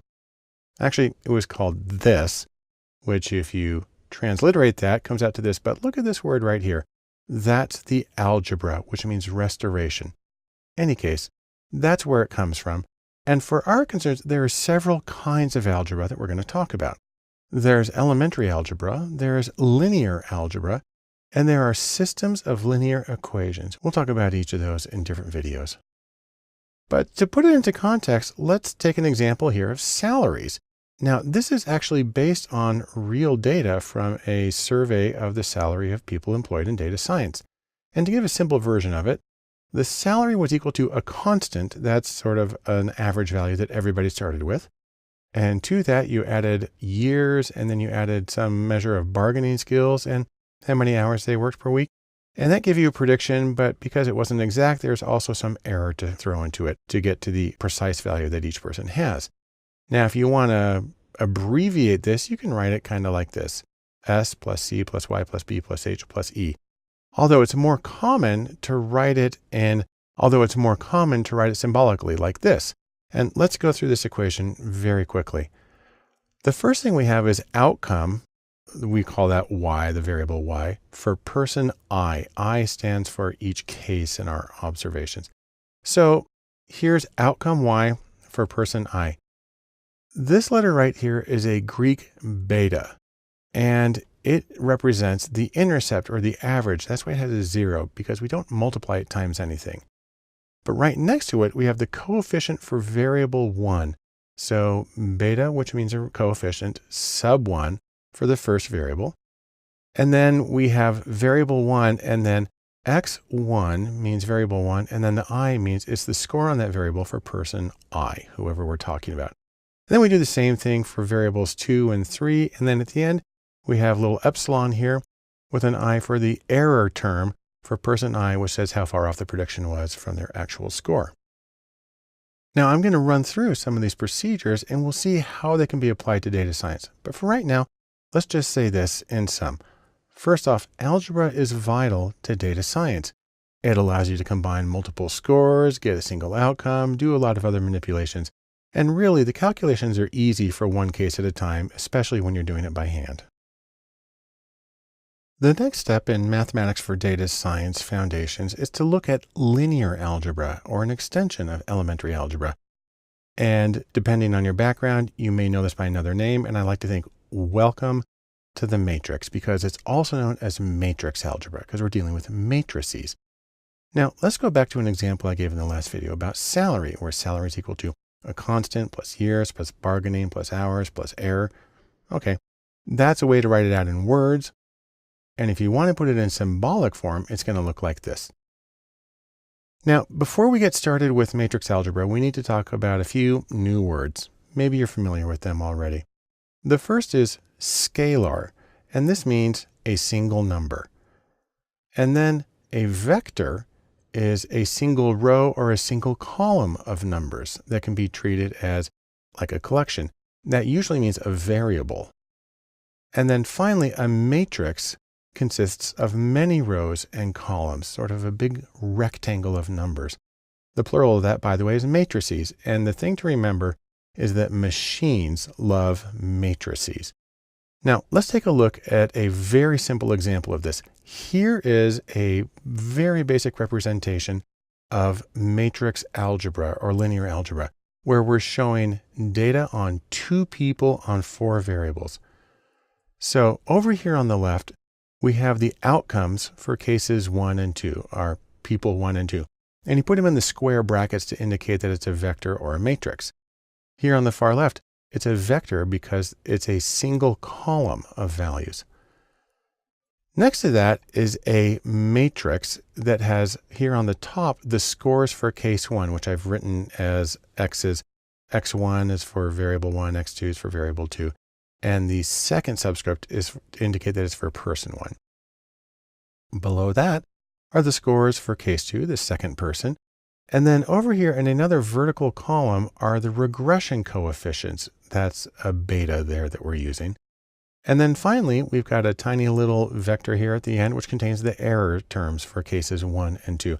Now, even though you would not do this by hand, it's kind of helpful to run through the procedure. So I'm going to show it to you by hand. And we're going to take 2 fictional people. This will be fictional person number 1. We'll call her Sophie. We'll say that she's 28 years old, and we'll say that she has good bargaining skills, a 4 on a scale of 5, and that she works 50 hours a week, and that her salary is $118,000.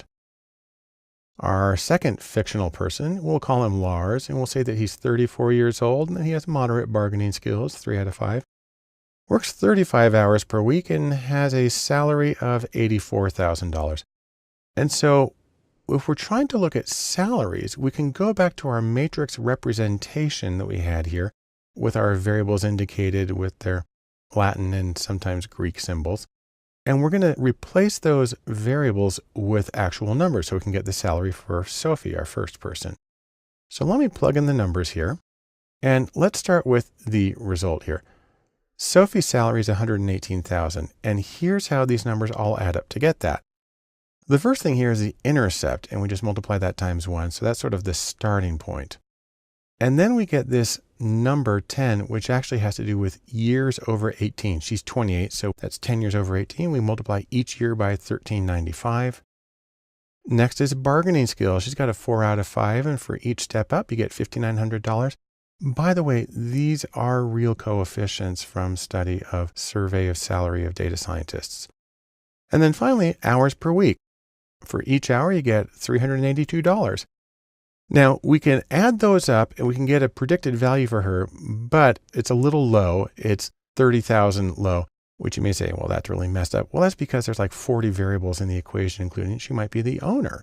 And if she's the owner, yeah, she's going to make a lot more. And then we do a similar thing for the second case. But what's neat about matrix algebra or linear algebra is that you can use matrix notation. And this means the same stuff. And what we have here are these bolded variables that stand in for entire vectors or matrices. So for instance, this Y, a bold Y, stands for the vector of outcome scores. This bolded X is the entire matrix of values that each person has on each variable. This bolded beta is all of the regression coefficients. And then this bolded epsilon is the entire vector of error terms.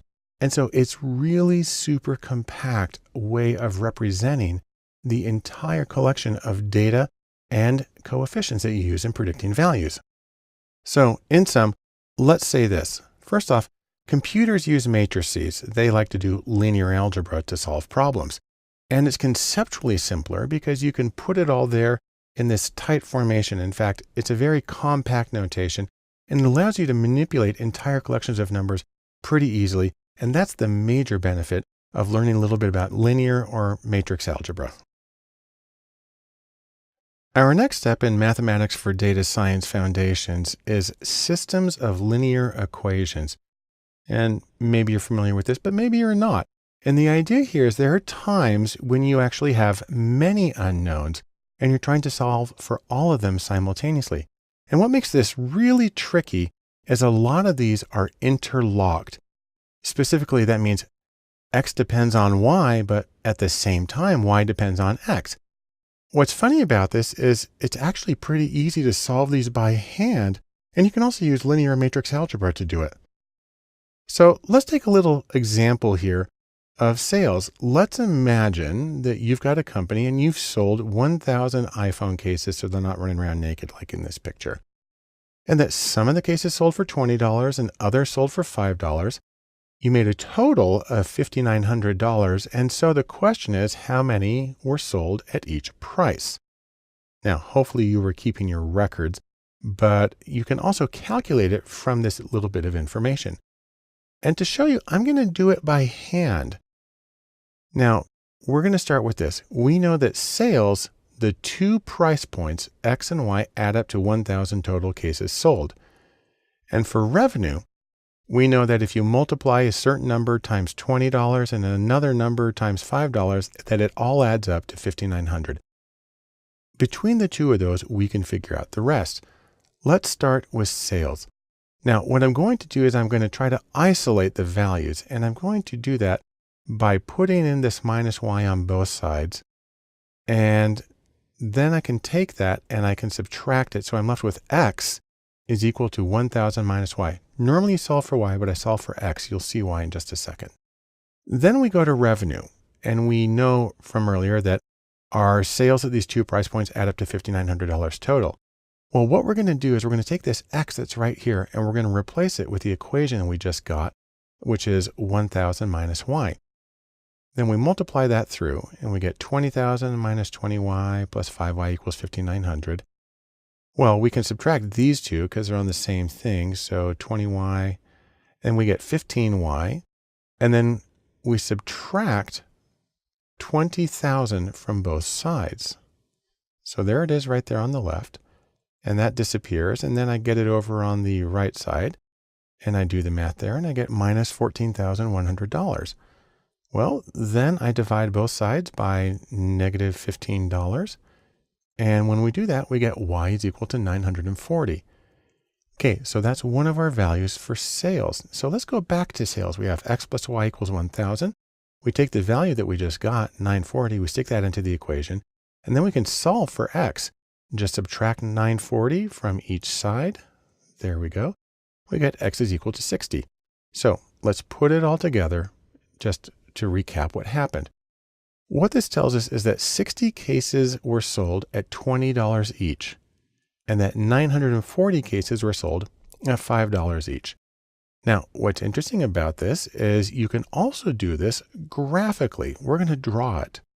So I'm going to graph the two equations. Here are the original ones we had. This one predicts sales. This one gives price. The problem is these really aren't in the canonical form for creating graphs. That needs to be Y equals something else. So we're going to solve both of these for Y. We subtract X from both sides. There it is on the left. We subtract that, and then we have Y is equal to minus X plus 1,000. That's something that we can graph. Then we do the same thing for price. Let's divide by 5 all the way through. That gets rid of that.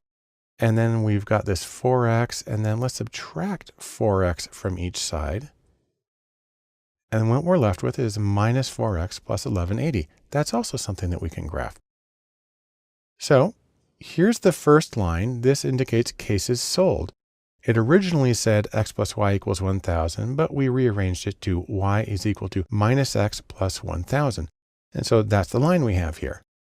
And then we have another line, which indicates earnings. And this one was originally written as $20 times X plus $5 times Y equals $5,900 total. We rearrange that to Y equals minus 4X plus 1180. That's the equation for the line. And then the solution is right here at the intersection. There's our intersection, and it's at 60 on the number of cases sold at $20 and 940 on the number of cases sold at $5. And that also represents the solution of these joint equations. And so it's a graphical way of solving a system of linear equations. So in sum, systems of linear equations allow us to balance several unknowns and find the unique solution.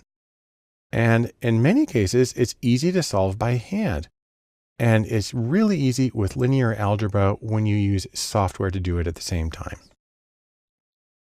As we continue our discussion of mathematics and data science and the foundational principles, the next thing we want to talk about is calculus.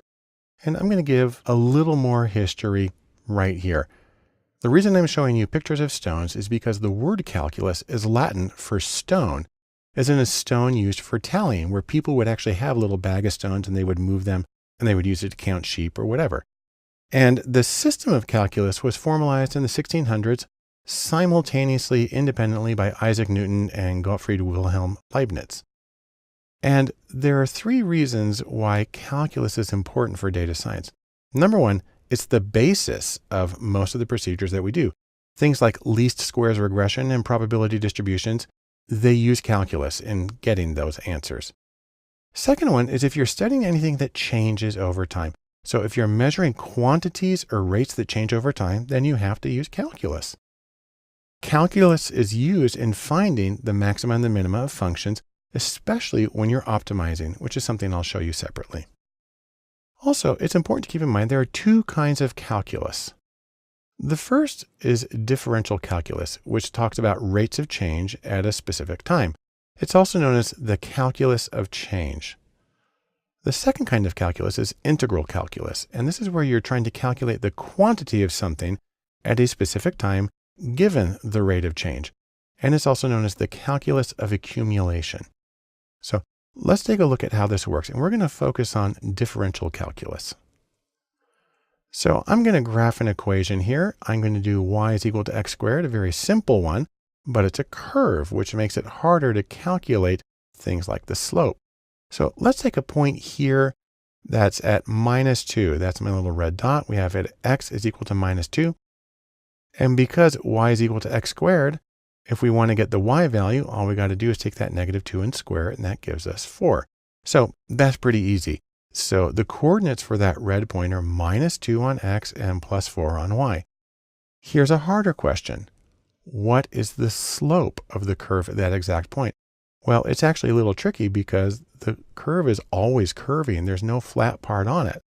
But we can get the answer by getting the derivative of the function. Now, there are several different ways of writing this. I'm using the one that's easiest to type.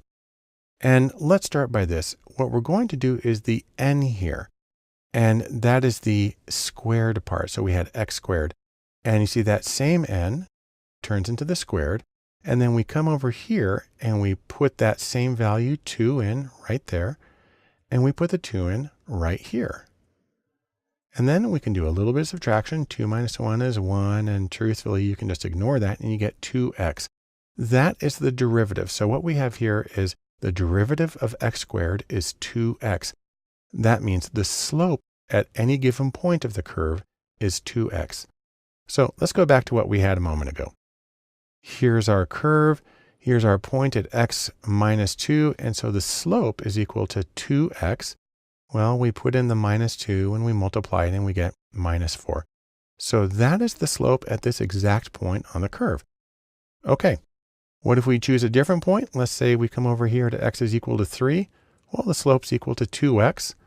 So that's 2 times 3 is equal to 6. Great. And on the other hand, you might be saying to yourself, and why do I care about this?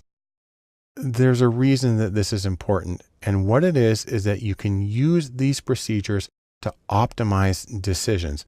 And if that seems a little too abstract to you, that means you can use them to make more money. And I'm going to demonstrate that in the next video. But for right now, in sum, let's say this. Calculus is vital to practical data science. It's the foundation of statistics, and it forms the core that's needed for doing optimization. In our discussion of mathematics and data science foundations, the last thing I want to talk about right here is calculus and how it relates to optimization. I like to think of this, in other words, as the place where math meets reality, or it meets Manhattan or something. Now, if you remember this graph I made in the last video, y is equal to x squared. That shows this curve here, and we have the derivative that the slope can be given by 2x. And so when x is equal to 3, the slope is equal to 6. Fine. And this is where this comes into play. Calculus makes it possible to find values that maximize or minimize outcomes. And if you want to make something a little more concrete out of this, let's think of an example here. By the way, that's Cupid and Psyche. Let's talk about pricing for online dating. Let's assume you've created a dating service and you want to figure out how much can you charge for it that will maximize your revenue. So let's get a few hypothetical parameters involved. First off, let's say that annual subscriptions currently cost $500 a year, and you can charge that for a dating service. And let's say you sell 180 new subscriptions every week. On the other hand, Based on your previous experience manipulating prices around, you have some data that suggests that for each $5 you discount from the price of $500, you will get 3 more sales. Also, because it's an online service, let's just make our lives a little simpler right now and assume that there is no increase in overhead. It's not really how it works, but we'll do it for now. And I'm actually going to show you how to do all this by hand. Now, let's go back to price first. We have this $500 is the current annual subscription price. And you're going to subtract $5 for each unit of discount. That's what I'm giving D. So 1 discount is $5, 2 discounts is $10, and so on. And then we have a little bit of data about sales, that you're currently selling 180 new subscriptions per week, and that you will add 3 more for each unit of discount that you give. So what we're going to do here is we're going to find sales as a function of price. Now to do that, the first thing we have to do is get the y-intercept. So we have price here, $500 is the current annual subscription price minus $5 times D. And what we're going to do is we're going to get the y-intercept by solving when does this equal 0. Okay, well, we take the 500, we subtract that from both sides, and then we end up with minus 5D is equal to minus 500. Divide both sides by minus 5, and we're left with D is equal to 100. That is, when D is equal to 100, X is 0, and that tells us how we can get the y-intercept. But to get that, we have to substitute this value into sales. So we take D is equal to 100, and the intercept is equal to 180 plus 3. 180 is the number of new subscriptions per week. And then we take the 3, and then we multiply that times our 100. So 180 times 3 times 100 is equal to 300. Add those together, and you get 480. And that is the y-intercept in our equation. So when we've discounted sort of price to 0, when price is 0, then the expected sales is 480. Of course, that's not going to happen in reality, but it's necessary for finding the slope of the line. And so now let's get the slope. The slope is equal to the change in y on the y-axis divided by the change in x. One way we can get this is by looking at sales. We get our 180 new subscriptions per week plus 3 for each unit of discount. And we take our information on price, $500 per year minus $5 for each unit of discount. And then we take these, the 3D and the 5D, and those will give us the slope. So it's plus 3 divided by minus 5, and that's just minus 0.6. And so that is the slope of the line. The slope is equal to minus 0.6. And so what we have from this is sales as a function of price, where sales is equal to 480, because that's the y-intercept when x is equal to 0, when price is 0, minus 0.6 times price. So this isn't the final thing. Now what we have to do is we turn this into revenue. So there's another stage to this. Now revenue is equal to sales times the price. You know, how many things did you sell and how much did it cost? Well, we can substitute in some information here. If we take sales and we put it in as a function of price, because we just calculated that a moment ago, we get this, and then we do a little bit of multiplication, and then we get that revenue is equal to 480 times the price minus 0.6 times the square of the price. Okay, that's a lot of stuff going on there. What we're going to do now is we're going to get the derivative. That's the calculus that we talked about. Well, the derivative of 480 in the price, where price is sort of the x, the derivative is simply 480. And the minus 0.6 times the square of the price, well, that's very similar to the thing we did with the curve. And what we end up with is 0.6 times 2 is equal to 1.2 times the price. This is the derivative of the original equation. We can solve that for 0 now. And just in case you're wondering, why do we solve it for 0?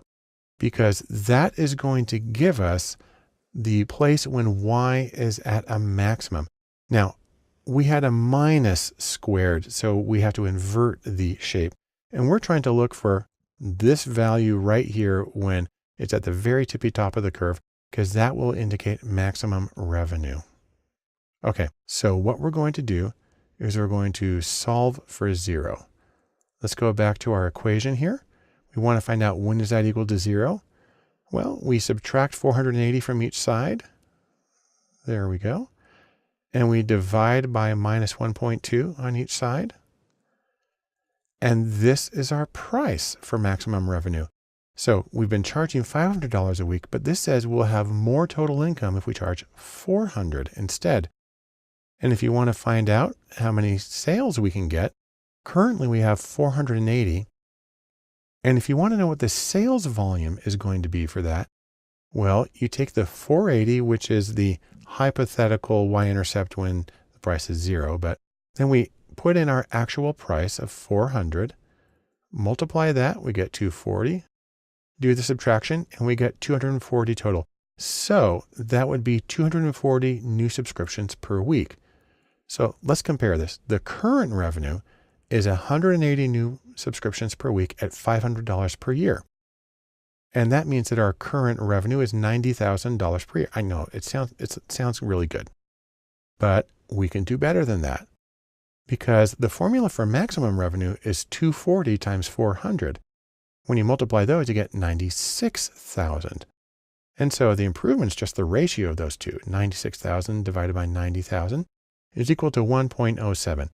And what that means is a 7% increase. And anybody would be thrilled to get a 7% increase in their business simply by changing the price and increasing the overall revenue. So let's summarize what we found here. If you lower the cost by 20%, go from $500 per year to $400 per year, assuming all of our other information is correct, then you can increase sales by 33%. That's more than the 20 that you had. And that increases total revenue by 7%. And so we can optimize the price to get the maximum total revenue. And it has to do with this little bit of calculus on the derivative of a function. So in sum, calculus can be used to find the minima and the maxima of functions, including prices. It allows for optimization, and that in turn allows you to make better business decisions. Our next topic in mathematics and data principles is something called Big O. And if you're wondering what Big O is all about, well, it is about time. Or you can think of it as how long does it take to do a particular operation? It's the speed of the operation. If you want to be really precise, the growth rate of a function, how much more it requires as you add elements, is called its order. That's why it's Big O. That's for order. And Big O gives the rate of how things grow as the number of elements grows. And what's funny is there can be really surprising differences. Let me show you how it works with a few different kinds of growth rates, or Big O. First off, there's the ones that I say are sort of just on the spot. You can get stuff done right away.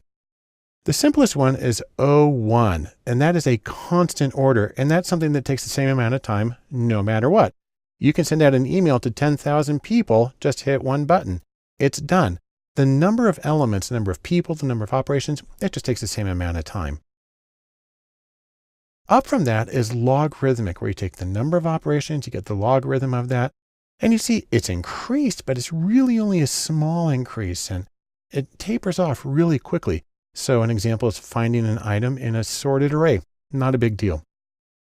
Next one up from that. Now, this looks like a big change, but in the grand schemes, it's not a big change. This is a linear function where each operation takes the same unit of time. And so if you have 50 operations, it takes 50 units of time. If you're storing 50 things, it takes 50 units of space. So find an item in an unsorted list. It's usually going to be linear time. Then we have the functions where I say, you better just pack a lunch because it's going to take a little while. The best example of this is what's called log linear. That's where you take the number of items and you multiply that number times the log of the items. And an example of this is something called a fast Fourier transform, which is used for dealing, for instance, with sound or anything that's over time. You can see it takes a lot longer. If you got 30 elements, you're way up there at the top of this particular chart at 100 units of time or 100 units of space, or however you want to put it. And it looks like a lot, but really that's nothing compared to the next set where I say, you're just going to be camping out. You might as well go home. That includes something like the quadratic. You square the number of elements. And you see how that just kind of shoots straight up. That's quadratic growth. And so multiplying two n-digit numbers. So if you're multiplying two numbers that each have 10 digits, it's going to take you that long. It's going to take a long time. Even more extreme is this one. This is the exponential 2 raised to the power of the number of items you have. You'll see, by the way, the red line here doesn't even go to the top. That's because the graphing software that I'm using doesn't draw it when it goes above my upper limit there. So it kind of cuts it off. But this is a really demanding kind of thing. It's, for instance, finding an exact solution to what's called the traveling salesman problem using dynamic programming. That's an example of exponential rate of growth. And then one more I want to mention, which is sort of catastrophic, is factorial. You take the number of elements and you raise that to the exclamation point factorial. And you see that one cuts off really soon because it basically goes straight up. You have any number of elements of any size, it's going to be hugely demanding. And for instance, if you're familiar with the traveling salesman problem, that's trying to find a solution through the brute force search. It just takes an extraordinary amount of time. And so, before something like that's done, you're probably just going to, turn to stone and wish you never even started. The other thing to know about this is not only do some things take longer than others, some of these methods, some functions are more variable than others. So for instance, if you're working with data that you want to sort, there are different kinds of sorts or sorting methods.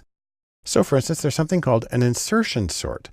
And what you find is that on its best day, it's linear. It's O of n. That's not bad. On the other hand, the average is quadratic, and that's a huge difference between the two. Selection sorts, on the other hand, the best is quadratic and the average is quadratic. It's always consistent. So it's kind of funny. It takes a long time, but at least you know how long it's going to take versus the variability of something like an insertion sort. So in sum, let me say a few things about Big O. Number one, you need to know that certain functions or procedures vary in speed. And the same thing applies to making demands on a computer's memory or storage space or whatever. They vary in their demands. Also, some of them are inconsistent. Some of them are really efficient sometimes and really slow or really difficult the others. Probably the most important thing here is to be aware of the demands of what you're doing, that you can't, for instance, just run through every single possible solution or your company will be dead before you get an answer.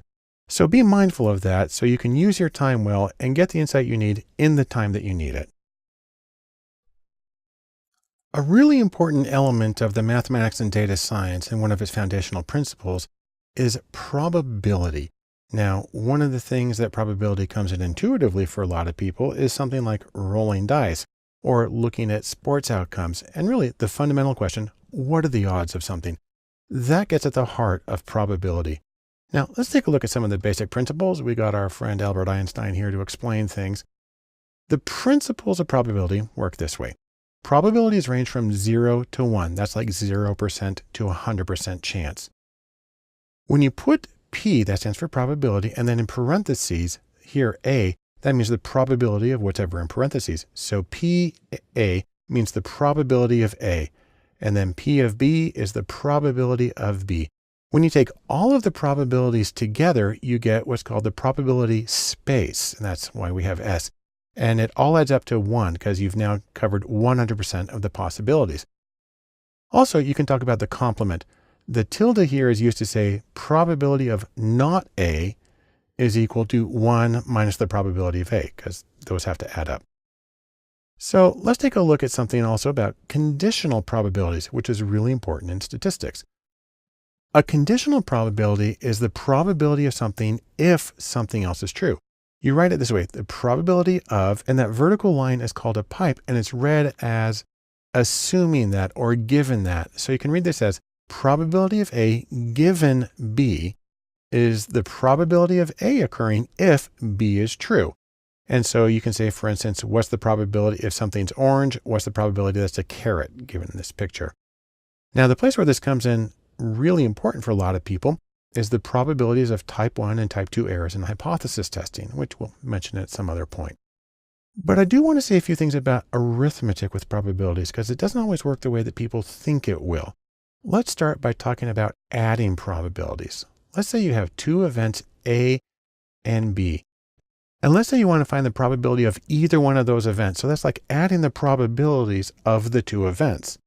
Well, it's kind of easy. You take the probability of event A and you add the probability of event B. However, you may have to subtract something. You may have to subtract this little piece because maybe there is some overlap between the two of them. On the other hand, if A and B are disjoint, which means they never occur together, then that's equal to 0. And then you can, subtract 0, which is you get back to the original probabilities. But let's take a really easy example of this. I've created my super simple sample space. I have 10 shapes. I got 5 squares on the top, 5 circles on the bottom. I've got a couple of red shapes on the right side. Let's say we want to find the probability of a square or a red shape. So we are adding the probabilities, but we have to adjust for the overlap between the two. Well, here's our squares on top. 5 out of the 10 are squares. And over here on the right, we have 2 red shapes, 2 out of 10. So let's go back to our formula here and let's change a little bit. Change the A and the B to S and R for square and red. Now we can start this way. Let's get the probability that something is a square. Well, we go back to our probability space. You see we have 5 squares out of 10 shapes total. So we do 5 over 10, that reduces to 0.5. Okay, next up, the probability of something red in our sample space. Well, we have 10 shapes total. 2 of them on the far right are red. So that's 2 over 10. And you do the division, you get 0.2. Now the trick is the overlap between these two categories. Do we have anything that is both square and red? Because we don't want to count that twice. So we have to subtract it. So let's go back to our sample space. And we're looking for something that is square. There's the squares on top, and there's the things that are red on the side. And you see they overlap. And this is our little overlapping red square. So there's one shape that meets both of those, 1 out of 10. So we come back here, we do 1 out of 10. That reduces to 0.1. And then we just do the addition and subtraction here. 0.5 plus 0.2 minus 0.1 gets us 0.6. And so what that means is there's a 60% chance of an object being square or red. And you can look at it right here. We got 6 shapes outlined now. And so that's the visual interpretation that lines up with the mathematical one we just did. Now let's talk about multiplication for probabilities. Now the idea here is you want to get what are called joint probabilities, or the probability of 2 things occurring together simultaneously. And what you need to do here is you need to multiply the probabilities. And we can say probability of A and B because we're asking about A and B occurring together, a joint occurrence. And it's equal to the probability of A times the probability of B. That's easy. But you do have to expand it just a little bit because you again have the problem of things overlapping a little bit. And so you actually need to expand it to a conditional probability. The probability of B given A. Again, that's the vertical pipe there. On the other hand, if A and B are independent, if they never co-occur, or B is no more likely to occur if A happens, then it just reduces to the probability of B and you get your slightly simpler equation. But let's go and take a look at our sample space right here. So we've got our 10 shapes, 5 of each kind, and then 2 that are red. And we're going to look at originally the probability of something being square or red. Now we're going to look at the probability of it being square and red. Now I know we can eyeball this one really easy, but let's run through the math. The first thing we need to do is get the ones that are square. There's those 5 on the top, and the ones that are red, and there's those 2 on the right. In terms of the ones that are both square and red, yeah, obviously there's just this one red square at the top right. But let's do the numbers here. We change our formula to be S and R for square and red. We get the probability of square. Again, that's those 5 out of 10. So we do 5 out of 10, reduces to 0.5. And then we need the probability of red given that it's a square. So we only need to look at the squares here. There's the squares, 5 of them, and 1 of them is red. So that's 1 over 5. That reduces to 0.2. You multiply those two numbers, 0.5 times 0.2, and what you get is 0.1, or a 10% chance, or 10% of our total sample space is red squares. And you come back and you look at it, you say, yeah, there's 1 out of 10. So that just confirms what we were able to do intuitively. So that's our short presentation on probabilities. And in sum, what do we get out of that? Number one, probability, it's not always intuitive. And also the idea that conditional values can help in a lot of situations, but they may not work the way you expect them to. And really, the arithmetic of probability can surprise people. So pay attention when you're working with it so you can get a more accurate conclusion in your own calculations. Welcome to Statistics and Data Science. I'm Barton Polson, and what we're going to be doing in this course is talking about some of the ways that you can use statistics to see the unseen, to infer what's there even when most of it's hidden. Now, this shouldn't be a surprise if you remember the data science Venn diagram that we talked about a while ago. We have math up here in the top right corner, but if you were to go to the original description of this Venn diagram, its full name was Math and Stats. And let me just mention something in case it's not completely obvious about why statistics matters to data science. And the idea is this: counting is easy. It's easy to say how many times a word appears in a document. It's easy to say how many people voted for a particular candidate in one part of the country. Counting is easy, but summarizing and generalizing, those things are hard. And part of the problem is there's no such thing as a definitive analysis. All analyses really depend on the purposes that you're dealing with. So as an example, let me give you a couple of pairs of words and try to summarize the difference between them in just 2 or 3 words. I mean, in a word or two, how is a souffle different from a quiche? Or how is an aspen different from a pine tree? Or how is baseball different from cricket? And how are musicals different from opera? It really depends on who you're talking to. It depends on your goals, and it depends on sort of the shared knowledge. And so there's not a single definitive answer.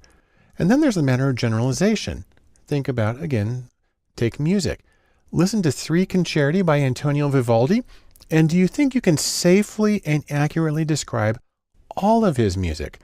Now, I actually chose Vivaldi on purpose because Igor Stravinsky said you could. He said he didn't write 500 concertos. He wrote the same concerto 500 times. But take something more real world like politics. If you talk to 400 registered voters in the US, can you then accurately predict the behavior of all of the voters? There's about 100 million voters in the US. And that's a matter of generalization. And that's the sort of thing that we try to take care of with inferential statistics. Now, there are different methods that you can use in statistics, and all of them are designed to give you sort of a map, a description of the data you're working with. There are descriptive statistics, there are inferential statistics, there's the inferential procedure hypothesis testing, and there's also estimation. And I'll talk about each of those in more depth. There are a lot of choices that have to be made, and some of the things I'm going to discuss in detail are, for instance, the choice of estimators, that's different from estimation, different measures of fit, feature selection for knowing which variables are the most important in predicting your outcome, also common problems that arise when trying to model data, and the principles of model validation. But through this all, the most important thing to remember is that analysis is functional. It's designed to serve a particular purpose. And there's a very wonderful quote within the statistics world that says, all models are wrong. All statistical descriptions of reality are wrong because they're not exact depictions, they're summaries. But some are useful. And that's from George Box. And so really the question is, you're not trying to be totally, completely accurate, because in that case, you just wouldn't do an analysis. The real question is, are you better off doing your analysis than not doing it? And truthfully, I bet you are. So in sum, we can say 3 things. Number 1, you want to use statistics to both summarize your data and to generalize from one group to another if you can.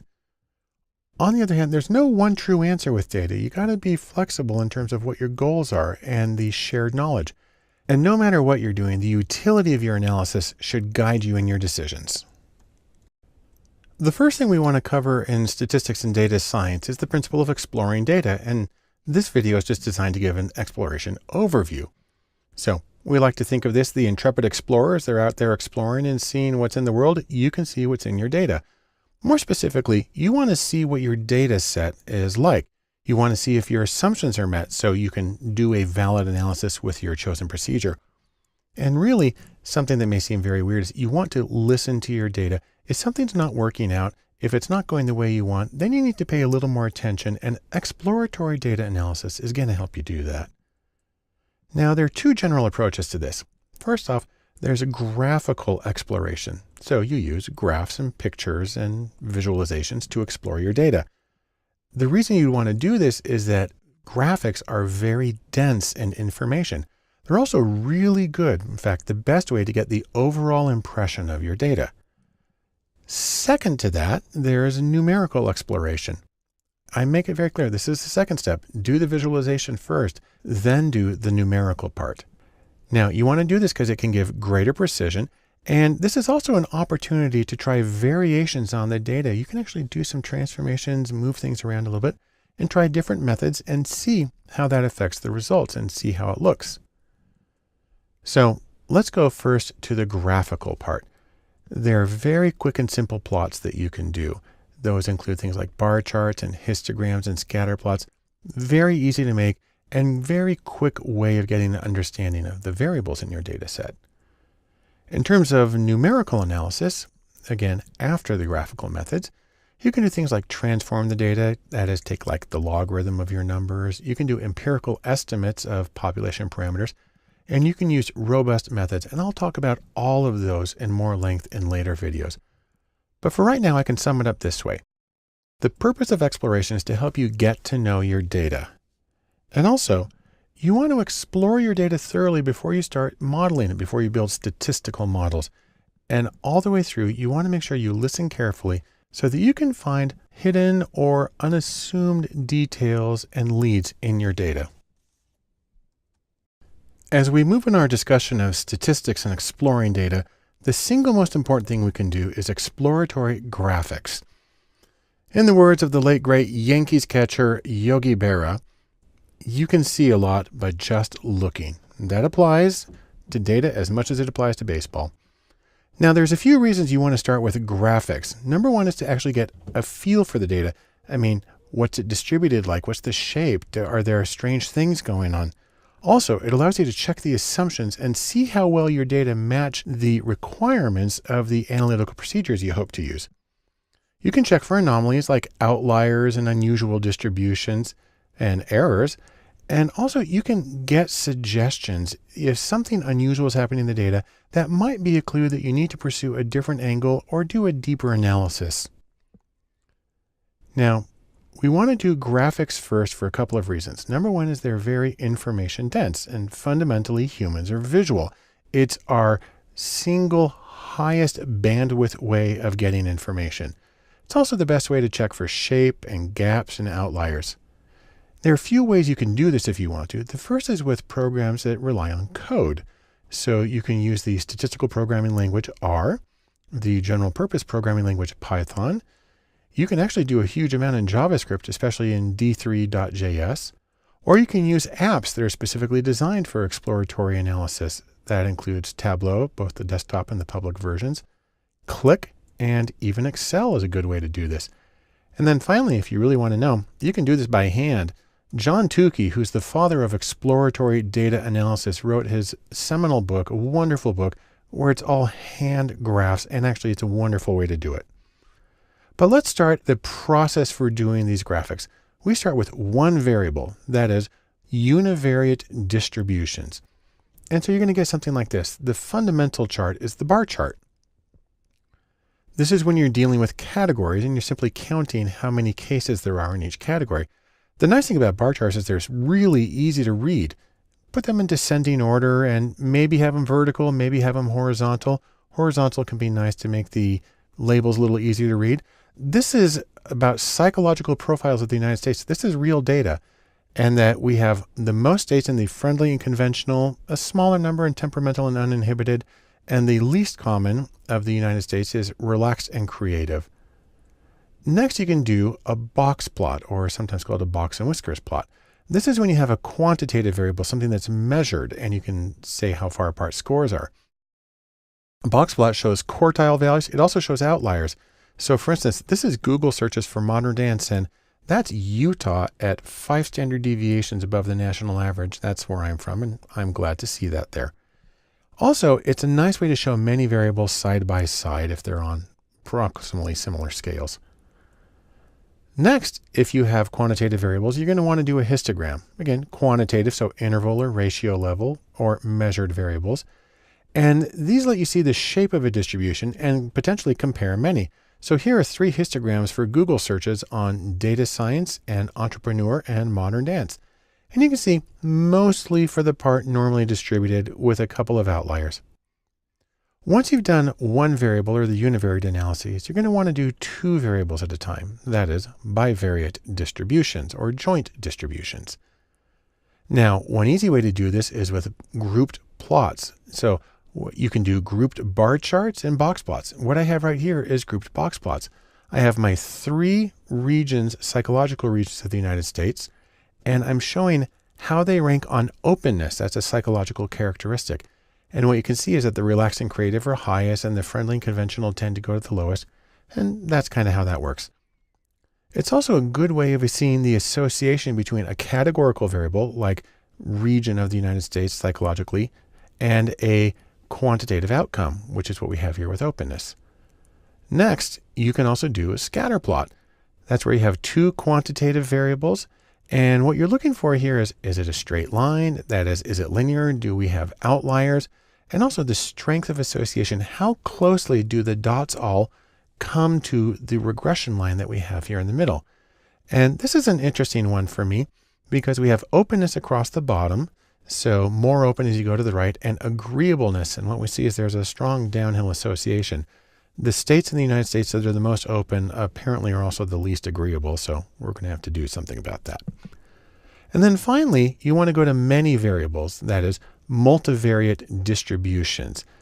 Now, one big question here is 3D or not 3D. Let me actually make an argument for not 3D. So what I have here is a 3D scatter plot of 3 variables about Google searches. Up the left, I have FIFA, which is for professional soccer. Down there on the bottom left, I have searches for NFL, and on the right, I have searches for NBA. Now, I did this in R, and what's neat about this is you can click and drag and move it around. And that's kind of fun. You kind of spin around, and it gets kind of nauseating as you look at it.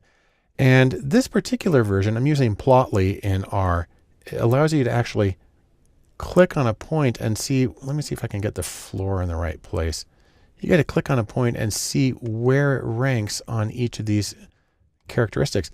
You can see, however, this thing's hard to control. And once it stops moving, it's not much fun. And truthfully, most 3D plots I've worked with are just kind of nightmares. They seem like they're a good idea, but not really. So here's the deal. 3D graphics, like the one I just showed you, because they're actually being shown in 2D, they have to be in motion for you to tell what's going on at all. And fundamentally, they're hard to read and confusing. Now, it's true they might be useful for finding clusters in 3 dimensions. We didn't see that in the data we had, but generally, I just avoid them like the plague.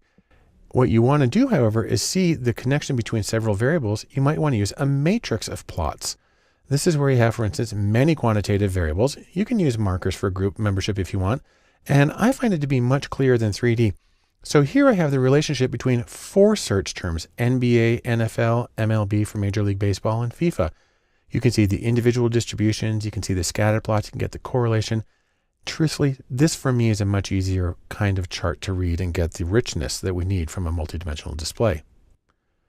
So the questions you're trying to answer overall are, number 1, do you have what you need? Do you have the variables you need? Do you have the variability that you need? Are there clumps or gaps in the distributions? Are there exceptional cases, anomalies that are really far out from everybody else, or spikes in the scores? And of course, are there errors in data? Were there mistakes in coding? Did people forget to answer questions? Are there impossible combinations? And these kinds of things are easiest to see with a visualization that'll really just kind of puts it right there in front of you. And so in sum, I can say this about graphical exploration of data. It's a critical first step. This is basically where you always want to start. And you want to use the quick and easy methods. Again, bar charts, scatter plots are really easy to make, and they're very easy to understand. And once you're done with the graphical exploration, then you can go to the second step, which is exploring the data through numbers. The next step in statistics and exploring data is exploratory statistics, or numerical exploration of data. I like to think of this as go in order. First you do visualization, then you do the numerical part. And a couple of things to remember here. Number one is you're still exploring the data. You're not modeling yet, but you are doing a quantitative exploration. This might be an opportunity to get empirical estimates, that is, of population parameters as opposed to theoretically based ones. It's a good time to manipulate the data and explore the effects of manipulating the data, looking at subgroups, looking at transforming variables. Also, it's an opportunity to check the sensitivity of your results. Do you get the same general results if you test under different circumstances? So we're going to talk about things like robust statistics and resampling data and transforming data. So we'll start with robust statistics. This, by the way, is Hercules, a robust mythical character. And the idea with a robust statistics is that they are stable, is that even when the data varies in sort of unpredictable ways, you still get the same general impression. This is a class of statistics, it's an entire category, that's less affected by outliers and by skewness and kurtosis and other abnormalities in the data. So let's take a quick look. This is a very skewed distribution I created. The median, which is the dark line there in the box, is right around 1. And I'm going to look at two different kinds of robust statistics, the trimmed mean and the Windsorized mean. With the trimmed mean, you take a certain percentage of the data from the top and the bottom, you just throw it away and you compute the mean for the rest. With the Windsorized, you take those and then you move those scores into the highest non-outlying score. Now, the 0% is exactly the same as the regular mean, and here it's 1.24. But as we trim off 5% or move in 5%, you can see that the mean shifts a little bit. Then 10%, it comes in a little bit more to 25%. Now we're throwing away 50% of the data, 25% on the top, 25% on the bottom. And we get a mean here of 1.03, that's a trimmed mean, and a Windsorized of 1.07. When we throw away 50%, when we trim 50%, that actually means that we're leaving just the median. Only the middle score is left. Then we get 1.01. What's interesting is how close we get to that even when we have 50% of the data left. And so that's an interesting example of how you can use robust statistics to explore data even when you have things like strong skewness. Next is the principle of resampling.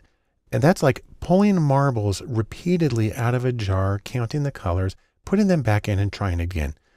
That's an empirical estimate of sampling variability. So sometimes you get 20% red marble, sometimes you get 30, sometimes you get 22, and so on. There are several versions of this. They go by the names the jackknife and the bootstrap and the permutation. And the basic principle of resampling is also key to the process of cross-validation. I'll have more to say about validation later. And then finally, there's transforming variables. Here's our caterpillars in the process of transforming into butterflies. But the idea here is you take a sort of difficult data set and then you do what's called a smooth function. There's no jumps in it, and something that preserves the order and it allows you to work on the full data set. So you can fix skewed data, and in a scatter plot, you might have a curved line. You can fix that. And probably the best way to look at this is with something called Tukey's ladder of powers. I mentioned before John Tukey, the father of exploratory data analysis. He talked a lot about transformations. This is his ladder starting at the bottom with the -1 over x squared up to the top with his x cubed. And here's how it works. This distribution over here is a symmetrical, normally distributed variable. And as you start to move in one direction, and you apply the transformation, you take the square root, you see how it moves the distribution over to one end. Then the logarithm, and you get to the end, you get this -1 over the square of the score. And that pushes it way, way, way over. If you go the other direction, for instance, you square the scores, it pushes it down in the one direction, you cube it, and then you see how it can move it around in ways that allow you can actually undo the skewness to get back to a more centrally distributed distribution. And so these are some of the approaches that you can use in the numerical exploration of data. In sum, let's say this. Statistical or numerical exploration allows you to get multiple perspectives on your data. It also allows you to check the stability, see how it works with outliers and skewness and mixed distributions and so on. And perhaps most importantly, it sets the stage for the statistical modeling of your data. As a final step of statistics and exploring data, I'm going to talk about something that's not usually considered exploring, but is basic descriptive statistics. I like to think of it this way. You've got some data and you are trying to tell a story. More specifically, you're trying to tell your data's story. And with descriptive statistics, you can think of it as trying to use a little data to stand in for a lot of data, using a few numbers to stand in for a large collection of numbers. And this is consistent with the advice that we get from good old Henry David Thoreau, who told us, simplify, simplify. If you can tell your story with more carefully chosen and more informative data, go for it. So there's a few different procedures for doing this. Number one, you want to describe the center of your distribution of data. That's if you're going to pick a single number, use that. Two, if you can give a second number, give something about the spread or the dispersion or the variability. And three, it's also nice to be able to describe the shape of the distribution. Let me say more about each of these in turn. First, let's talk about center. We have the center of our rings here. Now, there are a few very common measures of center or location or central tendency of a distribution. There's the mode, and there's the median, and there's the mean. Now, there are many, many others, but those are the ones that are going to get you most of the way. Let's talk about the mode first. Now, I'm going to create a little data set here on a scale from 1 to 11, and I'm going to put individual scores. There is a 1 and another 1 and another 1 and another 1. Then we have a 2, 2. Then we have a score way over at 9 and another score over at 11. So we have 8 scores, and this is the distribution. This is actually a histogram of the data set. The mode is the most commonly occurring score or the most frequent score. Well, if you look at how tall each of these go, we've got more ones than anything else. And so 1 is the mode because it occurs 4 times and nothing else comes close to that. The median is a little different. The median is looking for the score that is at the center if you split it into 2 equal groups. We have 8 scores, so we want to get one group of 4, that's down here. And then the other group of 4 is this really big one because it ranges way out. And the median is going to be the place on the number line that splits those into 2 groups. That's going to be right here at 1.5. Now the mean's a little more complicated, even though people understand means in general. It's the first one we have here that actually has a formula where m for the mean is equal to the sum of x, that's our scores on the variable, divided by n, the number of scores. You can also write it out with Greek notation if you want, like this, where that's sigma, a capital sigma is the summation sign, sum of x divided by n. And with our little data set, that works out to this. 1 plus 1 plus 1 plus 1 plus 2 plus 2 plus 9 plus 11. Add those all up and divide by 8 because that's how many scores there are. Well, that reduces to 28 divided by 8, which is equal to 3.5. If you go back to our little chart here, the 3.5 is right over here. You'll notice there aren't any scores really exactly right there. That's because the mean tends to get very distorted by outliers. It follows the extreme scores. But a really nice, I say it's more than just a visual analogy, is that if this number line were a seesaw, then the mean is exactly where the balance point or the fulcrum would be for these to be equal. People understand that. If somebody weighs more, they got to sit in closer to balance somebody who weighs less, who has to sit further out. And that's how the mean works. Now, let me give a little bit of the pros and cons of each of these. For the mode's really easy to do. You just count how common it is. On the other hand, it may not be close to what appears to be the center of the data. The median, it splits the data into 2 same-sized groups, the same number of scores in each. And that's pretty easy to deal with, but unfortunately, it's hard to use that information in many statistics after that. And then finally, the mean. Of these 3, it's the least intuitive, it's the most effective by outliers and skewness, and that may really strike against it, but it is, however, the most useful statistically, and so it's the one that gets used the most often. Next, there's the issue of spread. Spread your tail feathers. And we have a few measures here that are very common also. There's the range, there are percentiles and interquartile range, and there's the variance and the standard deviation. I'll talk about each of those. First, the range. The range is simply the maximum score minus the minimum score. And in our case, that's just 11 minus 1, which is equal to 10. So we have a range of 10. And I can show you that here on our chart. It's just that line there at the bottom from the 11 down to the 1. That's a range of 10. The interquartile range, which actually is usually referred to simply as the IQR, is the distance between Q3, which is the third quartile score, and Q1, which is the first quartile score. If you're not familiar with quartiles, it's the same as the 75th percentile score and the 25th percentile score. Really what it is you're going to throw away some of the data. So let's go to our distribution here. First thing we're going to do is we're going to throw away the two highest scores. There they are. They're grayed out now. And then we're going to throw away two of the lowest scores. They're out there. And then we're going to get the range for the remaining ones. Now, this is complicated by the fact that I've got this big gap in between 2 and 9. And different methods of calculating quartiles do something with that gap. So if you use a spreadsheet, it's actually going to do an interpolation process, and it'll give you a value of 3.75, I believe, and then down to 1 for the first quartile. So not so intuitive with this graph, but that is how it works usually. If you want to write it out, you can do it like this. The interquartile range is equal to Q3 minus Q1. And in our particular case, that's 3.75 minus 1. And that, of course, is equal to just 2.75. And there you have it. Now, our final measure of spread or variability or dispersion is two related measures, the variance and the standard deviation. These are a little harder to explain and a little harder to show.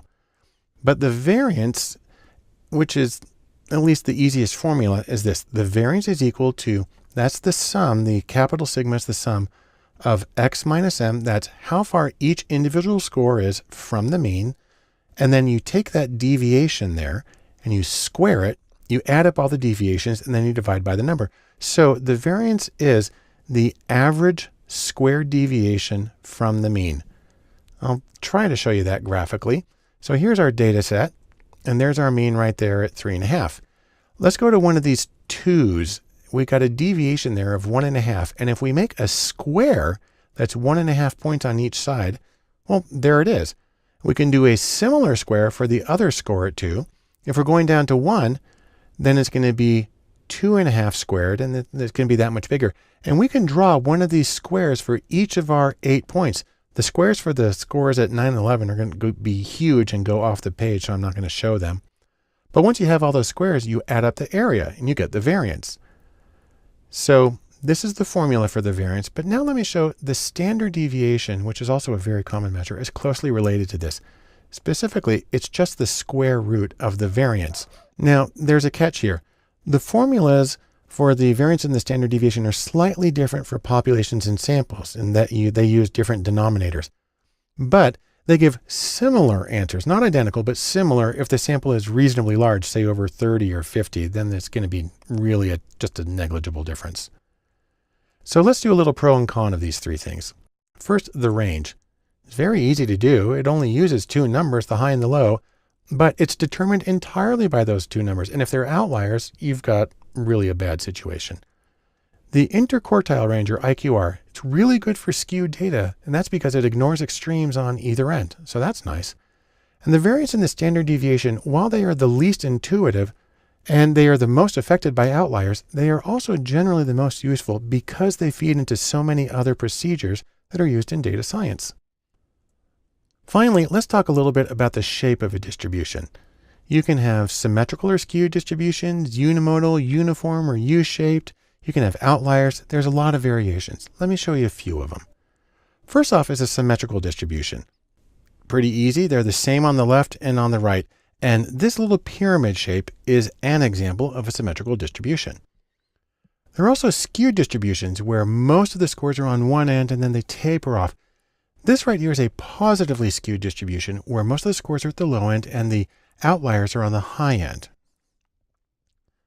This is unimodal. It's our same pyramid shape. Unimodal means it has one mode, or really kind of one hump in the data.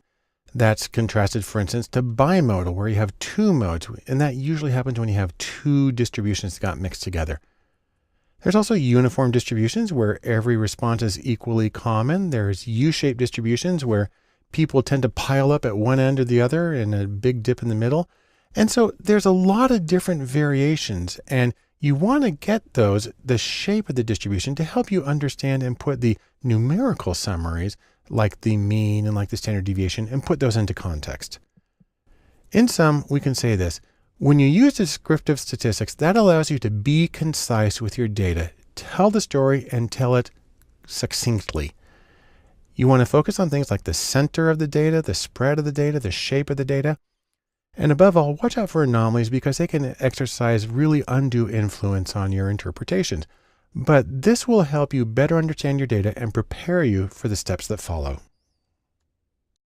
The next step in our discussion of statistics and inference is hypothesis testing, a very common procedure in some fields of research. I like to think of it as put your money where your mouth is and test your theory. Here's the Wright brothers out testing their plane. Now, the basic idea behind hypothesis testing is this. You start with a question, and it's something like, what is the probability of X occurring by chance if randomness or meaningless sampling variation is the only explanation? Well, the response is this. If the probability of that data arising by chance when nothing's happening is low, then you reject randomness as a likely explanation. Okay, there's a few things I can say about this. Number one, it's really common in scientific research. Say, for instance, in the social sciences, it's used all the time. Number two, this kind of approach can be really helpful in medical diagnostics where you're trying to make a yes-no decision. Does a person have a particular disease? And three, really, anytime you're trying to make a go, no-go decision, which might be made, for instance, with a purchasing decision for a school district or implementing a particular law, you base it on the data and you have to make a yes-no. Hypothesis testing might be helpful in those situations. Now, you have to have hypotheses to do hypothesis testing. You start with H sub 0, which is the shorthand version for the null hypothesis. And what that is in lengthier terms is that there is no systematic effect between groups. There's no association between variables, and random sampling error is the only explanation for any observed differences that you see. And then contrast that with H sub A, which is the alternative hypothesis. And this really just says that there's a systematic effect, that there is in fact a correlation between variables, that there is in fact a difference between two groups, that this variable does in fact predict the other one. Let's take a look at the simplest version of this, statistically speaking. Now, what I have here is a null distribution. This is a bell curve. It's actually the standard normal distribution, which shows z-scores and relative frequency. And what you do with this is you mark off what are called regions of rejection. And so I've actually shaded off the highest 2.5% of the distribution and the lowest 2.5%. What's funny about this is even though I draw it to plus and minus 3 and it looks like it hits 0, it's actually infinite and asymptotic. But that's the highest and lowest 2.5%. Collectively, that leaves 95% in the middle. Now, the idea is then you gather your data, you calculate a score for your data, and you see where it falls in this distribution. And I like to think of that as you have to go down one path or the other. You have to make a decision. And you have to decide whether to retain your null hypothesis, maybe it is random, or reject it and decide, no, I don't think it's random. The trick is things can go wrong. You can get a false positive. And this is when the sample shows some kind of statistical effect, but it's really randomness. And so, for instance, this scatter plot I have right here, you can see a little downhill association here, but this is in fact drawn from data that has a true correlation of 0. And I just kind of randomly sampled from it until I got this. It took about 20 rounds, but it looks negative, but there's really nothing happening. The trick about false positives is that's conditional on rejecting the null. The only way you can get a false positive is if you actually conclude that there's a positive result. It goes by the highly descriptive name of a type 1 error, but you get to pick a value for it, and 0.05 or a 5% risk if you reject the null hypothesis. That's the most common value. Then there's a false negative. This is when the data looks random, but in fact it is systematic or there's a relationship. So for instance, this scatter plot, it looks like it's pretty much a 0 relationship, but in fact this came from two variables that were correlated at 0.25. That's a pretty strong association. Again, I randomly sampled from the data until I got a set that happened to look pretty flat. And a false negative is conditional on not rejecting the null. You can only get a false negative if you get a negative. You say there's nothing there. It's also called a type 2 error. And this is a value that you have to calculate based on several elements of your testing framework. So it's something to be thoughtful of. Now, I do have to mention one thing, big security notice, but wait. The problem with hypothesis testing, there's a few. Number one, it's really easy to misinterpret it. A lot of people say, well, if you get a statistically significant result, it means that it's something big and meaningful. And that's not true because it's confounded with sample size and a lot of other things that just don't really matter. Also, a lot of people take exception with the assumption of a null effect or even a nil effect, that there's zero difference at all. And that could be, in certain situations, it could be an absurd claim. So got to watch out for that. There's also bias from the use of a cutoff. Anytime you have a cutoff, you're going to have problems where you have cases that would have been just slightly higher, slightly lower. It would have switched on the dichotomous outcome. So that is a problem. And then a lot of people say that it just answers the wrong question because of what it's telling you is, what's the probability of getting this data at random? Well, that's not what most people care about. They want it the other way, which is why I mentioned previously Bayes' theorem, and I'll say more about that later. That being said, hypothesis testing is still very deeply ingrained, very useful in a lot of questions, and it's gotten us really far in a lot of domains. So in sum, let me say this. Hypothesis testing is very common for yes-no outcomes, and it's the default in many fields. And I'd argue that it is still useful and informative despite many of the well-substantiated critiques. We'll continue in statistics and inference by discussing estimation. Now, as opposed to hypothesis testing, estimation is designed to actually give you a number, give you a value, not just a yes, no, go, no go, but give you an estimate for a parameter that you're trying to get. I like to think of it as sort of a new angle, looking at something from a different way. The most common approach to this is confidence intervals. Now, the important thing to remember is this is still an inferential procedure. You're still using sample data and trying to make conclusions about a larger group or population. The difference here is instead of coming up with a yes, no, you instead focus on likely values for the population value. Most versions of estimation are closely related to hypothesis testing, sometimes seen as the flip side of the coin, and we'll see how that works in later videos. Now, I like to think of this as an ability to estimate any sample statistic, and there's a few different versions. We have parametric versions of estimation and bootstrap versions. That's why I got the boots here. And that's where you just kind of randomly sample from the data in an effort to get an idea of the variability. You can also have what are called central versus non-central confidence intervals in estimation, but we're not going to deal with those. Now, there are three general steps to this. First, you need to choose a confidence level, anywhere from, say, well, you can't have 0. It has to be more than 0, and it can't be 100%. Choose something in between. 95% is the most common. And what it does is it gives you a range of numbers, a high and a low. And the higher your level of confidence, the more confident you want to be, the wider the range is going to be between your high and your low estimates. Now, there's a fundamental trade-off in what's happening here, and it's the trade-off between accuracy, which means you're on target, or more specifically, that your interval contains the true population value. And the idea is that leads you to the correct inference. There's a trade-off between accuracy and what's called precision in this context. And precision means a narrow interval, and it's a small range of likely values. And what's important to emphasize is this is independent of accuracy. You can have one without the other, or neither or both. In fact, let me show you how this works. What I have here is a little hypothetical situation. I've got a variable that goes from maybe 10 to 90, and I've drawn a thick black line at 50. If you think of this in terms of percentages and political polls, it makes a very big difference if you're on the left or the right of 50%. And then I've drawn a dotted vertical line at 55 to say that that's our theoretical true population value. And then what I have here is a distribution that shows possible values based on our sample data. And what you get here is it's not accurate because it's centered on the wrong thing. It's actually centered on 45 as opposed to 55. And it's not precise because it's spread way out from maybe 10 up to almost 80. So this situation, the data is no help really at all. Now here's another one. This is accurate because it's centered on the true value. That's nice, but it's still really spread out. And you see that about 40% of the values are going to be on the other side of 50%. It might lead you to reach the wrong conclusion. So that's a problem. Now, here's the nightmare situation. This is when you have a very, very precise estimate, but it's not accurate. It's wrong.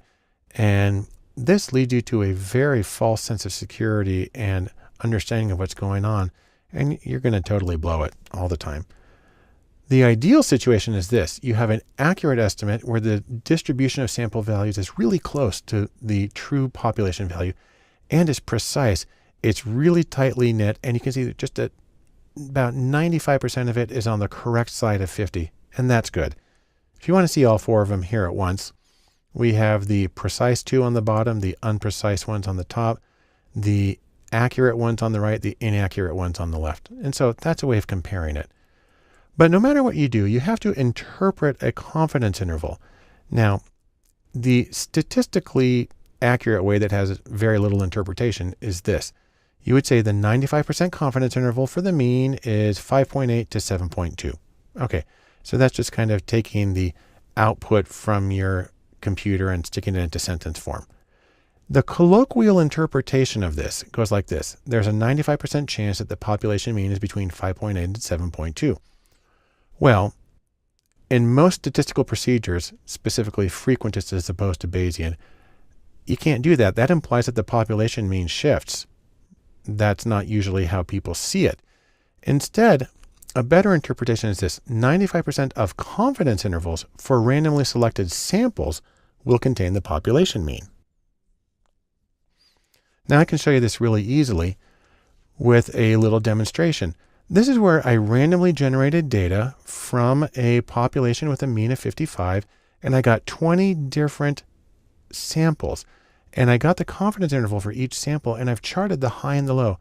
And the question is, did it include the true population value?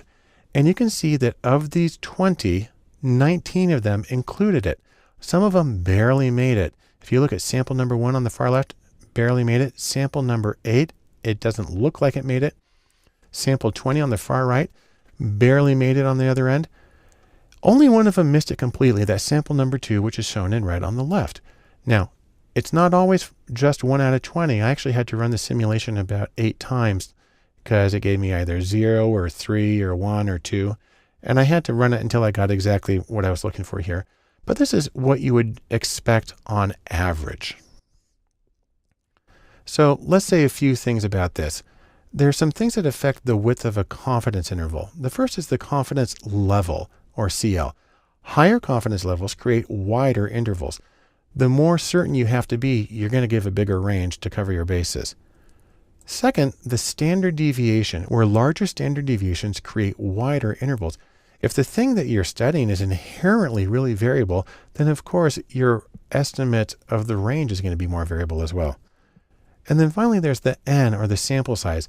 This one goes the other way. Larger sample sizes create narrower intervals.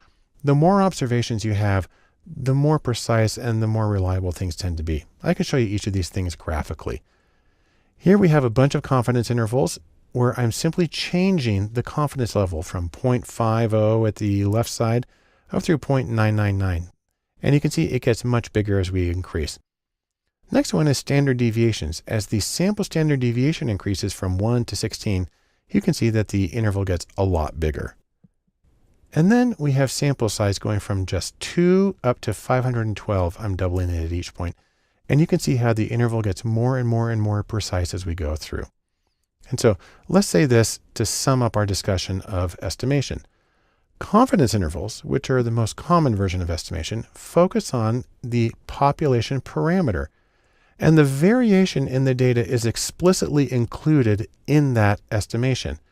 Also, you can argue that they're more informative because not only do they tell you whether the population value is likely, but they give you a sense of the variability of the data itself. And that's one reason that people argue that confidence intervals should nearly always be included in any statistical analysis.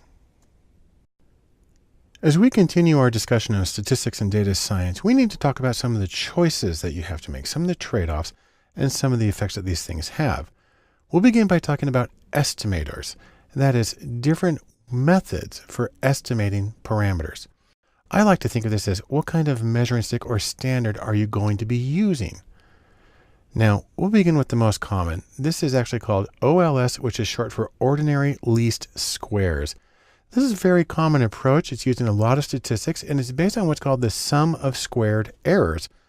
And it's characterized by an acronym called BLUE, which stands for Best Linear Unbiased Estimator. Let me show you how that works. Let's take a scatter plot here of an association between two variables. This is actually the speed of a car and the distance to stop from about the 20s, I think. We have a scatter plot here, and we can draw a straight regression line through it. Now, the line that I've used is in fact the best linear unbiased estimate. But the way that you can tell that is by getting what are called the residuals. If you take each data point and draw a perfectly vertical line up or down to the regression line, because the regression line predicts what the value would be for that value on the x-axis, those are the residuals. Each of those individual vertical lines is a residual. You square those and you add them up, and this regression line, the gray angled line here, will have the smallest sum of squared residuals of any possible straight line that you can run through it. Now, another approach is ML, which stands for maximum likelihood. And this is when you choose parameters that make the observed data most likely. It sounds kind of weird, but I can demonstrate it. And it's based on a kind of local search. It doesn't always find the best. I like to think of it like a person here with binoculars, looking around them, trying hard to find something, but you could theoretically miss something. Let me give a very simple example of how this works. Let's assume that we're trying to find parameters that maximize the likelihood of this dotted vertical line here at 55. And I've got three possibilities. I've got my red distribution, which is off to the left, the blue, which is a little more center, and the green, which is far to the right. And these are all identical, except they have different means. And by changing the means, you see that the one that is highest where the dotted line is the blue one. And so if only thing we're doing is changing the mean and we're looking at these three distributions, then the blue one is the one that has the maximum likelihood for this particular parameter. On the other hand, we could give them all the same mean right around 50 and vary their standard deviations instead. And so they spread out different amounts. In this case, the red distribution is highest at the dotted vertical line, and so it has the maximum value. Or if you want to, you can vary both the mean and the standard deviation simultaneously. And here, the green gets a slight advantage. Now, this is really a caricature of the process, because obviously you would just want to center it right there on the 55 and be done with it. The question is, when you have many variables in your data set, then it's a very complex process of choosing values that can maximize the association between all of them. But you get a feel for how it works with this. The third approach that's pretty common is something called map for maximum a posteriori. This is a Bayesian approach to parameter estimation. And what it does is it adds the prior distribution, and then it goes through sort of an anchoring and adjusting process. What happens, by the way, is that stronger prior estimates exert more influence on the estimate. And that might mean, for instance, a larger sample or more extreme values. And those have a greater influence on the posterior estimate of the parameters. Now, what's interesting is that these three methods all connect with each other. Let me show you exactly how they connect.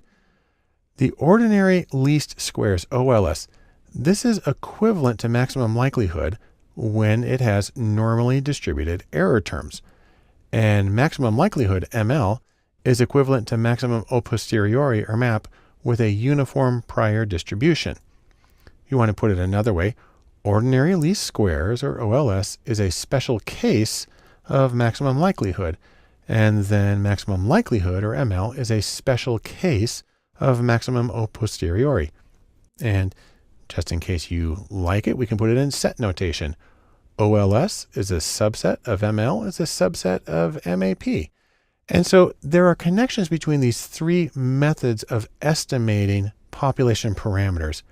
Let me just sum it up briefly this way. The standards that you use, OLS, ML, MAP, they affect your choices and the ways that you determine what parameters best estimate what's happening in your data. Several methods exist, and there's obviously more than what I showed you right here, but many are closely related, and under certain circumstances, they're all identical. And so it comes down to exactly what are your purposes and what do you think is going to best work with the data that you have to give you the insight that you need in your own project. The next step we want to consider in our statistics and data science and the choices that we have to make has to do with measures of fit, or the correspondence between the data that you have and the model that you create.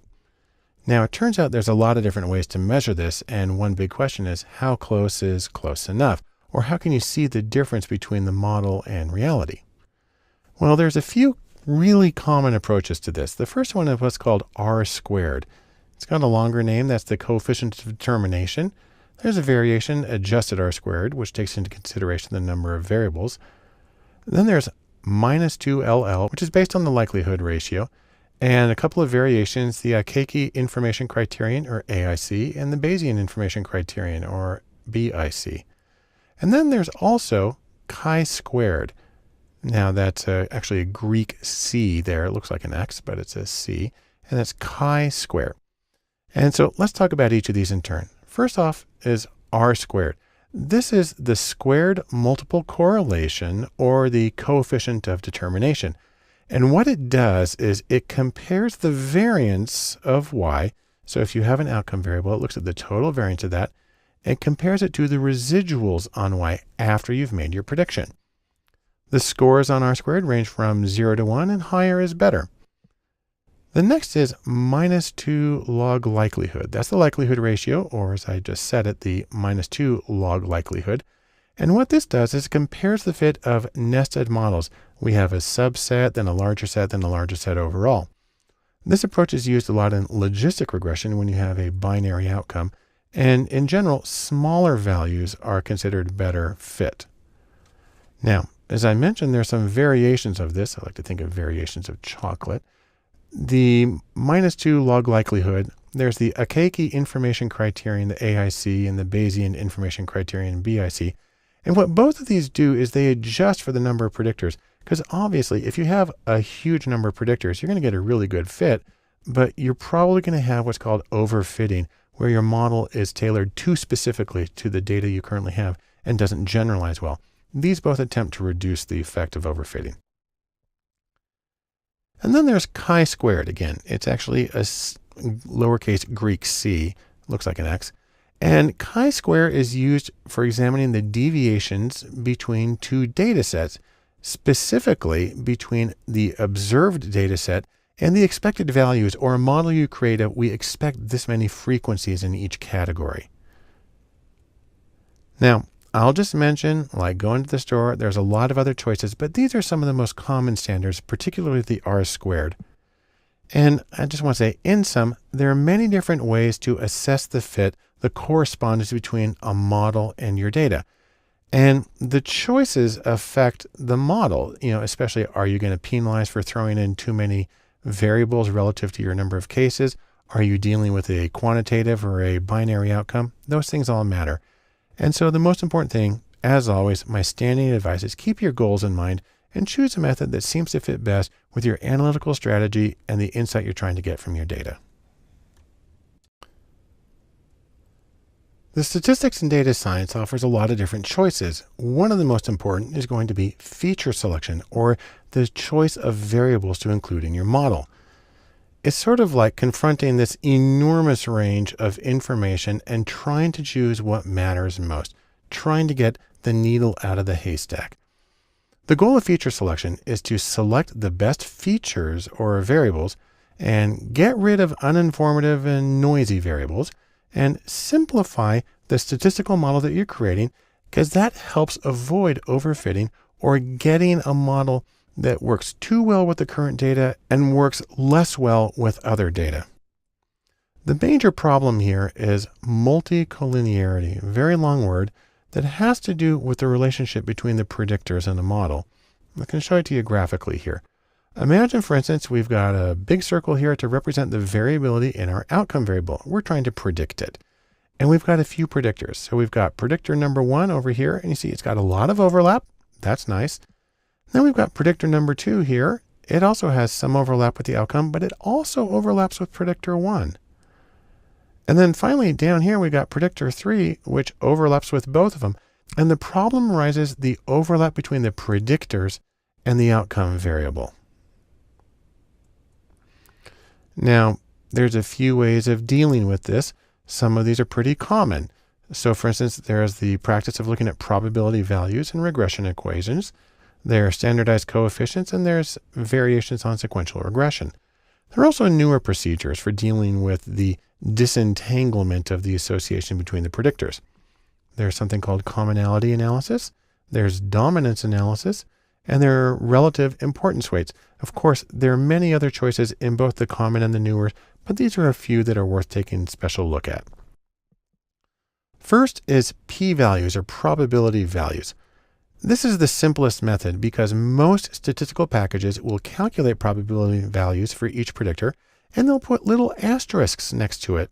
And so what you're doing is you're looking at the p-values, the probabilities for each predictor, or more often the asterisks next to it, which sometimes give it the name of star search. You're just kind of cruising through a large output of data and just looking for the stars or asterisks. This is fundamentally a problematic approach for a lot of reasons. The problem here is you're looking individually and it inflates false positives. Say you have 20 variables, each is entered and tested with an alpha or false positive of 5%. You end up with nearly a 65% chance of at least one false positive in there. It's distorted by sample size because with a large enough sample, anything becomes statistically significant. And so relying on p-values can be a seriously problematic approach. Slightly better approach is to use betas or standardized regression coefficients. And this is where you put all the variables on the same scale. So usually standardized from 0 and then to either -1, +1, or with a standard deviation of 1. The trick is though, they're still in the same context of each other and you can't really separate them because those coefficients are only valid when you take that group of predictors as a whole. So one way to try to get around that is to do what they call stepwise procedures, where you look at the variables in sequence. There are several versions of sequential regression that allow you to do that. You can put the variables into groups or blocks and enter them in blocks and look at how the equation changes overall. You can examine the change in fit at each step. The problem with a stepwise procedure like this is it dramatically increases the risk of overfitting, which again is a bad thing if you want to generalize your data. And so to deal with this, there's a whole collection of newer methods. A few of them include commonality analysis, which provides separate estimates for the unique and shared contributions of each variable. Well, that's a neat statistical trick, but the problem is it just moves the problem of disentanglement to the analyst. So you're really not better off than you were as far as I can tell. There's dominance analysis, which compares every possible subset of predictors. Again, sounds really good, but you have the problem known as the combinatorial explosion. If you have 50 variables that you could use, and there are some that have millions of variables, with 50 variables, you have over 1 quadrillion possible combinations. You're not going to finish that in your lifetime. And it's also really hard to get things like standard errors and perform inferential statistics with this kind of model. And then there's also something that's even more recent than these others called relative importance weights. And what this does is it creates a set of predictors that are orthogonal or uncorrelated with each other, basing them off of the originals. And then it predicts the scores, and then it can predict the outcome without the multicollinear because these new predictors are uncorrelated. It then rescales the coefficients back to the original variables. That's the back transform. And then from that, it assigns relative importance or a percentage of explanatory power to each predictor variable. Now, despite this very different approach, it tends to have results that resemble dominance analysis. It's actually really easy to do. Their websites, you just plug in your information and it does it for you. And so that's yet another way of dealing with the problem of multicollinearity and trying to disentangle the contribution of different variables. In sum, let's say this. What you're trying to do here is choose the most useful variables to include into your model. Make it simpler, be parsimonious. Also, reduce the noise and distractions in your data. And in doing so, you're going to always have to confront the ever-present problem of multicollinearity or the association between the predictors in your model with several different ways of dealing with that. As we continue our discussion of statistics and the choices that are made, one important consideration is model validation. And the idea here is as you're doing your analysis, are you on target? More specifically, your model that you create through regression or whatever you do, your model fits the sample data beautifully, you've optimized it there, but will it work well with other data? Fundamentally, this is the question of generalizability, also sometimes called scalability, because you're trying to apply it in other situations. And you don't want to get too specific or it won't work in other situations. Now, there are a few general ways of dealing with this and trying to get some sort of generalizability. Number one is Bayes, a Bayesian approach. Then there's replication. Then there's something called holdout validation, and then there's cross-validation. I'll discuss each of these very briefly in conceptual terms. The first one is Bayes, and the idea here is you want to get what are called posterior probabilities. Most analyses give you a probability value for the data given the hypothesis, so you have to start with an assumption about the hypothesis. But instead, it's possible to flip that around by combining it with special kinds of data to get the probability of the hypothesis given the data. And that is the purpose of Bayes' theorem, which I've talked about elsewhere. Another way of finding out how well things are going to work is through replication. That is, do the study again. It's considered the gold standard in many different fields. The question is whether you need an exact replication or a conceptual one that is similar in certain respects. You can argue for both ways, but one thing you want to do is when you do a replication, then you actually want to combine the results. And what's interesting is the first study can serve as the Bayesian prior probability for the second study. So you can actually use meta-analysis or Bayesian methods for combining the data from the two of them. Then there's holdout validation. This is where you build your statistical model on one part of the data and you test it on another. I like to think of it as the eggs in separate baskets. The trick is that you need a large sample in order to have enough to do these two steps separately. On the other hand, it's also used very often in data science competitions as a way of having a sort of gold standard for assessing the validity of a model. Finally, I'll just mention one more, and that's cross-validation. This is when you use the same data for both training and for testing or validating. There are several different versions of it, and the idea is you're not using all the data at once, but you're kind of cycling through and weaving the results together. There's leave one out, where you leave out one case at a time, also called LOO, L-O-O. There's leave P out, where you leave out a certain number at each point. There's K-fold, where you split the data into, say, for instance, 10 groups, and you leave out one and you develop it on the other 9, and then you cycle through. And there's repeated random subsampling, where you use a random process at each point. Any of those can be used to develop the model on one part of the data and test it on another, and then cycle through to see how well it holds up under different circumstances. And so, in sum, I can say this about validation. You want to make your analysis count by testing how well your model holds up from the data you developed it on to other situations, because that's really what you're trying to accomplish. This allows you to check the validity of your analysis and your reasoning, and it allows you to build confidence in the utility of your results. To finish up our discussion of statistics and data science and the choices that are involved, I want to mention something that really isn't a choice, but more an attitude. It's DIY for do it yourself. The idea here is, really, you just need to get started. Remember, data is democratic. It's there for everyone. Everybody has data. Everybody works with data, either explicitly or implicitly. So data is democratic. So is data science. And really, my overall message is you can do it. A lot of people think you have to be at this totally cutting edge virtual reality sort of thing. And it's true. There's a lot of active development going on in data science. There's always new stuff. The trick, however, is the software that you can use to implement those things often lags. It'll show up first in programs like R and Python, but as far as it showing up in a point-and-click program, that could be years. What's funny, though, is often these cutting-edge developments don't really make much of a difference in the results of the interpretation. They may in certain edge cases, but Usually not a huge difference. And so I'm just going to say, analysts beware. You don't necessarily have to do it. It's pretty easy to do them wrong. And so you don't have to wait for the cutting edge.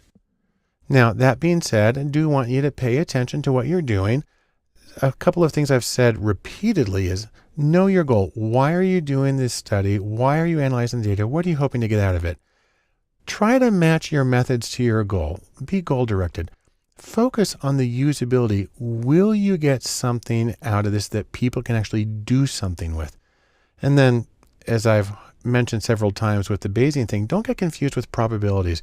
Remember that priors and posteriors are different things, just so you can interpret things accurately. Now, I want to mention something that's really important to me personally, and that is beware the trolls. You will encounter critics, people who are very vocal and who can be harsh and grumpy and really just intimidating. And they can really make you feel like you shouldn't do stuff because you're going to do it wrong. But the important thing to remember is the critics can be wrong. Yes, you'll make mistakes. Everybody does. I can't tell you how many times I have to write my code more than once to get it to do what I want it to do. But in analysis, nothing is completely wasted if you pay close attention. I've mentioned this before. Everything signifies, or in other words, everything has meaning. The trick is that the meaning might not be what you expected it to be. So you're going to have to listen carefully. And I just want to reemphasize, all data has value, so make sure you're listening carefully. In sum, let's say this, no analysis is perfect. The real question is not, is your analysis perfect, but can you add value? And I'm sure that you can. And fundamentally, data is democratic. So I'm going to finish with one more picture here. And that is, just jump right in and get started. You'll be glad you did. To wrap up our course, Statistics and Data Science, I want to give you a short conclusion and some next steps. Mostly, I want to take a little piece of advice I learned from a professional saxophonist, Kirk Whalum.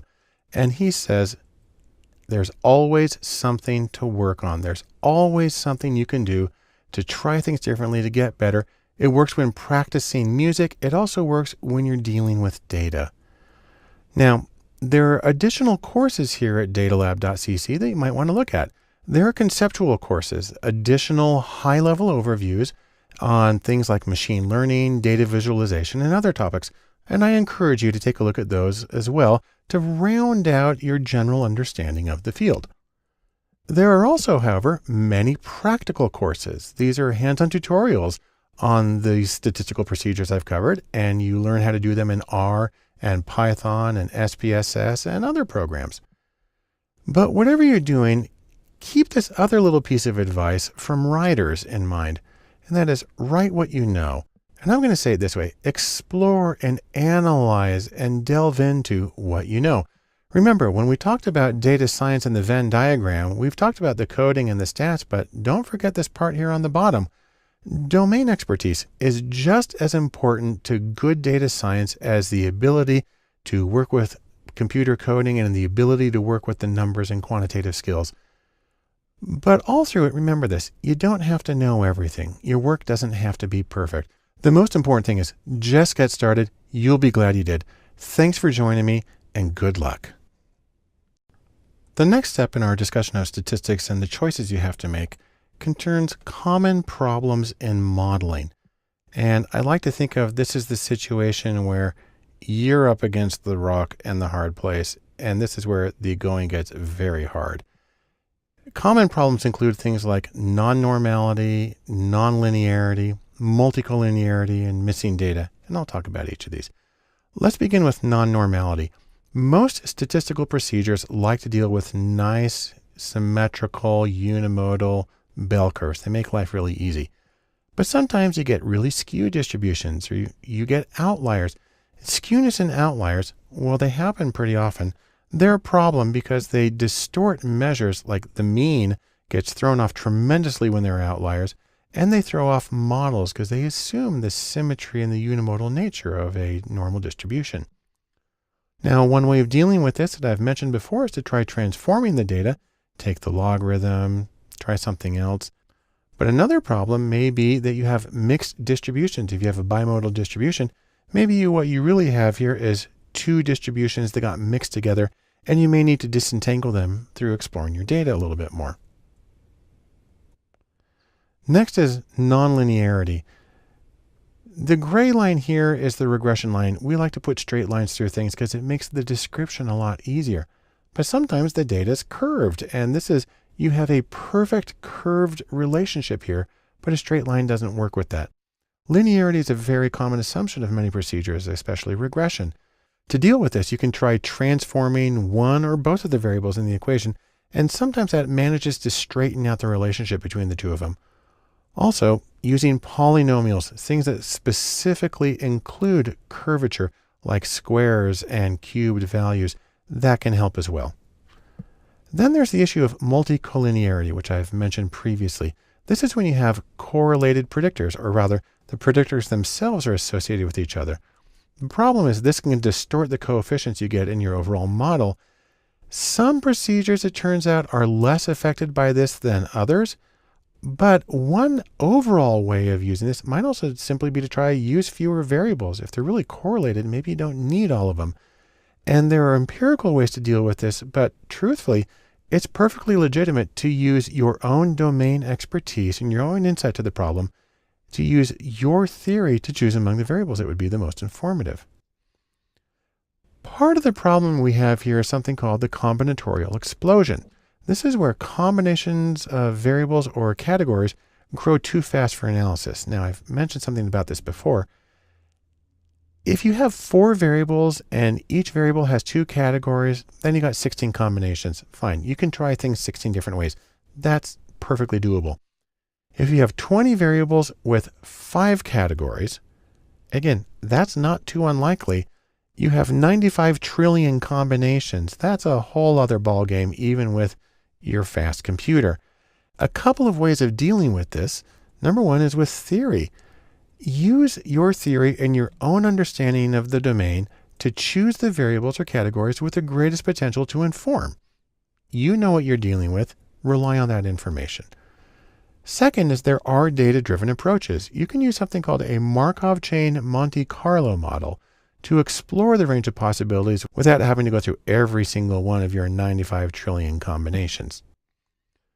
Closely related to the combinatorial explosion is the curse of dimensionality. This is when you have phenomena, you got things that may only occur in higher dimensions or variable sets, things that don't show up until you have these unusual combinations. That may be true of a lot of how reality works, but the project of analysis is simplification. And so you got to try to do maybe one or two different things. You can try to reduce, mostly that means reducing the dimensionality of your data. Reduce the number of dimensions or variables before you analyze. You're actually trying to project the data onto a lower dimensional space, the same way you try to get a shadow of a 3D object. There's a lot of different ways to do that. There are also data-driven methods, and the same method here, a Markov chain Monte Carlo model, can be used to explore a wide range of possibilities. Finally, there's the problem of missing data, and this is a big problem. Missing data tends to distort analyses and it creates biases if it's a particular group that's missing. And so when you're dealing with this, what you have to do is actually check for patterns in missingness. You create a new variable that indicates whether a value is missing, and then you see if that's associated with any of your other variables. If there's not strong patterns, then you can impute missing values. You can put in the mean or the median. You can do regression imputation, something called multiple imputation, a lot of different choices. And those are all more technical topics that we'll have to talk about in a later, more technically oriented series. But for right now, in terms of the problems that can come up during modeling, I can summarize it this way. Number one, check your assumptions at every step. Make sure that the data have the distribution that you need. Check for the effects of outliers. Check for ambiguity and bias. See if you can interpret what you have, and use your analysis, use data-driven methods, but also your knowledge of the theory and the meaning of things in your domain to inform your analysis and find ways of dealing with these problems.